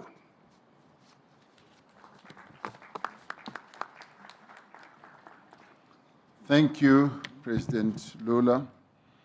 I'd now like to ask His Excellency President João Manuel Lorenzo, the President of the Republic of Angola and the Chairperson of the African Union, to take the floor. Muito obrigado. Sua Excelência Cyril Ramaphosa, Presidente da República da África do Sul e Presidente do G20, Suas Excelências, minhas senhoras, meus senhores, Excelências. A recuperação global após a pandemia da Covid-19 realçou a importância de um mundo resiliente. Contudo, o nosso planeta e as populações continuam a enfrentar efeitos e impactos catastróficos do aquecimento global. As alterações climáticas são uma realidade e têm vindo a afetar gravemente a segurança alimentar, ao perturbarem os sistemas alimentares, para além de gerarem conflitos e provocar deslocações de pessoas, agravando ainda mais a crise humanitária existente. O novo Programa Abrangente de Desenvolvimento Agrícola para a África, a Estratégia de Kampala e o Plano de Ação 2026-2035 focam-se na construção de sistemas agroalimentares resilientes e sustentáveis. O Programa Abrangente de Desenvolvimento Agrícola para a África, em particular com o Grupo de Trabalho do G20 para a Segurança Alimentar, criado pela Presidência Sul-Africana, em conjunto com as organizações internacionais relevantes, como a FAO e o PAM, continuará a apoiar a implementação da Aliança Global contra a Fome e a Pobreza, lançada durante a presidência do G20 do Brasil. Aplaudimos as abordagens inspiradas na filosofia africana sobre segurança alimentar e nutrição. Enaltecemos a liderança da presidência sul-africana no avanço da Agenda Global de Segurança Alimentar e Nutricional através da criação deste grupo de trabalho e propomos a sua continuidade no âmbito do nosso programa. Excelências, as transições para uma energia justa e verde requerem a estabilização sine qua non da situação de paz e segurança, particularmente em África, além do reforço da resiliência e do facto de que a resposta e preparação para desastres naturais deve permanecer no centro das nossas preocupações. Neste sentido, em alinhamento com a estratégia da União Africana sobre as alterações climáticas e desenvolvimento resiliente, saudamos os resultados da COP30, realizada recentemente em Belém do Pará, no Brasil, incluindo os respectivos mecanismos de financiamento verde e azul para regiões e países fortemente impactados pelas alterações climáticas. Considero que o G20 deve reafirmar o seu firme compromisso com a Convenção Quadro das Nações Unidas sobre as Alterações Climáticas e o Acordo de Paris, e mobilizar esforços para acelerar a plena implementação de todos os objetivos, metas e mecanismos acordados, especialmente no que respeita ao financiamento climático. Convictos da importância vital de investir nas transições energéticas, na tecnologia e nas infraestruturas, Angola, na qualidade de presidente da União Africana, assumiu a liderança na Congregação dos Parceiros de Desenvolvimento de África para a busca de soluções adequadas para o financiamento das infraestruturas continentais críticas. Agradeço o apoio dos líderes e países do G20, assim como das instituições internacionais que se associaram a nós nesta relevante missão. Excelências, esta cimeira do G20 reveste de um caráter fundamental para a renovação e o reforço dos nossos compromissos coletivos multilaterais em prol do avanço de um desenvolvimento global equitativo. Para este efeito, o continente africano contribuirá de forma ativa por intermédio da Zona de Comércio Livre Continental Africana, um dos maiores mercados econômicos integrados do mundo. Em paralelo e tendo em conta a abundância de recursos naturais críticos e estratégicos de que dispõe, as vastas reservas de biodiversidade e o seu potencial demográfico, a África terá um papel incontornável nos contributos que prestará para impulsionar a transição verde à escala global. Concretizaremos este objetivo com o envolvimento de todos nós. Muito obrigado pela atenção prestada. Thank you, President Lorenzo. We will start to pick up pace, as I will ask the interventions to stick to the time allocated. I now ask His Excellency Prime Minister of Australia, Anthony Albanese, to take the floor. Well, thank you very much, President Ramaphosa. Each and every one of our nations is home to unique natural treasures, and all of our citizens are living with the environmental reality of climate change. Australians have always known drought, floods and bushfires, but they're more intense and they're more frequent.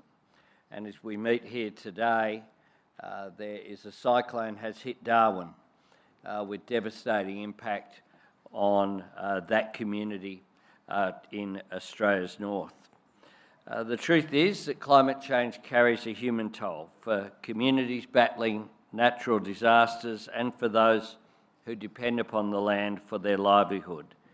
It has a devastating impact on our economies. So the argument that somehow you can take action on climate change or support economic growth is a false one. We need to deal with the challenge of climate change in order to ensure that our economies can grow. It is critical that we embrace clean energy, and this represents a generational economic opportunity. The G20 enables us to bring global ambition and global cooperation to this task. And the vital message that we must send to the world is that action on climate change is not a matter of asking any nation to forego the jobs, prosperity or security that its people deserve. It's about working with every nation to power the next generation of economic growth while protecting the environment for generations to come. Next year, we will assist Turkey in hosting the COP meeting in Antalya. And we will work constructively to ensure that there are positive outcomes. South Africa's prioritisation of disaster resilience during your G20 presidency reflects the pressing need for collective action. And Australia is proud to be matching our words with actions. At the UN in September, I announced our new 2035 emissions reduction target of 62 to 70% by then. Our target is ambitious, but importantly, it is achievable. It provides the certainty for you now and global investment in jobs and industries of clean energy. At home, Australia is investing in our Disaster Ready Fund to support communities devastated by these natural disasters. In our region, we're supporting the Pacific family to respond to natural disasters and prepare for them with our Australian Humanitarian Partnerships $100 million Disaster Ready program. And we've put in an additional $100 million into the Pacific Resilience Facility that will be so important going forward. We're also investing in climate-smart agricultural practices. And here on the African continent, the Africa-Australia Partnership for Climate-Responsive Agriculture aims to guard against food shortages. Colleagues, none of our nations are immune from the environmental challenges of climate change. All of our citizens can benefit from the opportunities of clean energy. As a forum and as leaders, we have a responsibility to our children and grandchildren and the generations to come to make sure that we choose to do the right thing, not choose between protecting our environment or securing our prosperity. We can do both, and indeed we must do both, because each depends on the other.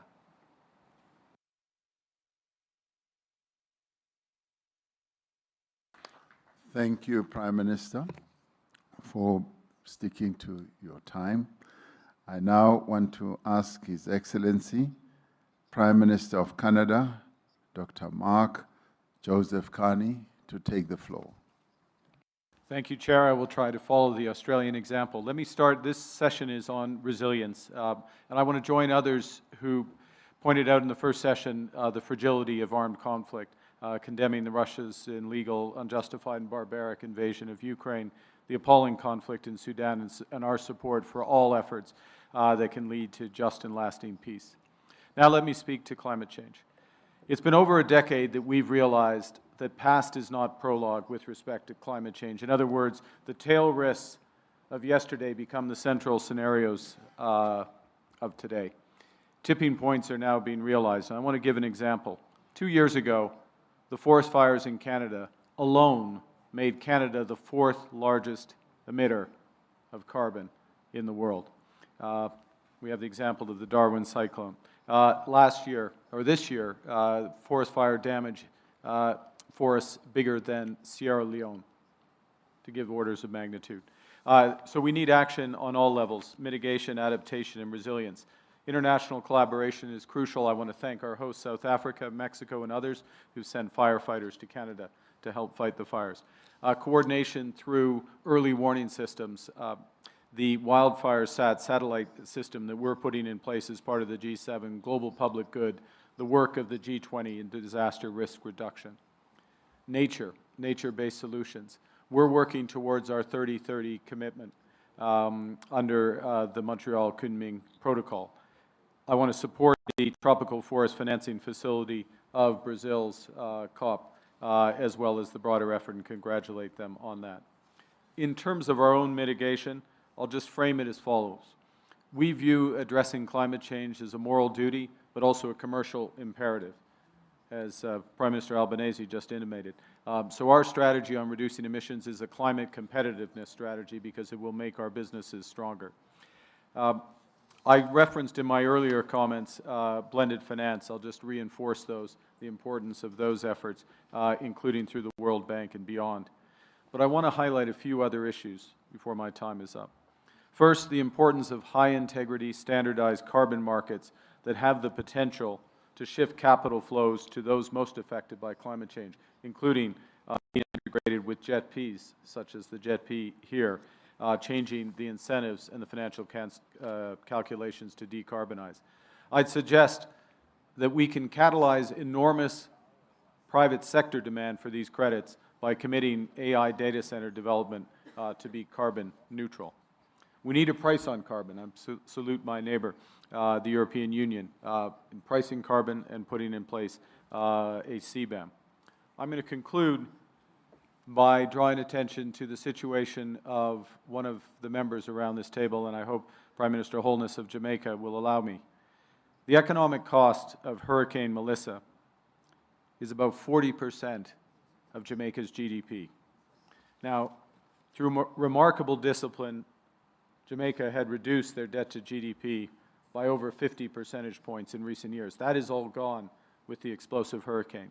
This demonstrates the importance of investing in resilience in advance, the importance of catastrophic risk insurance, and the reality of what climate change is doing to our countries. I salute the ambition of the G20 presidency, Turkey for hosting COP alongside Australia next year. Thank you, Chair. Thank you very much. Thank you very much. The challenge that Jamaica faced is a really sad story, and putting the figures that you have, Prime Minister Carney, just makes the case much more a devastating one. Your Excellencies, I am receiving requests for countries who want to forgo their right to speak. That is very welcome because that shortens our list so that we can finish in time to go and have the time to have the dinner that has been prepared. So if any country is moved to follow the same example as the United Kingdom and the Kingdom of Saudi Arabia, who have forgone their right to speak, up. My next speaker who will be making an intervention is His Excellency, the Premier of the People's Republic of China, His Excellency Li Qiang. Please take the floor. 谢谢拉马福萨总统，各位同事，当前气候变、能源、粮食等多种挑战叠加，尤其需要国际社会以团结凝聚力量，靠协作破解难题。G20应当发扬伙伴精神，展现更加积极的政治意愿，推动更为广泛的国际合作，共同应对挑战，合力推进发展。第一，加强生态环保合作，提升发展韧性。气候和生态问题关系全人类的长远发展。这些年，全球极端天气等事件频发，实施巴黎协定目标时间紧迫，任重道远。G20应当秉持科学精神，坚持共同但有区别的责任原则，体现担当，抓紧行动。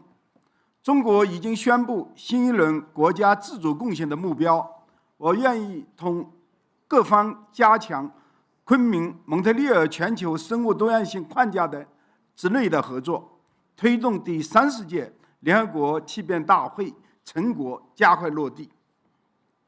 第二，加强绿色能源合作，推进公正转型。太阳能、风能等新能源天然具有普惠公平的特点，推动能源体系绿色转型，不仅为人类发展提供强劲动能，也将更好地保障各国平等发展的权利。G20应当推动全球绿色产业合作，保持产业链、供应链的稳定畅通，促进相关技术、产品等自由流通应用。中国已经建成全球最大的可再生能源体系，我们同100多个国家和地区开展了绿色能源合作。过去5年，向世界提供的风电、光伏产品，累计为其他国家减少约41亿吨的碳排放。中方愿意继续以自身所能为各国能源转型提供支持。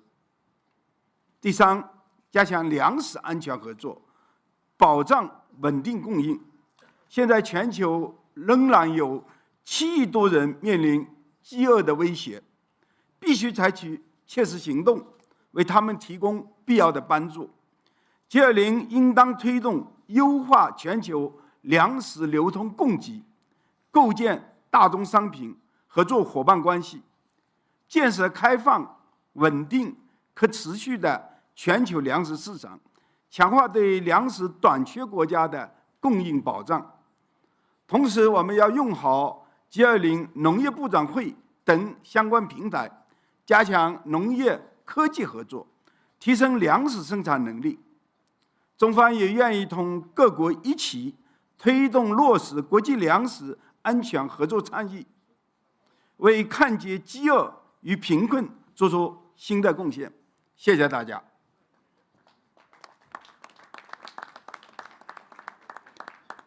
Thank you, Premier Lee. I now ask His Excellency Antonio da Costa, the President of the European Council, to take the floor. Thank you, Mr. President. Natural and man-made disasters are happening more and more often. They are increasing in intensity and having devastating consequences worldwide. The threat to our communities, our environment, and our prosperity is very real. Take the case of wildfires. In 2025 alone, the equivalent of 1/3 of land size of Argentina has burned down. The European Union strongly supports the approach, priorities, and efforts of the South African presidency of G20 on disaster risk reduction, the ex-post approach. But in this session, I choose to talk about root causes. Yes, climate change is real, and together with biodiversity loss and pollution, it can still be stopped. Despite progress, global pledges to cut emissions are not sufficient to limit the rise of temperatures to 1.5 degrees warming. The European Union is a global leader in this effort, and we are staying the course, fully committed to the Paris Agreement. A couple of weeks ago, we committed to an ambitious intermediate goal of reducing emissions by 90% by 2040. The European Union will remain a trusted partner in supporting the countries most exposed to climate change. Last year, the European Union provided 31.7 billion euros from public sources, and we mobilized 11 billion euros of private finance to support developing countries to reduce emissions and adapt to the impacts of climate change. As Union of Values, we will continue to support this agenda. But we cannot do this alone, and we invite all G20 members to join us in taking bold collective action to secure a sustainable future for all. Thank you. I now ask Her Excellency Dr. Ursula von der Leyen, President of the European Commission, to take the floor. Thank you very much, dear Cyril. This time I want to speak about the same topic like my friend Antonio Costa, climate change, but here focus on energy transitions. And it is a message of hope and opportunity that I want to bring to this G20 summit. It's a message about clean energy technologies and clean energy transitions. Not only do they meet our urgent need to tackle climate change, they do much more than that. Clean energy transitions are cost competitive as never before.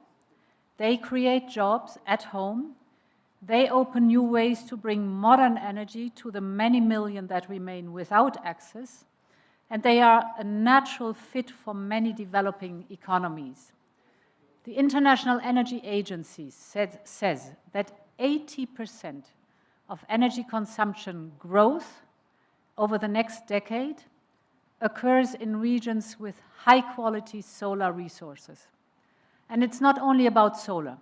There are huge opportunities in Africa and beyond for other technologies, for wind, for geothermal, for hydropower, for new low-emission fuels, and of course for the investments in grids, storage, and other infrastructure that tie the energy system together.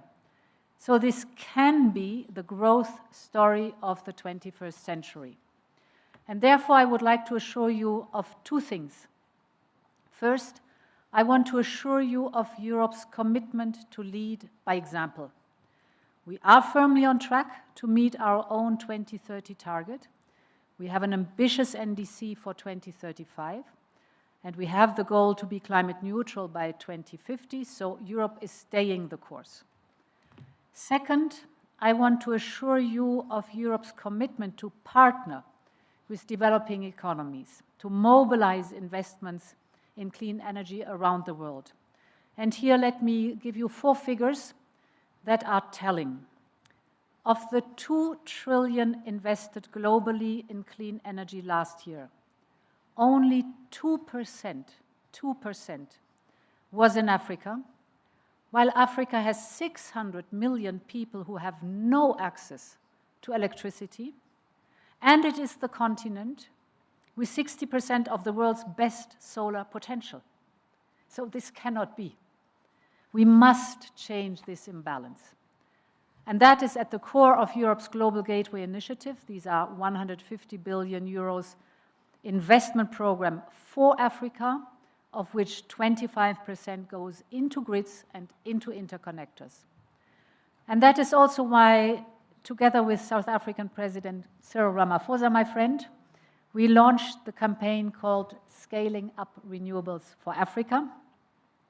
Yesterday, we had a big pledging event. We're working with governments and the private sector, and thank you to many, many of you around the table who contributed to the pledging event. We reached 15.5 billion euros pledges for investment in renewables in Africa. A big success, and many thanks again for that. Thank you.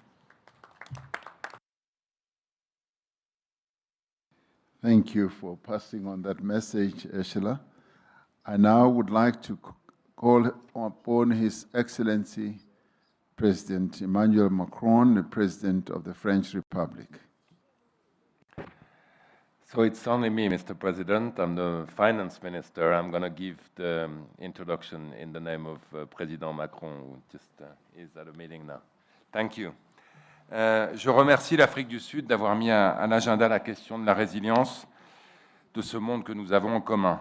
Nous avons ce matin parlé de nos économies, mais nous ne devons pas oublier nos biens communs. Les défis et les dangers qui menacent notre planète ne peuvent être traités que collectivement, ensemble. Les effets du changement climatique, la dégradation de l'environnement, les pollutions, la perte de biodiversité, la multiplication des catastrophes climatiques et l'impact de ces facteurs sur les systèmes alimentaires sont interconnectés, avec des conséquences claires sur nos économies et nos sociétés, quand le développement et la croissance sont des facteurs de paix. Nous avons tous à perdre à choisir l'affrontement ou le repli sur soi plutôt que la coopération. refuser de s'attaquer au changement climatique, de bâtir un monde capable de résister aux catastrophes naturelles, de travailler à des systèmes alimentaires performants ou de coopérer en matière de santé, c'est nous fragiliser collectivement. Je me félicite donc de l'adoption par nos ministres de principes de haut niveau sur le financement de la réduction des risques de catastrophes qui soulignent notre volonté commune d'agir plus tôt et de reconstruire de manière plus durable. À l'image des catastrophes naturelles de plus en plus nombreuses à cause du changement climatique, les pandémies ne connaissent pas de frontières. Je me réjouis donc de l'accord mondial sur la prévention, la préparation et la riposte face aux pandémies. Cette adoption représente une victoire claire pour le multilatéralisme. C'est une avancée majeure pour notre sécurité sanitaire qui consacre pour la première fois dans le droit international l'approche une seule santé, One Health. Cette approche, elle doit être notre boussole pour promouvoir l'inclusion systématique des enjeux de santé animale et de santé de nos écosystèmes pour élaborer des politiques publiques vertueuses. L'engagement de la France se traduit par le One Health Summit que nous accueillerons à Lyon le 7 avril prochain. Ce sommet doit parvenir à des engagements ambitieux, des solutions innovantes et des initiatives concrètes pour répondre de façon durable aux problèmes prioritaires touchant la santé quotidienne de nos populations. La santé ne peut en effet plus se penser sans la sécurité alimentaire ni une alimentation saine, car l'obésité est en train de devenir une pandémie. Rien n'est possible sans accès à l'alimentation, ni l'éducation, essentielle pour une croissance économique durable, ni la paix, ni même le progrès démocratique. C'est la raison pour laquelle nous restons pleinement engagés, à l'instar de notre coprésidence de la Coalition pour l'alimentation scolaire, du Programme alimentaire mondial et de l'accueil du sommet Nutrition for Growth, qui a confirmé la forte mobilisation politique sur ces enjeux avec des engagements financiers à hauteur de 30 milliards de dollars. Et c'est pour ça également que cette question sera au cœur du sommet Africa Forward, organisé par notre partenaire kényan en mai 2026 à Nairobi. Cher Président Ramaphosa, chers collègues, la France continuera à porter ce multilatéralisme fondé sur la science de Johannesburg à Lyon, en passant par Nairobi, pour qu'ensemble nous puissions faire face aux nombreux défis environnementaux et sanitaires à venir. Merci.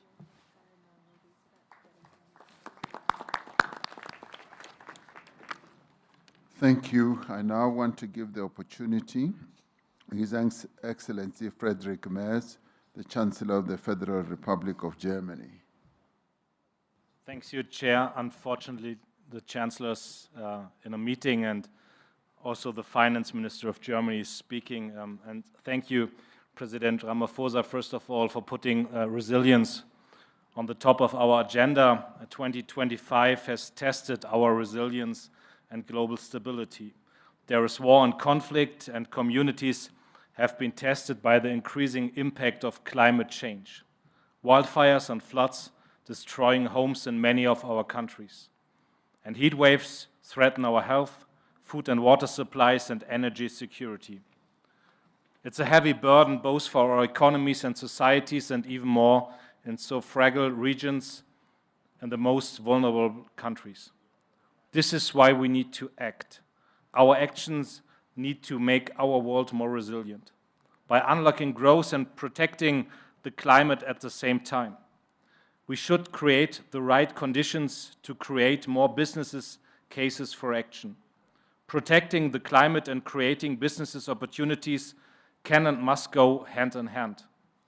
To make this happen, we need to use all technologies available. And we need to give space for new technologies to emerge.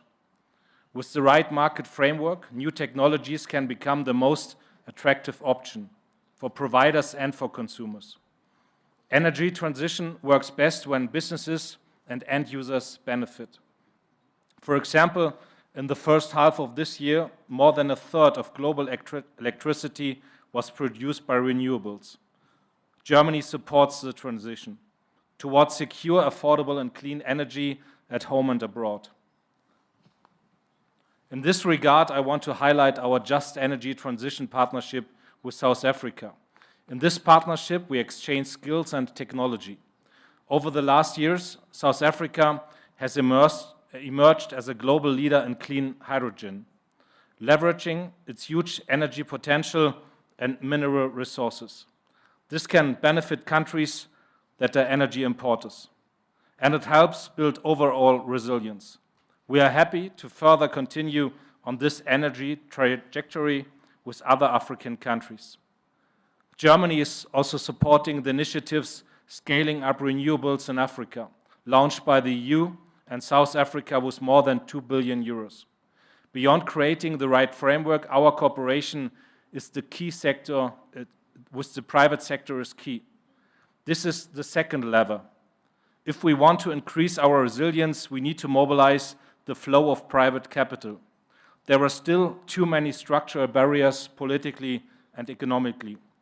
This discourages private investments globally, but in particular in Africa. This is why Chancellor Friedrich Merz and also President Ramaphosa just kicked off the initiative's Compact with Africa 2.0. By pushing reforms, members of the Compact help their businesses to attract private investment in the energy sector, but also beyond. And with G20 partners, we launched the scaled initiatives last year. We are working together with leading insurance companies on blended finance to allow the private sector to invest in an easier and more efficient way. We should take these kinds of initiatives forward. Let us work together to leverage innovation and investment for a resilient world, just as we set out when we founded the G20 back in 2008. Thank you so much. Thank you so much. We welcome that. I now want to call Her Excellency Ms. Giorgia Meloni, the Prime Minister of Italy. I'm here. Thank you. Thank you. Thank you, Mr. President. Dear colleagues, we all know no one can tackle alone global challenges as climate change and the vulnerability of food systems. As members of the G20, we have a shared responsibility to find a way forward but we also know that way forward must be based on common sense. In my opinion, we must abandon once and for all the ideological dogmatism that is causing more harm than good. In Europe, for example, choices have been made in the past that have brought entire productive sector to their knees without producing any real benefit in terms of global emissions. And in Africa, dogmatic approaches imposed by foreign partners that do not take into account the specificities of African nations paradoxically risk reinforcing all patterns of dependency. This is a losing strategy. So a pragmatic balance must be found between the need to limit emissions and the risk of compromising the most advanced productive systems and preventing the weaker ones from establishing themselves. In our opinion, the challenge is to affirm the principle of technological neutrality, because there is no single solution capable of quickly building a solid alternative to fossil fuel supplies, but also because this spurs research, innovation, and virtuous competition. The energy mix must be balanced and must combine all available technologies: renewable gas, hydrogen, biofuels, CO2 capture systems, as well as research into nuclear fusion, which would change history by producing clean, safe, and unlimited energy. This is the approach that inspires Italy and to which we contribute with industrial expertise, technological capabilities, new financial instruments, and cooperation with other nations. For example, we've launched investments in Africa worth a total of almost 2.5 billion euros, financing projects ranging from the construction of large renewable energy plants to innovative solutions for production and storage. And also on food systems, Italy continues to do its part. We co-organized the last United Nations Summit on Food Systems with Ethiopia, We are making our agri-food know-how available to our African partners, and we are building public-private partnerships with them that guarantee concrete results. We are successfully working on this, for example, in Algeria, where we are working together to reclaim over 36,000 hectares of desert to produce up to 45,000 tons more cereals and legumes per year, generating benefits for over 600,000 people. And we are now replying this experiment in Senegal, Ghana, and Congo, and aim to involve other nations on the continent. But I want to be clear while closing my remarks. Our goal is not to create dependency. Our goal is to support self-sufficiency, because we believe in dignity of people, we believe in the freedom of nations, and we believe in the strength of genuine partnerships. Thank you, Mr. President. Thank you so much, my sister, Giorgia Meloni.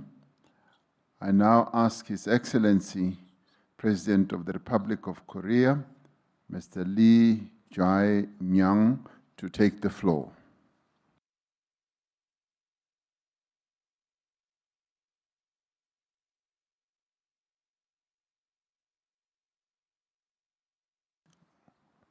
Okay, I'm sure he's in a bilateral somewhere. I then ask His Excellency, the President of the Republic of Turkey, His Excellency Recep Tayyip Erdogan, to take the floor.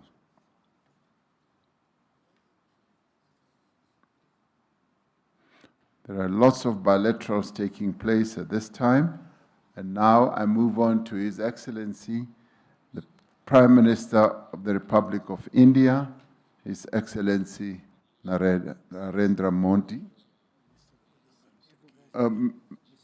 Excellency Erdogan is there. My apologies. We'll get... Saygıdeğer devlet ve hükümet başkanları, kıymetli delegeler, sabahki oturumumuzda ifade olunduğu üzere doğal salgınlar, iklim değişikliği ve afetler gibi yeni sınamalarla karşı karşıya kalıyoruz. 6 Şubat 2023'te yaşadığımız ve asrın felaketi olarak isimlendirdiğimiz yıkıcı depremlerin ardından dünyanın en büyük inşa operasyonunu yürütüyoruz.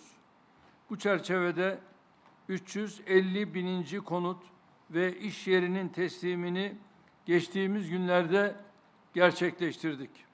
Geriye kalan 100 bin ünitenin tamamlanmasıyla 4 yıldan kısa bir süre içinde dünyanın en büyük inşa faaliyetlerinden birini tamamlamış olacağız. Bu süreçte sergilediğimiz dayanıklılık, Türkiye ekonomisinin nedenli sağlam temellere sahip olduğunu bir kez daha ortaya koymuştur. Diğer yandan iklim krizinin menfi etkilerinin en yoğun hissedildiği ülkeler arasındayız. 2025 yılında karşı karşıya kaldığımız zirai don ve ardından şiddetli kuraklık hem gıda fiyatlarında hem de enerji arzında büyük baskılar doğurdu. Yaşadığımız her acı tecrübe iklim değişikliğiyle mücadeleye, sürdürülebilir kalkınmaya, gıda, su güvenliğini güçlendirmeye önem vermemiz gerektiğini gösteriyor. Geçtiğimiz aylarda kabul edilen iklim kanunumuz 2053 yılında net sıfır emisyona ulaşma ve yeşil kalkınma hedefimizi gerçekleştirme noktasında önemli bir dönüm noktasını teşkil ediyor.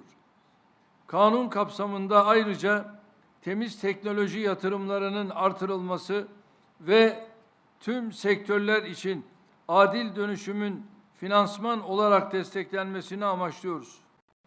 2035 yılına kadar güneş ve rüzgar enerjisi kapasitemizi mevcudun 4 katına çıkarmayı öngörüyoruz.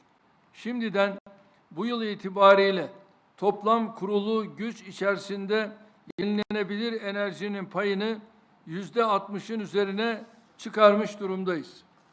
Ayrıca Birleşmiş Milletler'in desteğiyle küresel bir çevre hareketine dönen sıfır atık projesiyle birlikte çevresel konularda çalışmalarımızı güçlendiriyoruz. Bu düşüncelerle Birleşmiş Milletler İklim Değişikliği Çerçeve Sözleşmesi 31. Taraflar Konferansı'nı önümüzdeki sene Kasım ayında Türkiye'de düzenlemeyi planlıyoruz. Son dönemde çok taraflılığın kaybettiği zemin dikkate alındığında bu hususta Avustralya ile sağladığımız mutabakatı çok daha anlamlı buluyorum. Ayrıca Güney Afrika Dönem Başkanlığı'nın gıda güvenliği konusundaki çalışmalarını takdirle karşılıyoruz. G20 olarak gıda güvenliğini tesis etme noktasındaki çabalarımızı önümüzdeki dönemde artırmamızın çok isabetli olacağına gönülden inanıyorum. Tabii tüm bu gayretlerin ekonomik maliyetlerine cevap verecek bir finansman sisteminin hayata geçirilmesi gerektiğine inanıyorum. Değerli dostlarım, Amerikan Başkanı Sayın Trump'ın girişimleri ve önde gelen bölge ülkelerinin katkılarıyla Gazze'de sağlanan ateşkesin devamı sadece Filistin halkı için değil, tüm dünyanın huzuru için azami önemdedir. Birleşmiş Milletler verilerine göre İsrail'in Gazze'de yol açtığı yıkım, Filistin'in kalkınma çabalarını asgari 70 yıl geriye götürmüştür. Gazze'de maalesef sadece üst yapının değil, çevrenin de yıkımına şahit olduk. 70 bini aşkın çocuk, kadın ve masum yetişkinin kaybının ise ne telafisi ne de gelecek nesillerin dimağında açtığı yaranın silinmesi mümkündür. Gelinen aşamada Gazze'de hem insani yardım faaliyetlerinin hızlandırılması hem de yeniden inşa faaliyetlerine gecikmeksizin başlanması esas olmalıdır.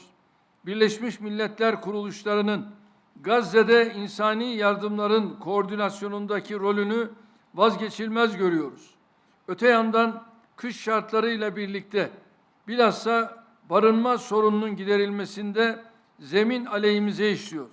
Biz sahadaki ateşkesin sürmesine ve Gazze'nin yeniden inşasına katkı sunmaya şimdiye kadar olduğu üzere Filistin halkının yanında durmaya kararlıyız. Hazırız. Kalıcı barışın yegane yolu olan iki devletli çözüm için uluslararası toplum olarak çabalarımızı sürdürmemiz gerektiğini bir kez daha vurguluyor. Bu düşüncelerle sizleri saygıyla selamlıyorum. Thank you. Thank you, President Erdogan. My apologies for ignoring you the first time. Now I ask the Prime Minister of the Republic of India, His Excellency Mr. Narendra Modi.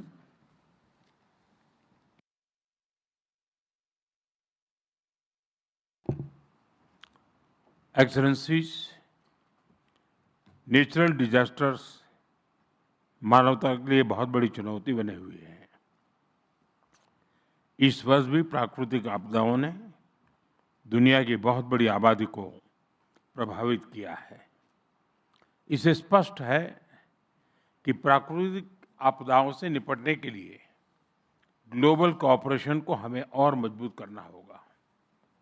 इसी सोच के साथ भारत ने अपनी G20 presidency के दौरान disaster risk reduction working group की स्थापना की थी।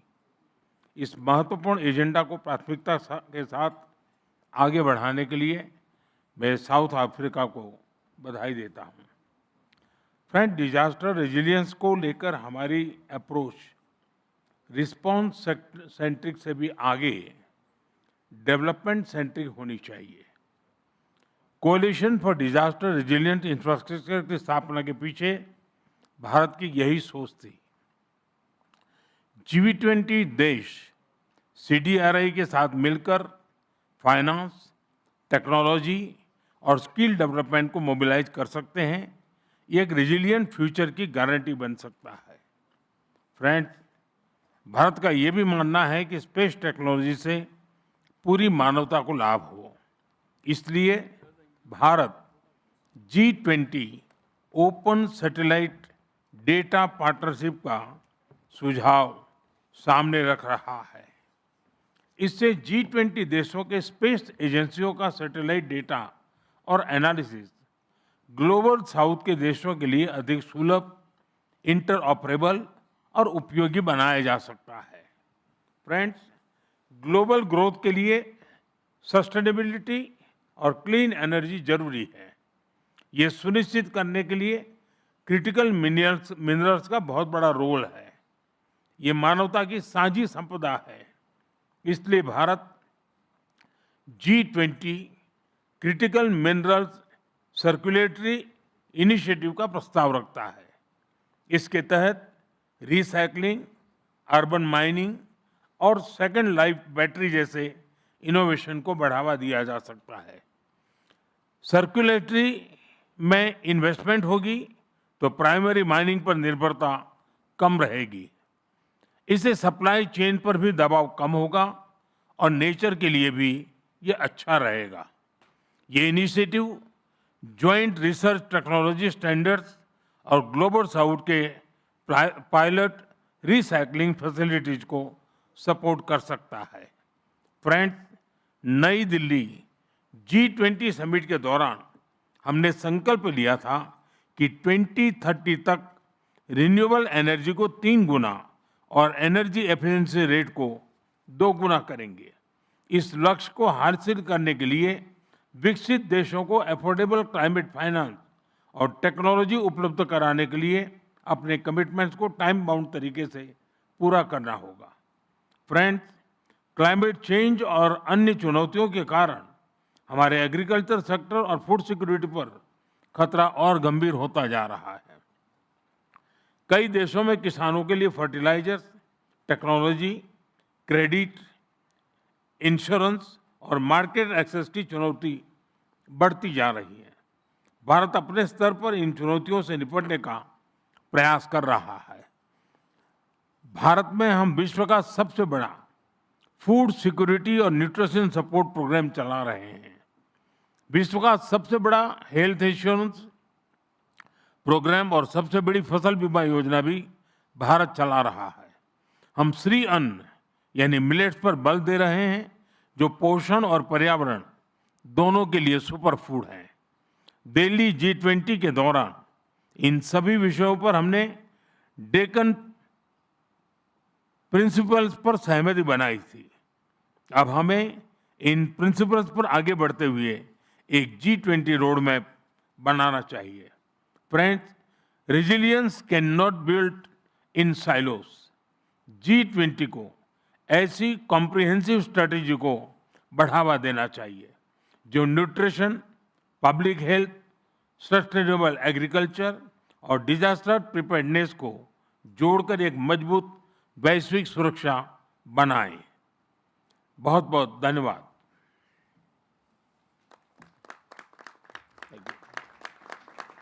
Thank you. I now ask Mr. Masanao Ozaki from the Republic of Japan to speak on behalf of the Prime Minister. Thank you, Chairman.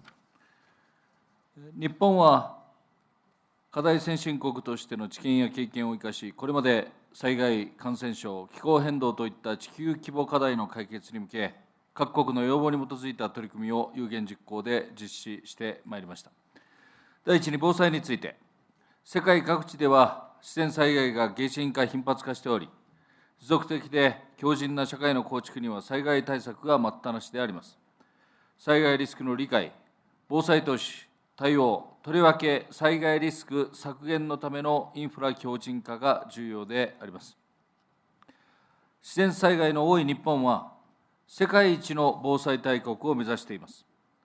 日本はその知恵と技術を共有し、仙台防災枠組みの実施など、国際協力を主導してきました。アフリカやアジアでは、テクノロジーも活用し、干ばつ対策、サイクロンシェルター整備、気象予報にかかる能力構築支援といったハード・ソフト両面の協力を行っています。また、自然災害は被災国、特に低所得国や島諸国の財政にも悪影響を及ぼし、迅速な復旧を妨げるため、日本は各地の災害リスクファイナンスの整備支援も主導しています。第2に、気候変動について、世界の気温上昇を工業化以前から 1.5 度以内に抑えるには、先進国のみならず、主要排出国をはじめ、国際社会が団結して取り組むことが必要であります。日本は引き続き、国内外の気候変動対策に取り組んでいきます。第3に、海洋の環境問題について、日本は G20 大阪サミットで、大阪ブルーオーシャンビジョンを提唱し、各国のプラスチック汚染対策を支援しています。プラスチック条約について、日本は多くの国が参加する実効的な条約の早期策定に向け、関係国の橋渡しを行っていきます。第4に、国際保険について、ワクチン支援を含む新型コロナ対応は G20 との効果的な協力の代表例であります。国際保険は国際社会全体の経済、社会、安全保障上の重要な課題であり、日本はユニバーサルヘルスカバレッジの達成に向け、来月には UHC ハイレベルフォーラムを東京で開催し、世界銀行、WHO のナレッジハブでの人材育成を含め、国際保険を力強く推進します。第5に、エネルギー移行について、安価で安定的なエネルギー供給やエネルギー安全保障の確保は極めて重要です。日本はアジアゼロエミッション共同体、AZEC など、脱炭素化、経済成長、エネルギー安全保障を同時に実現し、多様な道筋の下でネットゼロを目指す取り組みを力強く推進していきます。最後に食料安全保障について、強靭で持続可能な農業・食料システムを構築するために、日本は各地域の実情に応じた生産力の強化に向けた支援を行ってまいります。日本は引き続き、各国と知見と経験を共有し、相手国の主体性を尊重した実用的な支援を行ってまいります。ご清聴ありがとうございました。Thank you. I'd now like to call His Excellency Mr. Gibran Raka Buming Raka, the Vice President of Indonesia.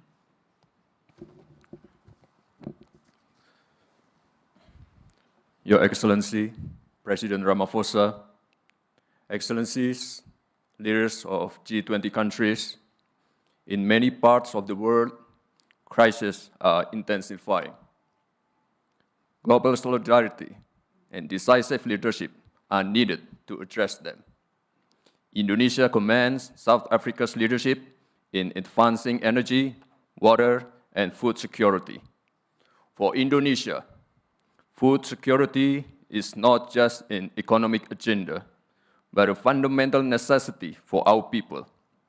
For that reason, the President of Indonesia is focusing on the food security and free nutritious meals for 80 million students and pregnant women as strategic investment. That promotes the use of local products, empowering farmers and livestock breeders, while expanding economic activity in many areas. On the other hand, as an island nation located in the Pacific Ring of Fire, Indonesia faces more than 3,000 disasters every year, from earthquakes, floods, to volcanic eruption. For Indonesia, resilience is not a slogan, it is a daily reality. Drawing from these experiences, Indonesia promotes the concept of sustainable resilience, a framework in which human development, economic growth, and environmental protection can advance in harmony. Excellencies, today's disasters are not only natural, many are the results of human action. We see this in Gaza, Ukraine, Sudan, and the Sahel, and many other regions, where conflicts reduce homes to rubble, deprive people of hopes and livelihood. These tragedies remind us to put humanity at the heart of global governance. The world must not allow and normalize preventable human suffering from becoming the new normal. As a forum representing 85% of the world's GDP, the G20 carries a moral duty to lead by example, ensuring that growth and resilience become two sides of the same coin, driving hope, prosperity, and justice for all. Thank you. Thank you. Thank you very much. I now want to call the President of the Republic of Korea, Mr. Lee Jae-myung. 네, 의장님 감사합니다. 근본 세션의 주제는 각각 다른 주제 같지만 상호 연결된 하나의 체계적 위험 요인입니다. 유엔 재해위험 경감국이 지적하는 것처럼 여러 분야에서 연쇄적으로 나타나는 복합 위기입니다. 그러나 우리가 충격을 적절히 흡수하고 복원력을 강화하면 새로운 기회가 창출되고 또 새로운 성장 기반이 마련될 것입니다. 이를 위해서 먼저 국제사회는 기후위기 대응 노력을 지속해서 강화해야 합니다. 대한민국은 국제사회의 노력에 동참하기 위해서 2035년 온실가스 감축 목표와 중장기 기후 탄력적 발전 경로를 확정했습니다. 우리 정부는 기후변화 대응을 위한 국제사회의 여정에 책임 있는 일원으로서 함께 할 것입니다. 둘째로, 재난위험 대응은 예방 중심, 복원력 중심으로 재편되어야 합니다. 올해 G20 재난위험 경감 강요회의가 다중재난 조기 경보 체계를 도입한 것은 매우 적절합니다. 대한민국 역시 누구나 소외되지 않고 재난 위협으로부터 안전한 미래를 만들기 위해서 노력하고 있고, 아시아 태평양 국가들에게 홍수 조기 경보 체계 구축 등 재난 위험 저감 사업을 지원하고 있습니다. 대한민국은 G20 회원국 여러분과 함께 재난 대응 복원력 강화를 위한 노력에 적극 동참할 것입니다. 셋째, 에너지 전환 과정에서 복원력 높은 인프라 시스템에 적극 투자해야 합니다. 대한민국은 기후위기 대응과 녹색산업 성장을 위해서 재생에너지를 기반으로 에너지 고속도로를 추진 중입니다. 해상풍력 클러스터와 분산형 전력망 구축을 확대하고 국민 모두에게 혜택을 주는 햇빛소득, 바람소득 공유 모델도 확산시켜 나가고 있습니다. 마지막으로 글로벌 식량 체제 복원력 강화를 위해서 국제사회가 연대와 협력을 지속해야 합니다. 한국은 유엔 세계 식량 계획과 식량 원조 사업을 17개국으로 확대하고 아프리카 14개국의 K 라이스벨트 사업을 추진해 왔습니다. 앞으로도 국제사회의 연대와 협력 강화에 앞장설 것입니다. 존경하는 동료 여러분, 아프리카 속담처럼 비는 한 지붕에만 내리지는 않습니다. G20는 2008년 금융위기, 2020년 팬데믹 위기에 세계 경제 회복을 이끌어냈습니다.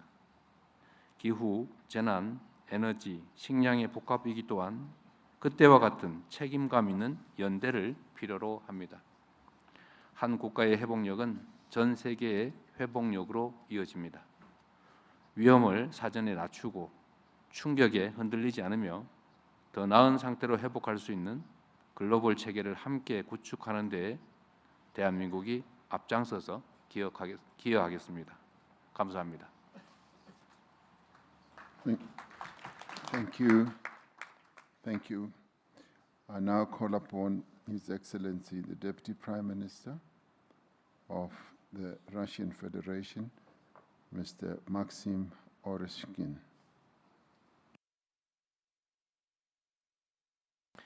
Thank you, President Ramaphosa. I will start with reminding a personal story of Bill Gates, the renowned Microsoft co-founder.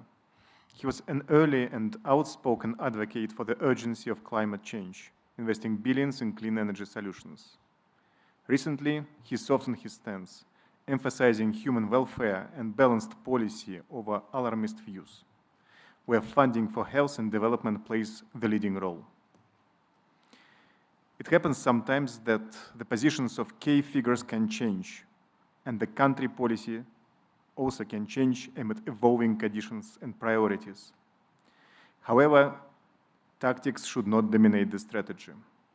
We stand for long-term and balanced development, aiming at sustainable progress that benefits all equitably. Global climate policy should be reasonable, not dogmatized. It should be focused on ensuring access to technologies and finance. It should also be cost-effective. Energy transitions should be both clean and affordable. Zero and low-emission technologies, including natural gas, nuclear, and hydropower, play a pivotal role in energy transitions, especially here in Africa, where 500 million of people do not have access to electricity. Technologically neutral approach is needed to advance decarbonization without compromising economic growth and SDG 7, access to energy for all. CO2 removal solutions, natural sinks, are not less effective than mitigation, while most affordable and also scalable. Energy policies must ensure energy security and be aligned with structural shifts in global energy demand. The expansion of digital economy, including AI, blockchain, big data, is driving electricity demand comparable to heavy industry. We need to develop new generation capacities located near resource bases and consumers. Food systems, energy, climate change, and disaster resilience are integral parts of one global resilience platform. Global South and Global East play a crucial role in providing food and energy to the world due to their vast agricultural resources and abundant natural reserves, thus contributing to food and energy security. What is also needed for global food security is fair competition and open trade. Well-functioning markets are a key factor to eliminate hunger worldwide. Just to mention that despite illegitimate sanctions, Russia is among the world's major exporters of food and fertilizers, and about 97% of our supplies go to developing nations, of which more than 40% go to low-income countries. Even amidst the background of sanctions that indirectly affect even food supplies, Russia fulfills its mission of contributing to global food security. As for the G20's mission, it is not only to respond to shocks, but to design a future architecture that is balanced and shock resilient. So, global resilience today must go beyond crisis response. It also has to be platform-based. Climate change, disaster risk reduction, and energy transitions are intertwined and should be addressed collectively. Thank you. Thank you. Thank you. Thank you indeed. I now wish to call upon Minister of Foreign Affairs of Argentina, Pablo Quirno Magrain.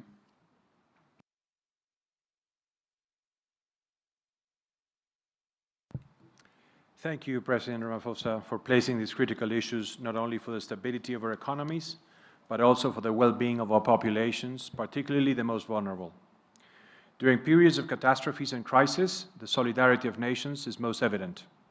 History has shown that despite diverse worldviews, the G20 has served as a platform for cooperation in the most challenging moments of recent history, successfully reaching consensus and coordinating actions and tasks collectively. Disaster prevention cannot be limited to statements. It requires concrete action and effective collaboration with the most vulnerable nations. It is essential to provide technology, materials, expertise, and skilled personnel to develop safe infrastructure and mitigate damage. An efficient approach is to share resources when and where they are needed, coordinating among countries in a practical, bureaucracy-free manner. Disasters tend to occur in predictable seasons and regions. Therefore, international agreements must move from words to clear commitments with specified contributions and shared responsibility, ensuring that solidarity goes beyond good intentions. Allow me to move on to my next point. Food security must be addressed through mechanisms that do not reduce global food production and investment. Argentina is a major food producer, and under market conditions, free from distortions caused by domestic and international policies, it could double and diversify its production. Many countries have implemented domestic policies aimed at lowering consumer prices, which have led to stagnation or declines in production. This effect is not only caused by domestic public policies, but also by international ones. Food markets are competitive, meaning there is a good balance between quality and price. Distorting them through subsidies or prohibitions only harms those who need food the most, because higher production would correspond to lower prices. For this reason, Argentina fights against market distortions, against barriers to food trade, and against subsidies that distort competition. That is why we promote long-term contracts to supply countries that regularly import food, as well as strategic partnerships that ensure food security. Hunger is addressed by increasing food production, not by reducing it through measures that only stagnate it. We're here to cooperate by producing, integrating stable value chains, and selling at highly competitive prices and quality for the benefit of consumers around the world. Thank you. Thank you very much indeed. My last speaker on the G20 member side is Her Excellency, Minister of Finance and Public Credit, United Mexican States, Edgar Amador Zamora. Thank you, Your Excellency. We gather today not only as representatives of our nations, but as partners in the pursuit of a resilient and sustainable world. As we reflect on the challenges that we have faced, be it the global pandemic, extreme weather events linked to climate change, or market financial volatility, we must recognize the pivotal role that the G20 plays in fostering collaboration and resilience among our nations. Together, we have the power to shape a future that prioritizes the well-being of our people and our planet.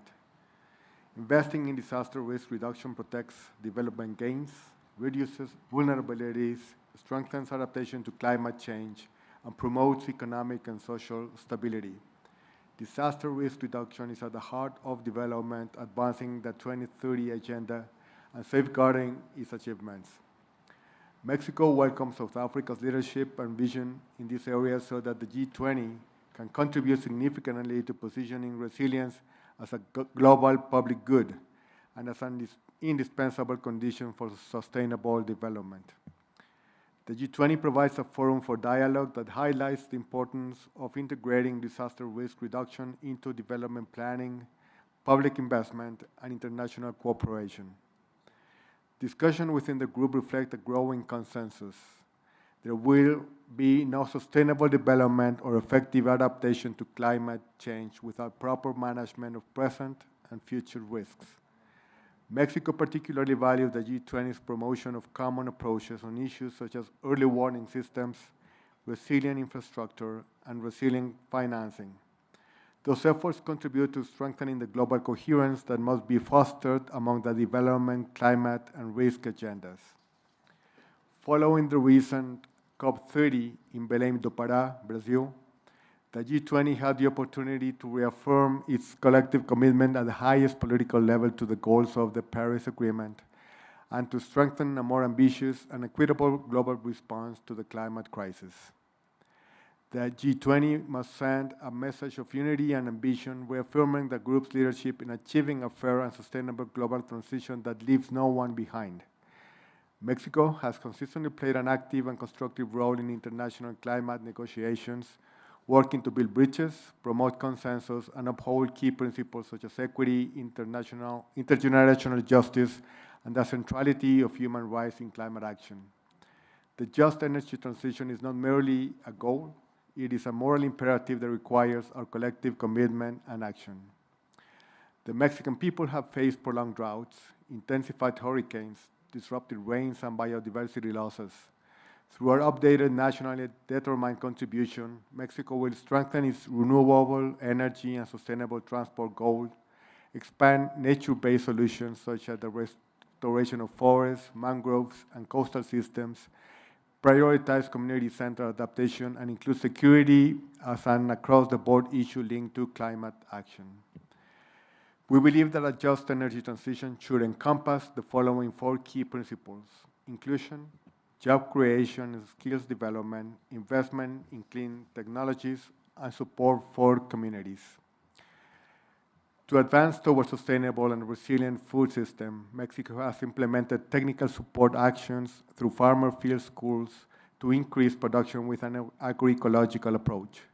We also established new seed banks dedicated to the preservation of traditional food systems, which contributed to the selection, conservation, and safeguarding of native corn varieties. Finally, the efficient use of water in food production is a strategic issue. Therefore, we implemented the National Irrigation Technology Program, which includes training and technological assistance to producers to recover volumes for other uses. I thank you. Thank you. Thank you indeed. We've now concluded the interventions by G20 members. We now have guest countries that have chosen to make interventions. As we have run out of time, we propose that we allow interventions right up till 6:45. And beyond 6:45, those who have not spoken will then be given the opportunity into the 3rd session tomorrow. We anticipate that we should be able to finish in time tomorrow. So if by 6:45 we have not given you the opportunity to speak, there will be ample opportunity for you to make your intervention tomorrow. We say this as we have some 500 guests who are coming in for the dinner, which we are all invited to, and we should not keep them waiting too long. But besides, we've been at this since 10 o'clock this morning, if not earlier, and I am told that it's always best to get time to rest and to have something to eat. This I get from my wife, who is a doctor, and I am a doctor by marriage. So this is the advice that I have received through my marriage. So I now want to call upon Dr. Netumbo Nandi Ndaitwa, and the guest country speakers have 3 minutes each. Thank you. To address disaster risk, the African continent has renewed commitment by adopting the Windhoek Declaration on advancing the program of action for the implementation of the SDI framework for disaster risk reduction 2025-2030. As the cost of disaster increase and international assistance decline, more and urgent concrete action are needed in the next 5 years to sustain progress towards achieving the expected outcome of the goals of the SDI framework by 2030. Our work on disaster risk reduction, climate change, and food security must be transformative. It also requires partnership built on accessible finance and fair technology transfer. Namibia is undertaking broad measures to transform our food system and reduce our dependence on import. Our focus is to reduce agricultural imports, strengthen domestic production, and build climate-resilient agriculture infrastructure with a strong focus on irrigation, water harvesting, storage, and rural value chain. We are also modernizing our livestock sector, which remains the backbone of rural livelihood. On climate financing, Namibia will need 15 billion to meet her climate goals, with 90% of adaptation cost relies on international support. hence the need to scale up climate financing. Namibia is creating a formal and attractive framework for investment and technological transfer in renewable energy, including green energy value chain. Our goal is to build a full investable ecosystem while calling for a just transformation to allow development countries to space to develop under the principle of common but differentiated responsibility. We therefore urge the G20 to view Namibia as a vital strategic investment partner ready to work on our shared decarbonization. Finally, Your Excellency, as a country which is higher impact by climate change due to our geographical location, Namibia is bidding to host one of the 2 African regional hubs for the Green Climate Fund, and we will appreciate your support. Thank you, Your Excellencies. Thank you, President Nandine Ndaitwah. I now want to call upon His Excellency Dr. Julius Maada Bio, the President of the Republic of Sierra Leone and Chairperson of the Economic Community of West African States, ECOWAS.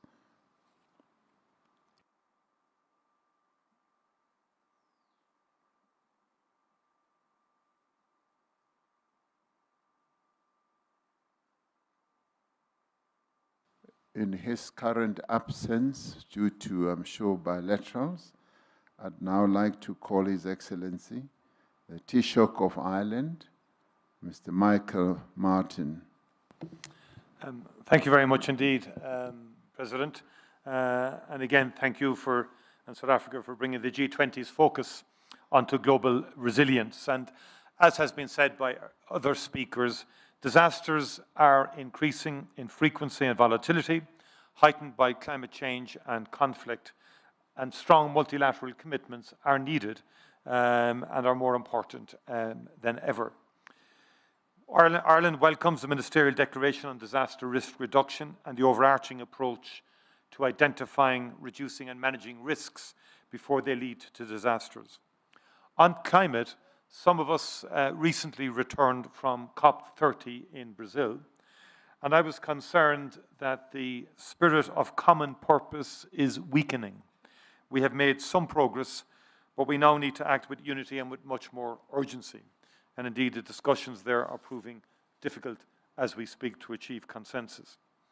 International climate finance is a priority for Ireland, and we are on track to deliver our COP26 pledge of at least 225 million per year to developing countries by 2025. We will achieve that this year.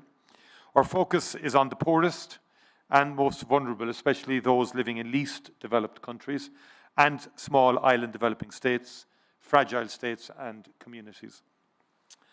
Adaptation is perhaps something we haven't given enough attention to. It is central and equally adequate and accessible climate finance is key to countries' adaptation endeavours, and we need to improve that access. In the European Union, as Antonio has said, our sights are on reducing collective emissions by 90% by 2040. In Ireland now, emissions are now lower than at any point since 1990, despite our population growing by 50% over that time period and having successive economic growth as well. On just energy transitions, Ireland is committed to ensure that no one is left behind. We are seeking to, again, as others have said, maximize employment opportunities, support persons and communities who may be negatively affected, and some will, as we action a climate-neutral society by 2050. On food systems, the world is significantly behind on achieving Sustainable Development Goal 2. Transformation must be at the heart of our work to reinvigorate the 2030 agenda. Our collective commitments will be extremely important in the context of growing instability and economic and environmental crises. Ireland focuses on gender equality, climate action, and fragility through a range of partners, including the Food and Agriculture Organization, the World Food Programme, and the International Fund for Agricultural Development. Women's economic empowerment in the agri-food sector, improving access to finance, expansion of climate-resilient agriculture practices, and policy engagement are all critical channels for achieving gender equality. Ireland has provided funding to the African Union for the implementation of the new Comprehensive African Agriculture Development Programme. In Africa and beyond, Ireland remains committed to supporting inclusive, climate-resilient, healthy and nutritious food systems and to contributing to all of the Sustainable Development Goals. These efforts and the efforts of the G20 are integral to building a more resilient world. Thank you very much, President. Thank you. Thank you, Taoiseach Martin. I now ask His Excellency Mr. Sifi Grieb, the Prime Minister of the People's Democratic Republic of Algeria. Thank you, Mr. President. شكرا فخامة الرئيس سيريل رامافوسا. اسمحوا لي أن أتلو على مسامعكم كلمة رئيس الجمهورية السيد عبد المجيد تبون التي يوجهها لهذه الجلسة، وهذا نصها. تعتبر الجزائر إحدى الدول الأكثر عرضة للآثار السلبية لتغير المناخ، حيث شهدت في الآونة الأخيرة تزايداً غير مسبوق للعديد من الظواهر التي تتسبب في خسائر بشرية ومادية جسيمة، فضلاً عن التأثير على النظم البيئية المختلفة. واستجابة لهذا الواقع، وضعت بلادي ترسانة قانونية ومؤسساتية للحماية من المخاطر الكبرى وتسيير الكوارث، بهدف تدعيم المنشآت التحتية وتعزيز القدرات التقنية والتكنولوجية، وإقامة وتحسين أنظمة الإنذار المبكر، فضلاً عن تعبئة موارد مالية معتبرة للتكفل بالمتضررين. وعلى الصعيد الإقليمي والقاري، بادرت الجزائر بإنشاء آلية إفريقية للوقاية من أخطار الكوارث، كما تحتضن المركز العربي للوقاية من أخطار الزلازل والكوارث الطبيعية الأخرى، في مساهمة منها لتعزيز العمل المشترك في هذا المجال. السيد الرئيس، إن تحقيق الاكتفاء الذاتي وتعزيز الأمن الغذائي يشكلان أولوية للجزائر، التي تعرف خلال السنوات الأخيرة نمواً استثنائياً للاستثمار الفلاحي، خاصة في الجنوب الجزائري، عبر شراكات مع دول شقيقة وصديقة. ومن هذا المنطلق ندعو دول المجموعة العشرين إلى عقد شراكات مع الدول الإفريقية لتطوير الإنتاج الفلاحي والحيواني والحد من ظاهرة الجوع والأزمات الغذائية. السيد الرئيس، تواجه القارة الإفريقية تحديات معتبرة بخصوص الانتقال الطاقوي، إذ أنها تأوي 18% من سكان العالم، بينما تسجل أقل من 6% من الاستهلاك الطاقوي العالمي، في حين لا تتجاوز نسبة الربط بالكهرباء 45%. وبالمقابل يفرض علينا التصدي لظاهرة تغير المناخ، التخفيف المكثف للانبعاثات، وخلق ظروف مواتية لضمان الانتقال السلس إلى أنماط إنتاج واستهلاك خالية من الكربون، مع مراعاة المبادئ الآتية: أولاً، إرساء آليات تسهيلية تسمح للدول النامية بالاستفادة من الدعم المالي الدولي ونقل التكنولوجيا. ثانياً، تبادل الخبرات الناجحة في تطوير الطاقات المتجددة وترشيد استهلاك الطاقة. تعزيز القدرات البشرية والمؤسساتية للدول النامية. وفي هذا الصدد تدعو الجزائر إلى عقد شراكات في مجال التحول الطاقوي في القارة الإفريقية، قصد تجسيد تحول ناجح يسمح بتحقيق أهداف التنمية المتعلقة بالطاقة النظيفة والمتاحة والعمل اللائق والنمو الاقتصادي والعمل من أجل المناخ. وتبدي الجزائر استعدادها لمشاركة تجربتها في مجال الطاقة مع البلدان الإفريقية ودول مجموعة العشرين، كما تجدد التزامها بالعمل بشكل حثيث لتجسيد مشاريع طموحة مع شركائها بغية تعزيز الطاقة الخضراء النظيفة والمساهمة في الجهد الجماعي لضمان انتقال طاقوي سلس. وشكرا على حسن الإصغاء. Thank you, Prime Minister. I now call upon Dr. Andrew Michael Holness, the Prime Minister of Jamaica and the Chair of the Caribbean Community, CARICOM.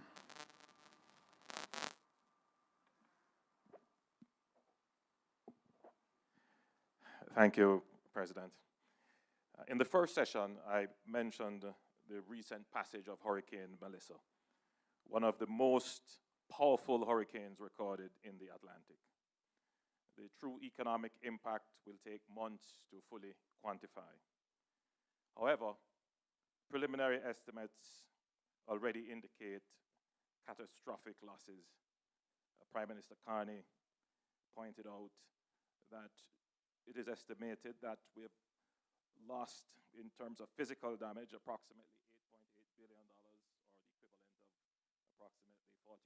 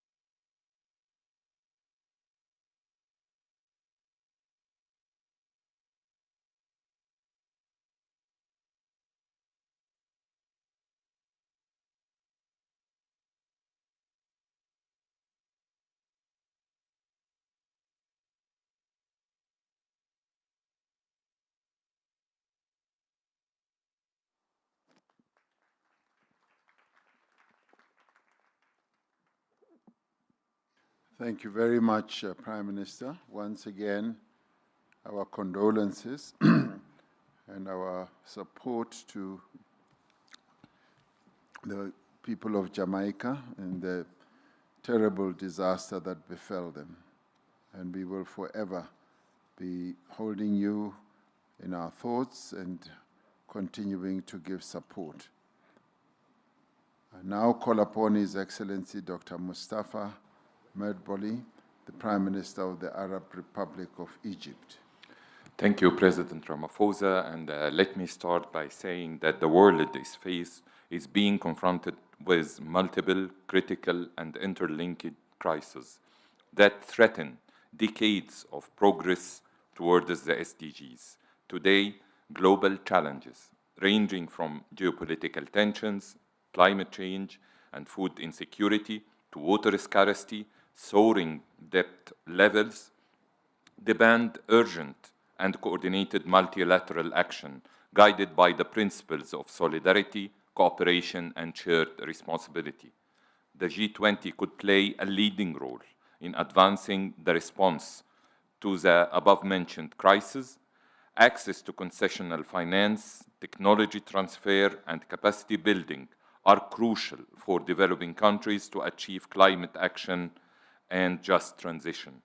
The Egyptian presidency of COP27 has exerted all efforts to achieve tangible progress in all areas of climate action, particularly regarding just transition, the role of multilateral development banks in financing climate action, and above all, the establishment of the Loss and Damage Fund. We call on the G20 to take a leading role to improve the MDB's role in financing climate action and increasing their support and lending capacities to allow developing countries to have access to concessional finance and other non-debt instruments, and to unlock investment opportunities for a just transition. We also call on the G20 to encourage developed countries to fulfill their climate finance and ODA commitments. Furthermore, the growing global food insecurity remains among the most pressing challenges of our time. Egypt has taken significant steps nationally and internationally to address these critical challenges.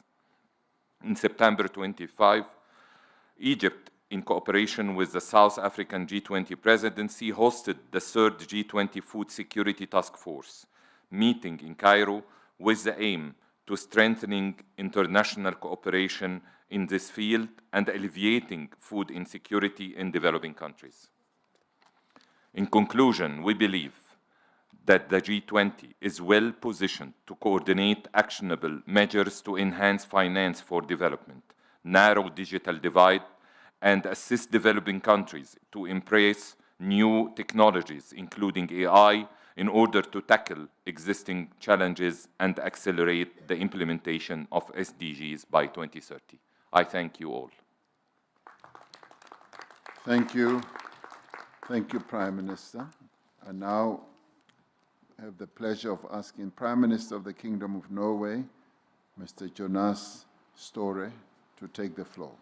Thank you, Mr. President. Norway has for a long time urged to have resilience on the global agenda, and I'm happy to see that the G20 summit under your chair, Mr. President, is doing precisely that. Belém, as my Irish colleague said, we were there 2 weeks ago, and although there are reasons to be very concerned about climate change, at least we can see and we saw there that the Paris Agreement is working. Had it not been for the Paris Agreement, we could have been at more than 4% temperature increase. Now we are at 2.5. That's too much, but it means that multilateral cooperation, having adapted mechanisms, can work. So we need to work and do that even better. And the world rightfully expects that the G20 can lead the way by setting that agenda. It implies climate finance, key to resilience. Norway has, for its part, double its climate funding. We were supposed to reach that goal by 2026. We are there now. And we still have our ODA at 1% of GDP. But the question is now, how do we invest our ODA? It is not the traditional mechanism that will work. It is if we work with the financial banks, with the development banks and the World Bank, we can move forward. On the energy transition, it is renewable that is now being the winner in terms of affordability, and that has now to be made available to people in development. 600 million people here in Africa lack access to the modern miracles from electrification, as well as clean cooking, taking lives of so many women and children. So to address this, we have over the last year worked to support Mission 300, the World Bank and African Development Bank-led initiative to provide electricity to 300 million people in Africa by 2030. So we welcome the early progress reported from this initiative, and we are ready to support it further. Let me mention a very different example, Mr. President, coming also out of Belém: tropical forests, indispensable for maintaining global biodiversity in Africa, in Latin America, in Amazonas, and in Asia, Indonesia. And the new Tropical Forest Forever facility, the TFFF, came out of a Brazilian COP, and I would like to commend President Lula and Brazil for having established this mechanism. Norway will contribute up to $3 billion over 10 years to support this mechanism, which is again an example of doing innovative things with our financial partners. Let me end on the third area, if I may. All G20 members are ocean nations, as we are, and Norway is in fact representing a country with the world's second largest coastline. The ocean offers many solutions to many issues on our G20 agenda, as long as the ocean is managed sustainably, as I work together with partners in the International Ocean Panel that I'm chairing with the President of Palau. And I'm happy to see that we have reference to that in the communiqué from this summit. We welcome the results of the third UN Ocean Conference in Nice, hosted by President Macron, the entry into the force of the BBNJ agreement, and the WTO agreement on fishery subsidies. So in closing, I would like to congratulate you, Mr. President, for also putting this theme on the agenda in a very appropriate way. And it will give, I think, impetus to the way we work on resilience around the world. Thank you. Thank you, Prime Minister Store. And now I would like to ask the Prime Minister of Malaysia and the Chair of the ASEAN Nations, Mr. Anwar bin Ibrahim, my brother. Please take the floor. Thank you, President Cyril Ramaphosa. Southeast Asia is one of the world's disaster epicenters. In many years, our region accounts for around half of global disaster fatalities and more than $4 billion in economic losses.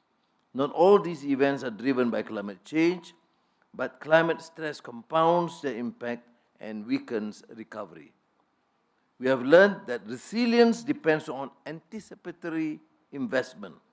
That is why our region has built one of the most active disaster response systems in the developing world through the ASEAN Coordinating Center for Humanitarian Assistance, or AHA Center. The science of climate change is crystal clear, yet global momentum is faltering.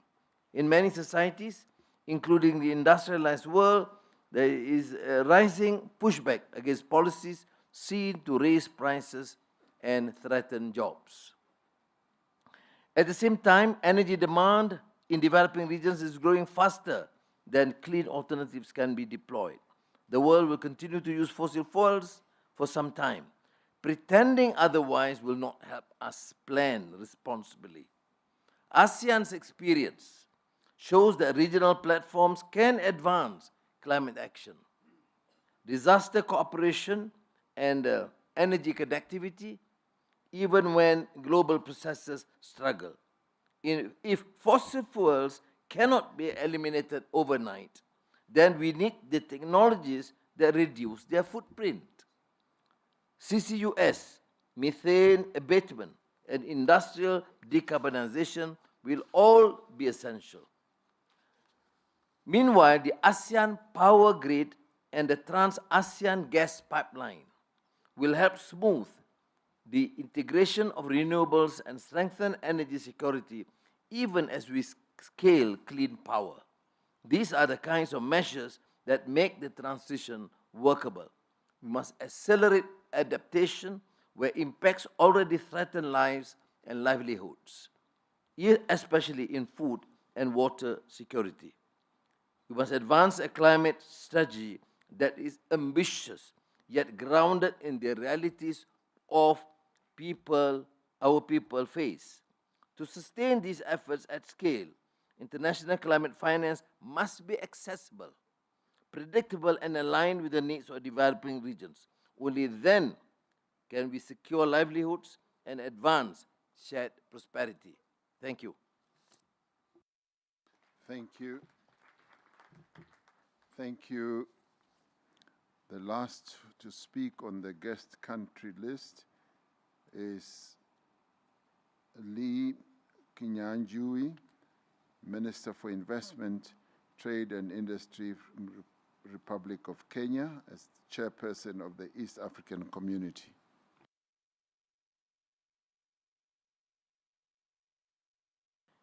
Your Excellency, President Cyril Ramaphosa, President of the Republic of South Africa, Excellencies, Heads of State and Government, ladies and gentlemen. Once again, apologies, Mr. Ali Kenyajui, the Cabinet Secretary, is not allowed, and I am taking his place. I'm the Kenya High Commissioner to the Republic of South Africa. We wish to commend South Africa for ensuring that African priorities are prominently reflected in the summit's agenda, particularly on resilience, sustainability, and equitable development.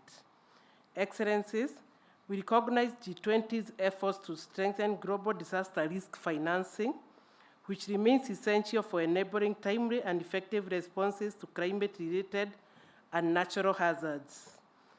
We also welcome the G20 focus on expanding inclusive early warning systems and enhancing capacity building in developing regions, which is vital for protecting lives and preserving development gains.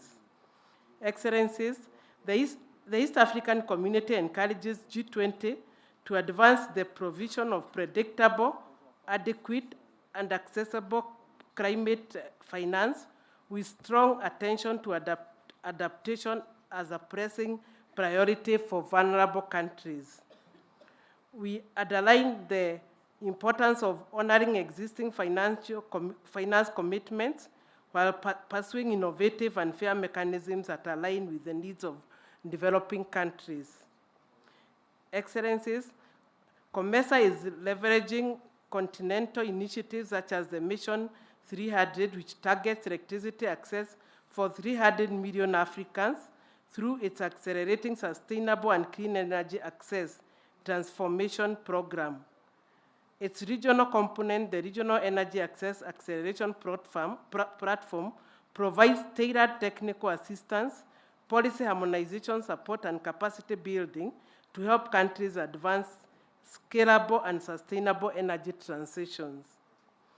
We emphasize that energy development is inherently regional. Harmonized laws, coordinated regulations, and integrated markets are essential to avoid fragmented progress and to unlock economies of scale in cross-border energy trade and infrastructure development. As we advance sustainable energy transitions, we must ensure they are just and inclusive, fully supporting women, youth, and indigenous communities and workers in carbon-intensive sectors. Excellencies, let me conclude by saying we stand ready to deepen cooperation with all partners, including the G20, to accelerate clean energy access, strengthen regional integration, and build resilient systems that support long-term sustainable development. I thank you. Thank you. Thank you so much. We now move on to international organizations. And if we are economic with time, we could finish in a few minutes before we all retire to dinner and thereafter retire to have an early night.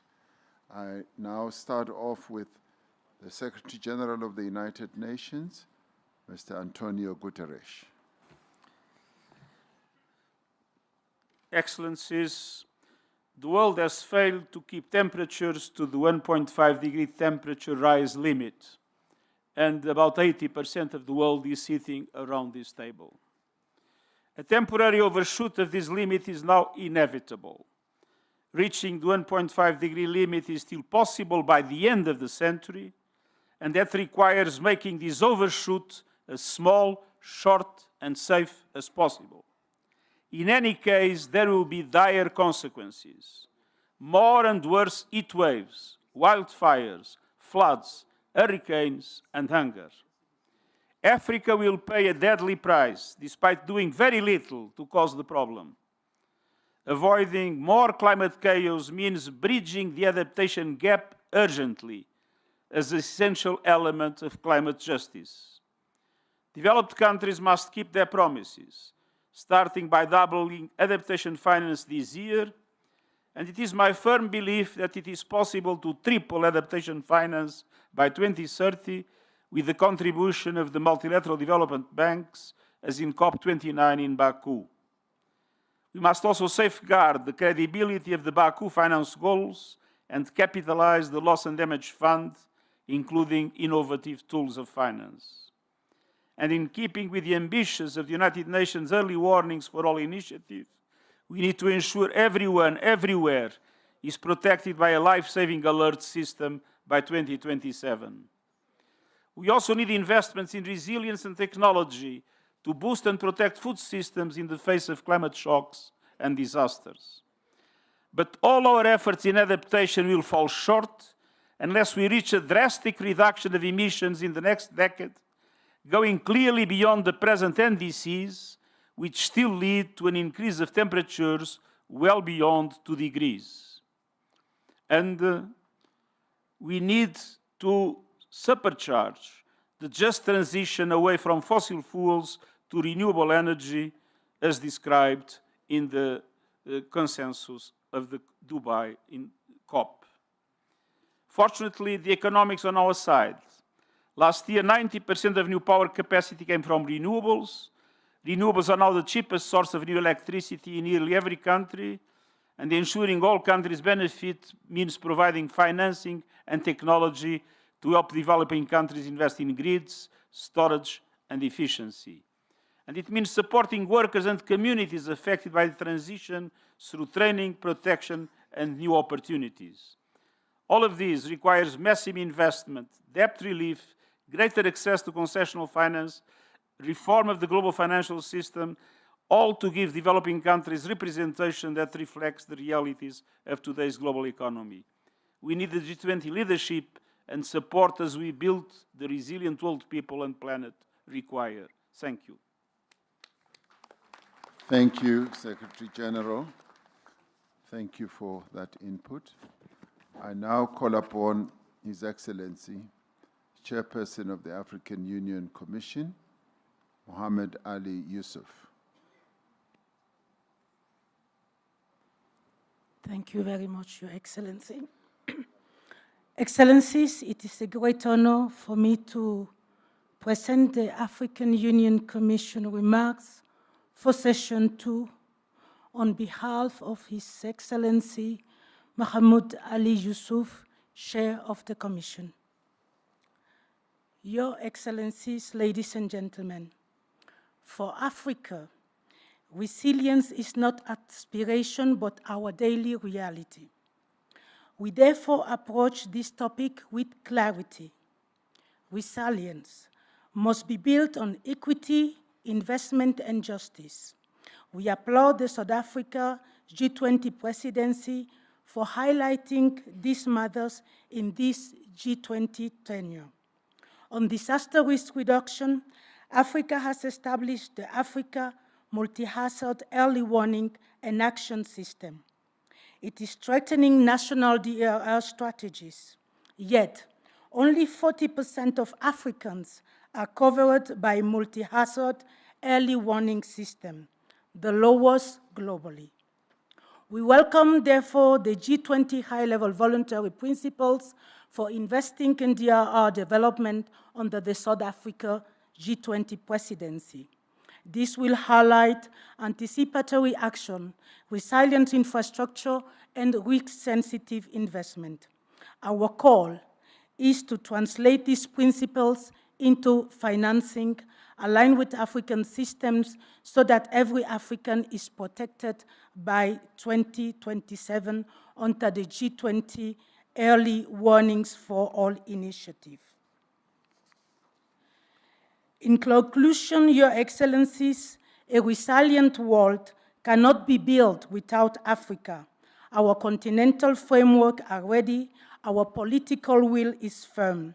What we require is a G20 partnership grounded in predictable financing, simplified access, and technology transfer, the one that respects Africa's development choices.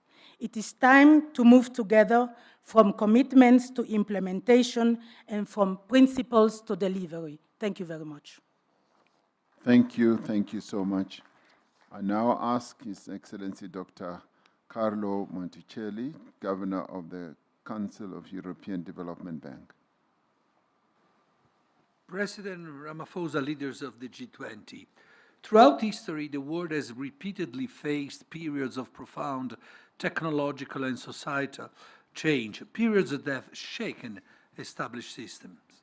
Time after time, it has been the most vulnerable who have shouldered a disproportionate share of the social, human, and economic burden that comes with such transitions. Present circumstances stand apart for two key reasons. First, the pace at which the change is unfolding and its fully global reach have no precedent. Second, there is a growing recognition that transition must be just. Safeguarding the most vulnerable is essential as it preserves social fabric that enables transformation themselves to happen. One transition in particular is taking center stage, the shift to sustainable economic systems driven by escalating natural hazards and deepening climate crisis. Multilateral development banks have scaled up their collective ambitions to support member countries in navigating this transition.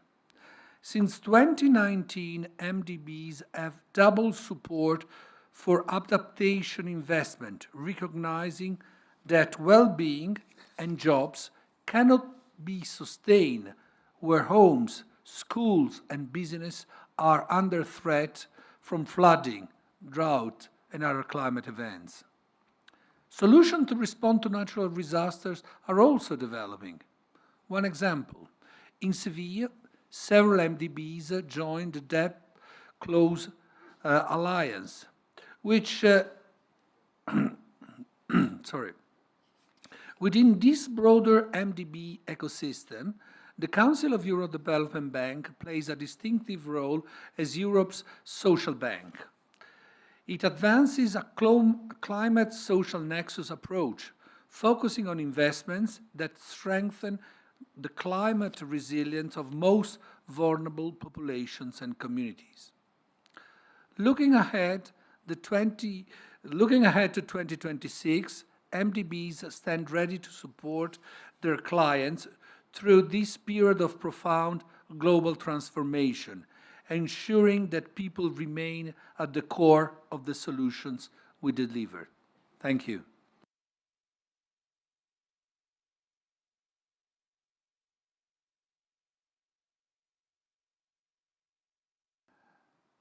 Thank you indeed.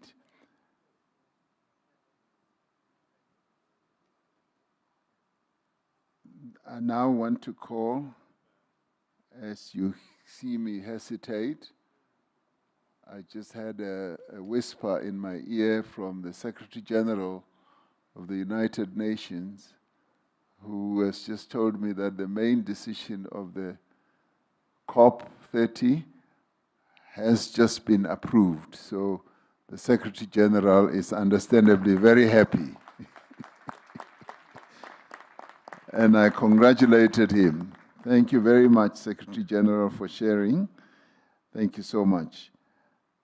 I now call upon Andrew Bailey, the Chair of the Finance Stability Board. Thank you. Well, thank you, Your Excellency. Let me be very brief. Sustainable growth requires long-term engagement and long-term finance. And in turn, that requires us to understand the risks to that finance over the longer term. Climate change is undoubtedly one such risk. But the answer to that is not to have no or less finance.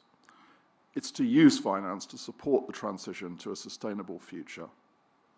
The FSB has a role to play in helping the system to assess risks, providing frameworks to do that, and thereby to support sustainable finance. And I can give the assurance that is what we will do. Thank you.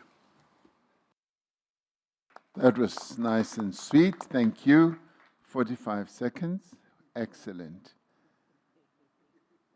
Can I ask Mr. Claver Gatete, Under-Secretary General of UNECA, of United Nations Economic Commission for Africa. Let's see if you will be able to beat that record. Thank you very much, Mr. President. I align myself with the statement by the Secretary General. Thank you so much.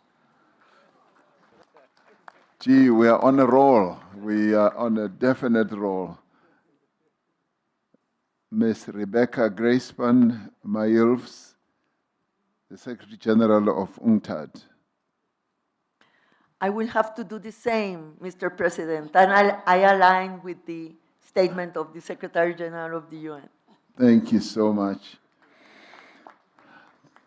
My next speaker is Dr. Tedros Ghebreyesus. I am going to give you time because you deal with a different matter altogether. WHO.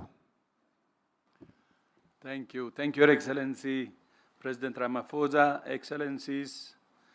WHO welcomes the G20's endorsement of health security and resilient health systems in the declaration and the voluntary high-level principles of investing in disaster risk reduction. Likewise, we welcome South African presidency's focus on critical infrastructure. Strong health systems and early warning capacities are vital for preventing crises from becoming disasters. The COVID-19 pandemic exposed critical gaps in the world's health security defenses. We thank the G20 for its leadership in closing those gaps, including through the establishment of the Pandemic Fund and the Joint Finance and Health Task Force. In addition, WHO has also launched several initiatives for global health security based on COVID lessons. And as you know, at the World Health Assembly this year, WHO member states adopted the WHO Pandemic Agreement, which, when ratified, will become a landmark instrument of international law. Member states are now negotiating the Pathogen Access and Benefit Sharing System, or the PABS Annex, which will be critical for ensuring equitable access to vaccines and other medical countermeasures. We ask G20 countries to ensure those negotiations are completed in time for next year's World Health Assembly in May, because the next pandemic is not a question of if, but when. I thank you, and back to you, Mr. President.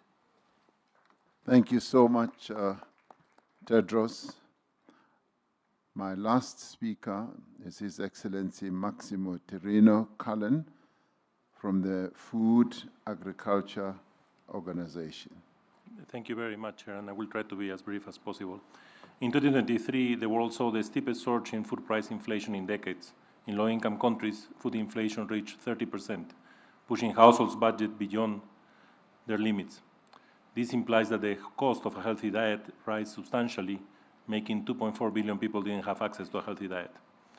Countries try to resolve this through different fiscal measures, social protection, and other measures. But Excellencies, the G20 can change this trajectory.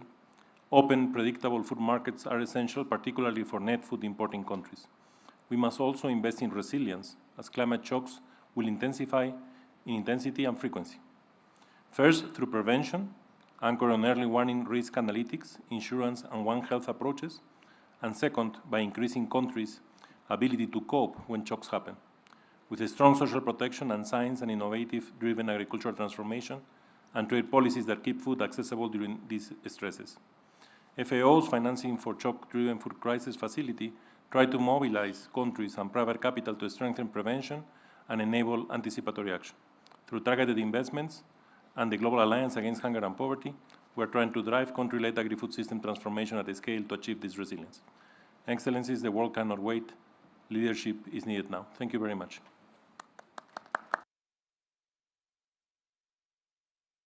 Thank you very much. I'd like to extend my thanks and gratitude to you all. And by way of concluding this, we'd like to say as South Africa, the global community is faced by several formidable and related issues. And a number of them are poverty, unemployment, food insecurity, inequality, environmental degradation, and climate change. The complexity of these challenges does call for enhanced action. Resilience is not merely about recovery after a disaster or crisis. It is about foresight, shared responsibility, and sustainable development. A resilient world can only be achieved through inclusive economic growth, strengthening global partnerships, and reforming international institutions. It means we must be prepared.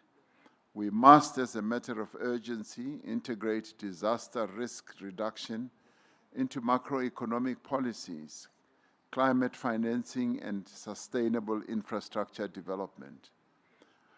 We must also ensure that vulnerable countries and communities have equitable access to technologies, to finance, and the capacity to anticipate and withstand future shocks.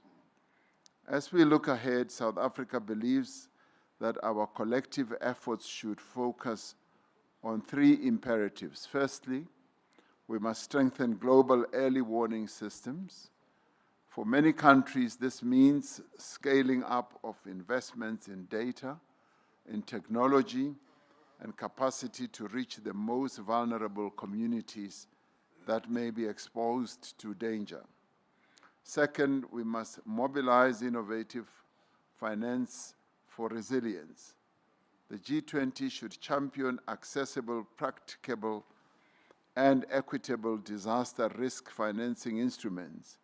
We need to pool risk, mobilize anticipatory funding, and forge public-private partnerships. And thirdly, we must mainstream disaster risk reduction into all sectors of economic planning, from energy and infrastructure to agriculture and urban development as well. Sustainable, balanced, and inclusive growth requires that we must take measures to address the severe imbalance in vulnerability to the increasing effects of climate change. Now, those countries most affected by severe weather events are often those that bear the least responsibility for climate change. This threatens to further deepen inequality between and within countries. Developing economies need resources and technical partnerships for effective adaptation. We need to make good on our commitments to fund loss and damage caused by climate change. And as 2025 marks the 10th anniversary of the Paris Agreement, we recognize its historic contribution to fostering universal climate action. And yet, global temperatures continue to climb. We have no choice but to fully effectively implement what we agreed to implement, and its temperature goal. In doing so, we must hold fast to the principle of common but differentiated responsibilities and respective capabilities. Just transition pathways are key enablers for climate action. These should encompass a whole of economy and a whole of society approach. In the face of persistent hunger and escalating climate pressures, we face a sobering reality. According to the Food and Agricultural Organization, as many as 700 million people are experiencing hunger worldwide. Excessive food price volatility continues to undermine purchasing power, especially for low-income communities. But we must applaud the G20 for continuously keeping food security at the center of the developmental agenda. South Africa made food security one of the priorities of its G20 presidency, building on the excellent work of previous presidencies, including the Global Alliance Against Hunger and Poverty established under the Brazilian presidency. Platforms such as Agriculture Working Group, Meeting of Agricultural Chief Scientists, and the Food Security Task Force have delivered outcomes that underscore what we believe is the importance of building inclusive, diverse, and resilient, sustainable food systems. Since it was formed at a time of crisis, the G20 and the world has had to confront several crises. Unless we act now to build resilience and sustainability, the crises we face tomorrow will be more devastating, more damaging, and more lasting, as we have already heard from a number of speakers who stood to speak here. Now, that concludes our day today, and I think the day has gone extremely well, and we finished more or less on time. We left with one session, which is tomorrow, the third session, which is really a short session, just a half-day session. We now have an opportunity to have dinner together and to relax and to let our hair down. Those who have long hair and me, let my hair up so that we are able to mix and amongst each other and get to know each other rather well. We will now get an announcement of where we should go, and thereafter, that will be the end of the evening. We expect that this will just take 2 hours, and by 9 p.m. we should all be departing for the various places where we are going to rest. So thank you very much. Let's give ourselves a round of applause for the wonderful day we've spent. Excellencies, ladies and gentlemen, we invite the heads of state and government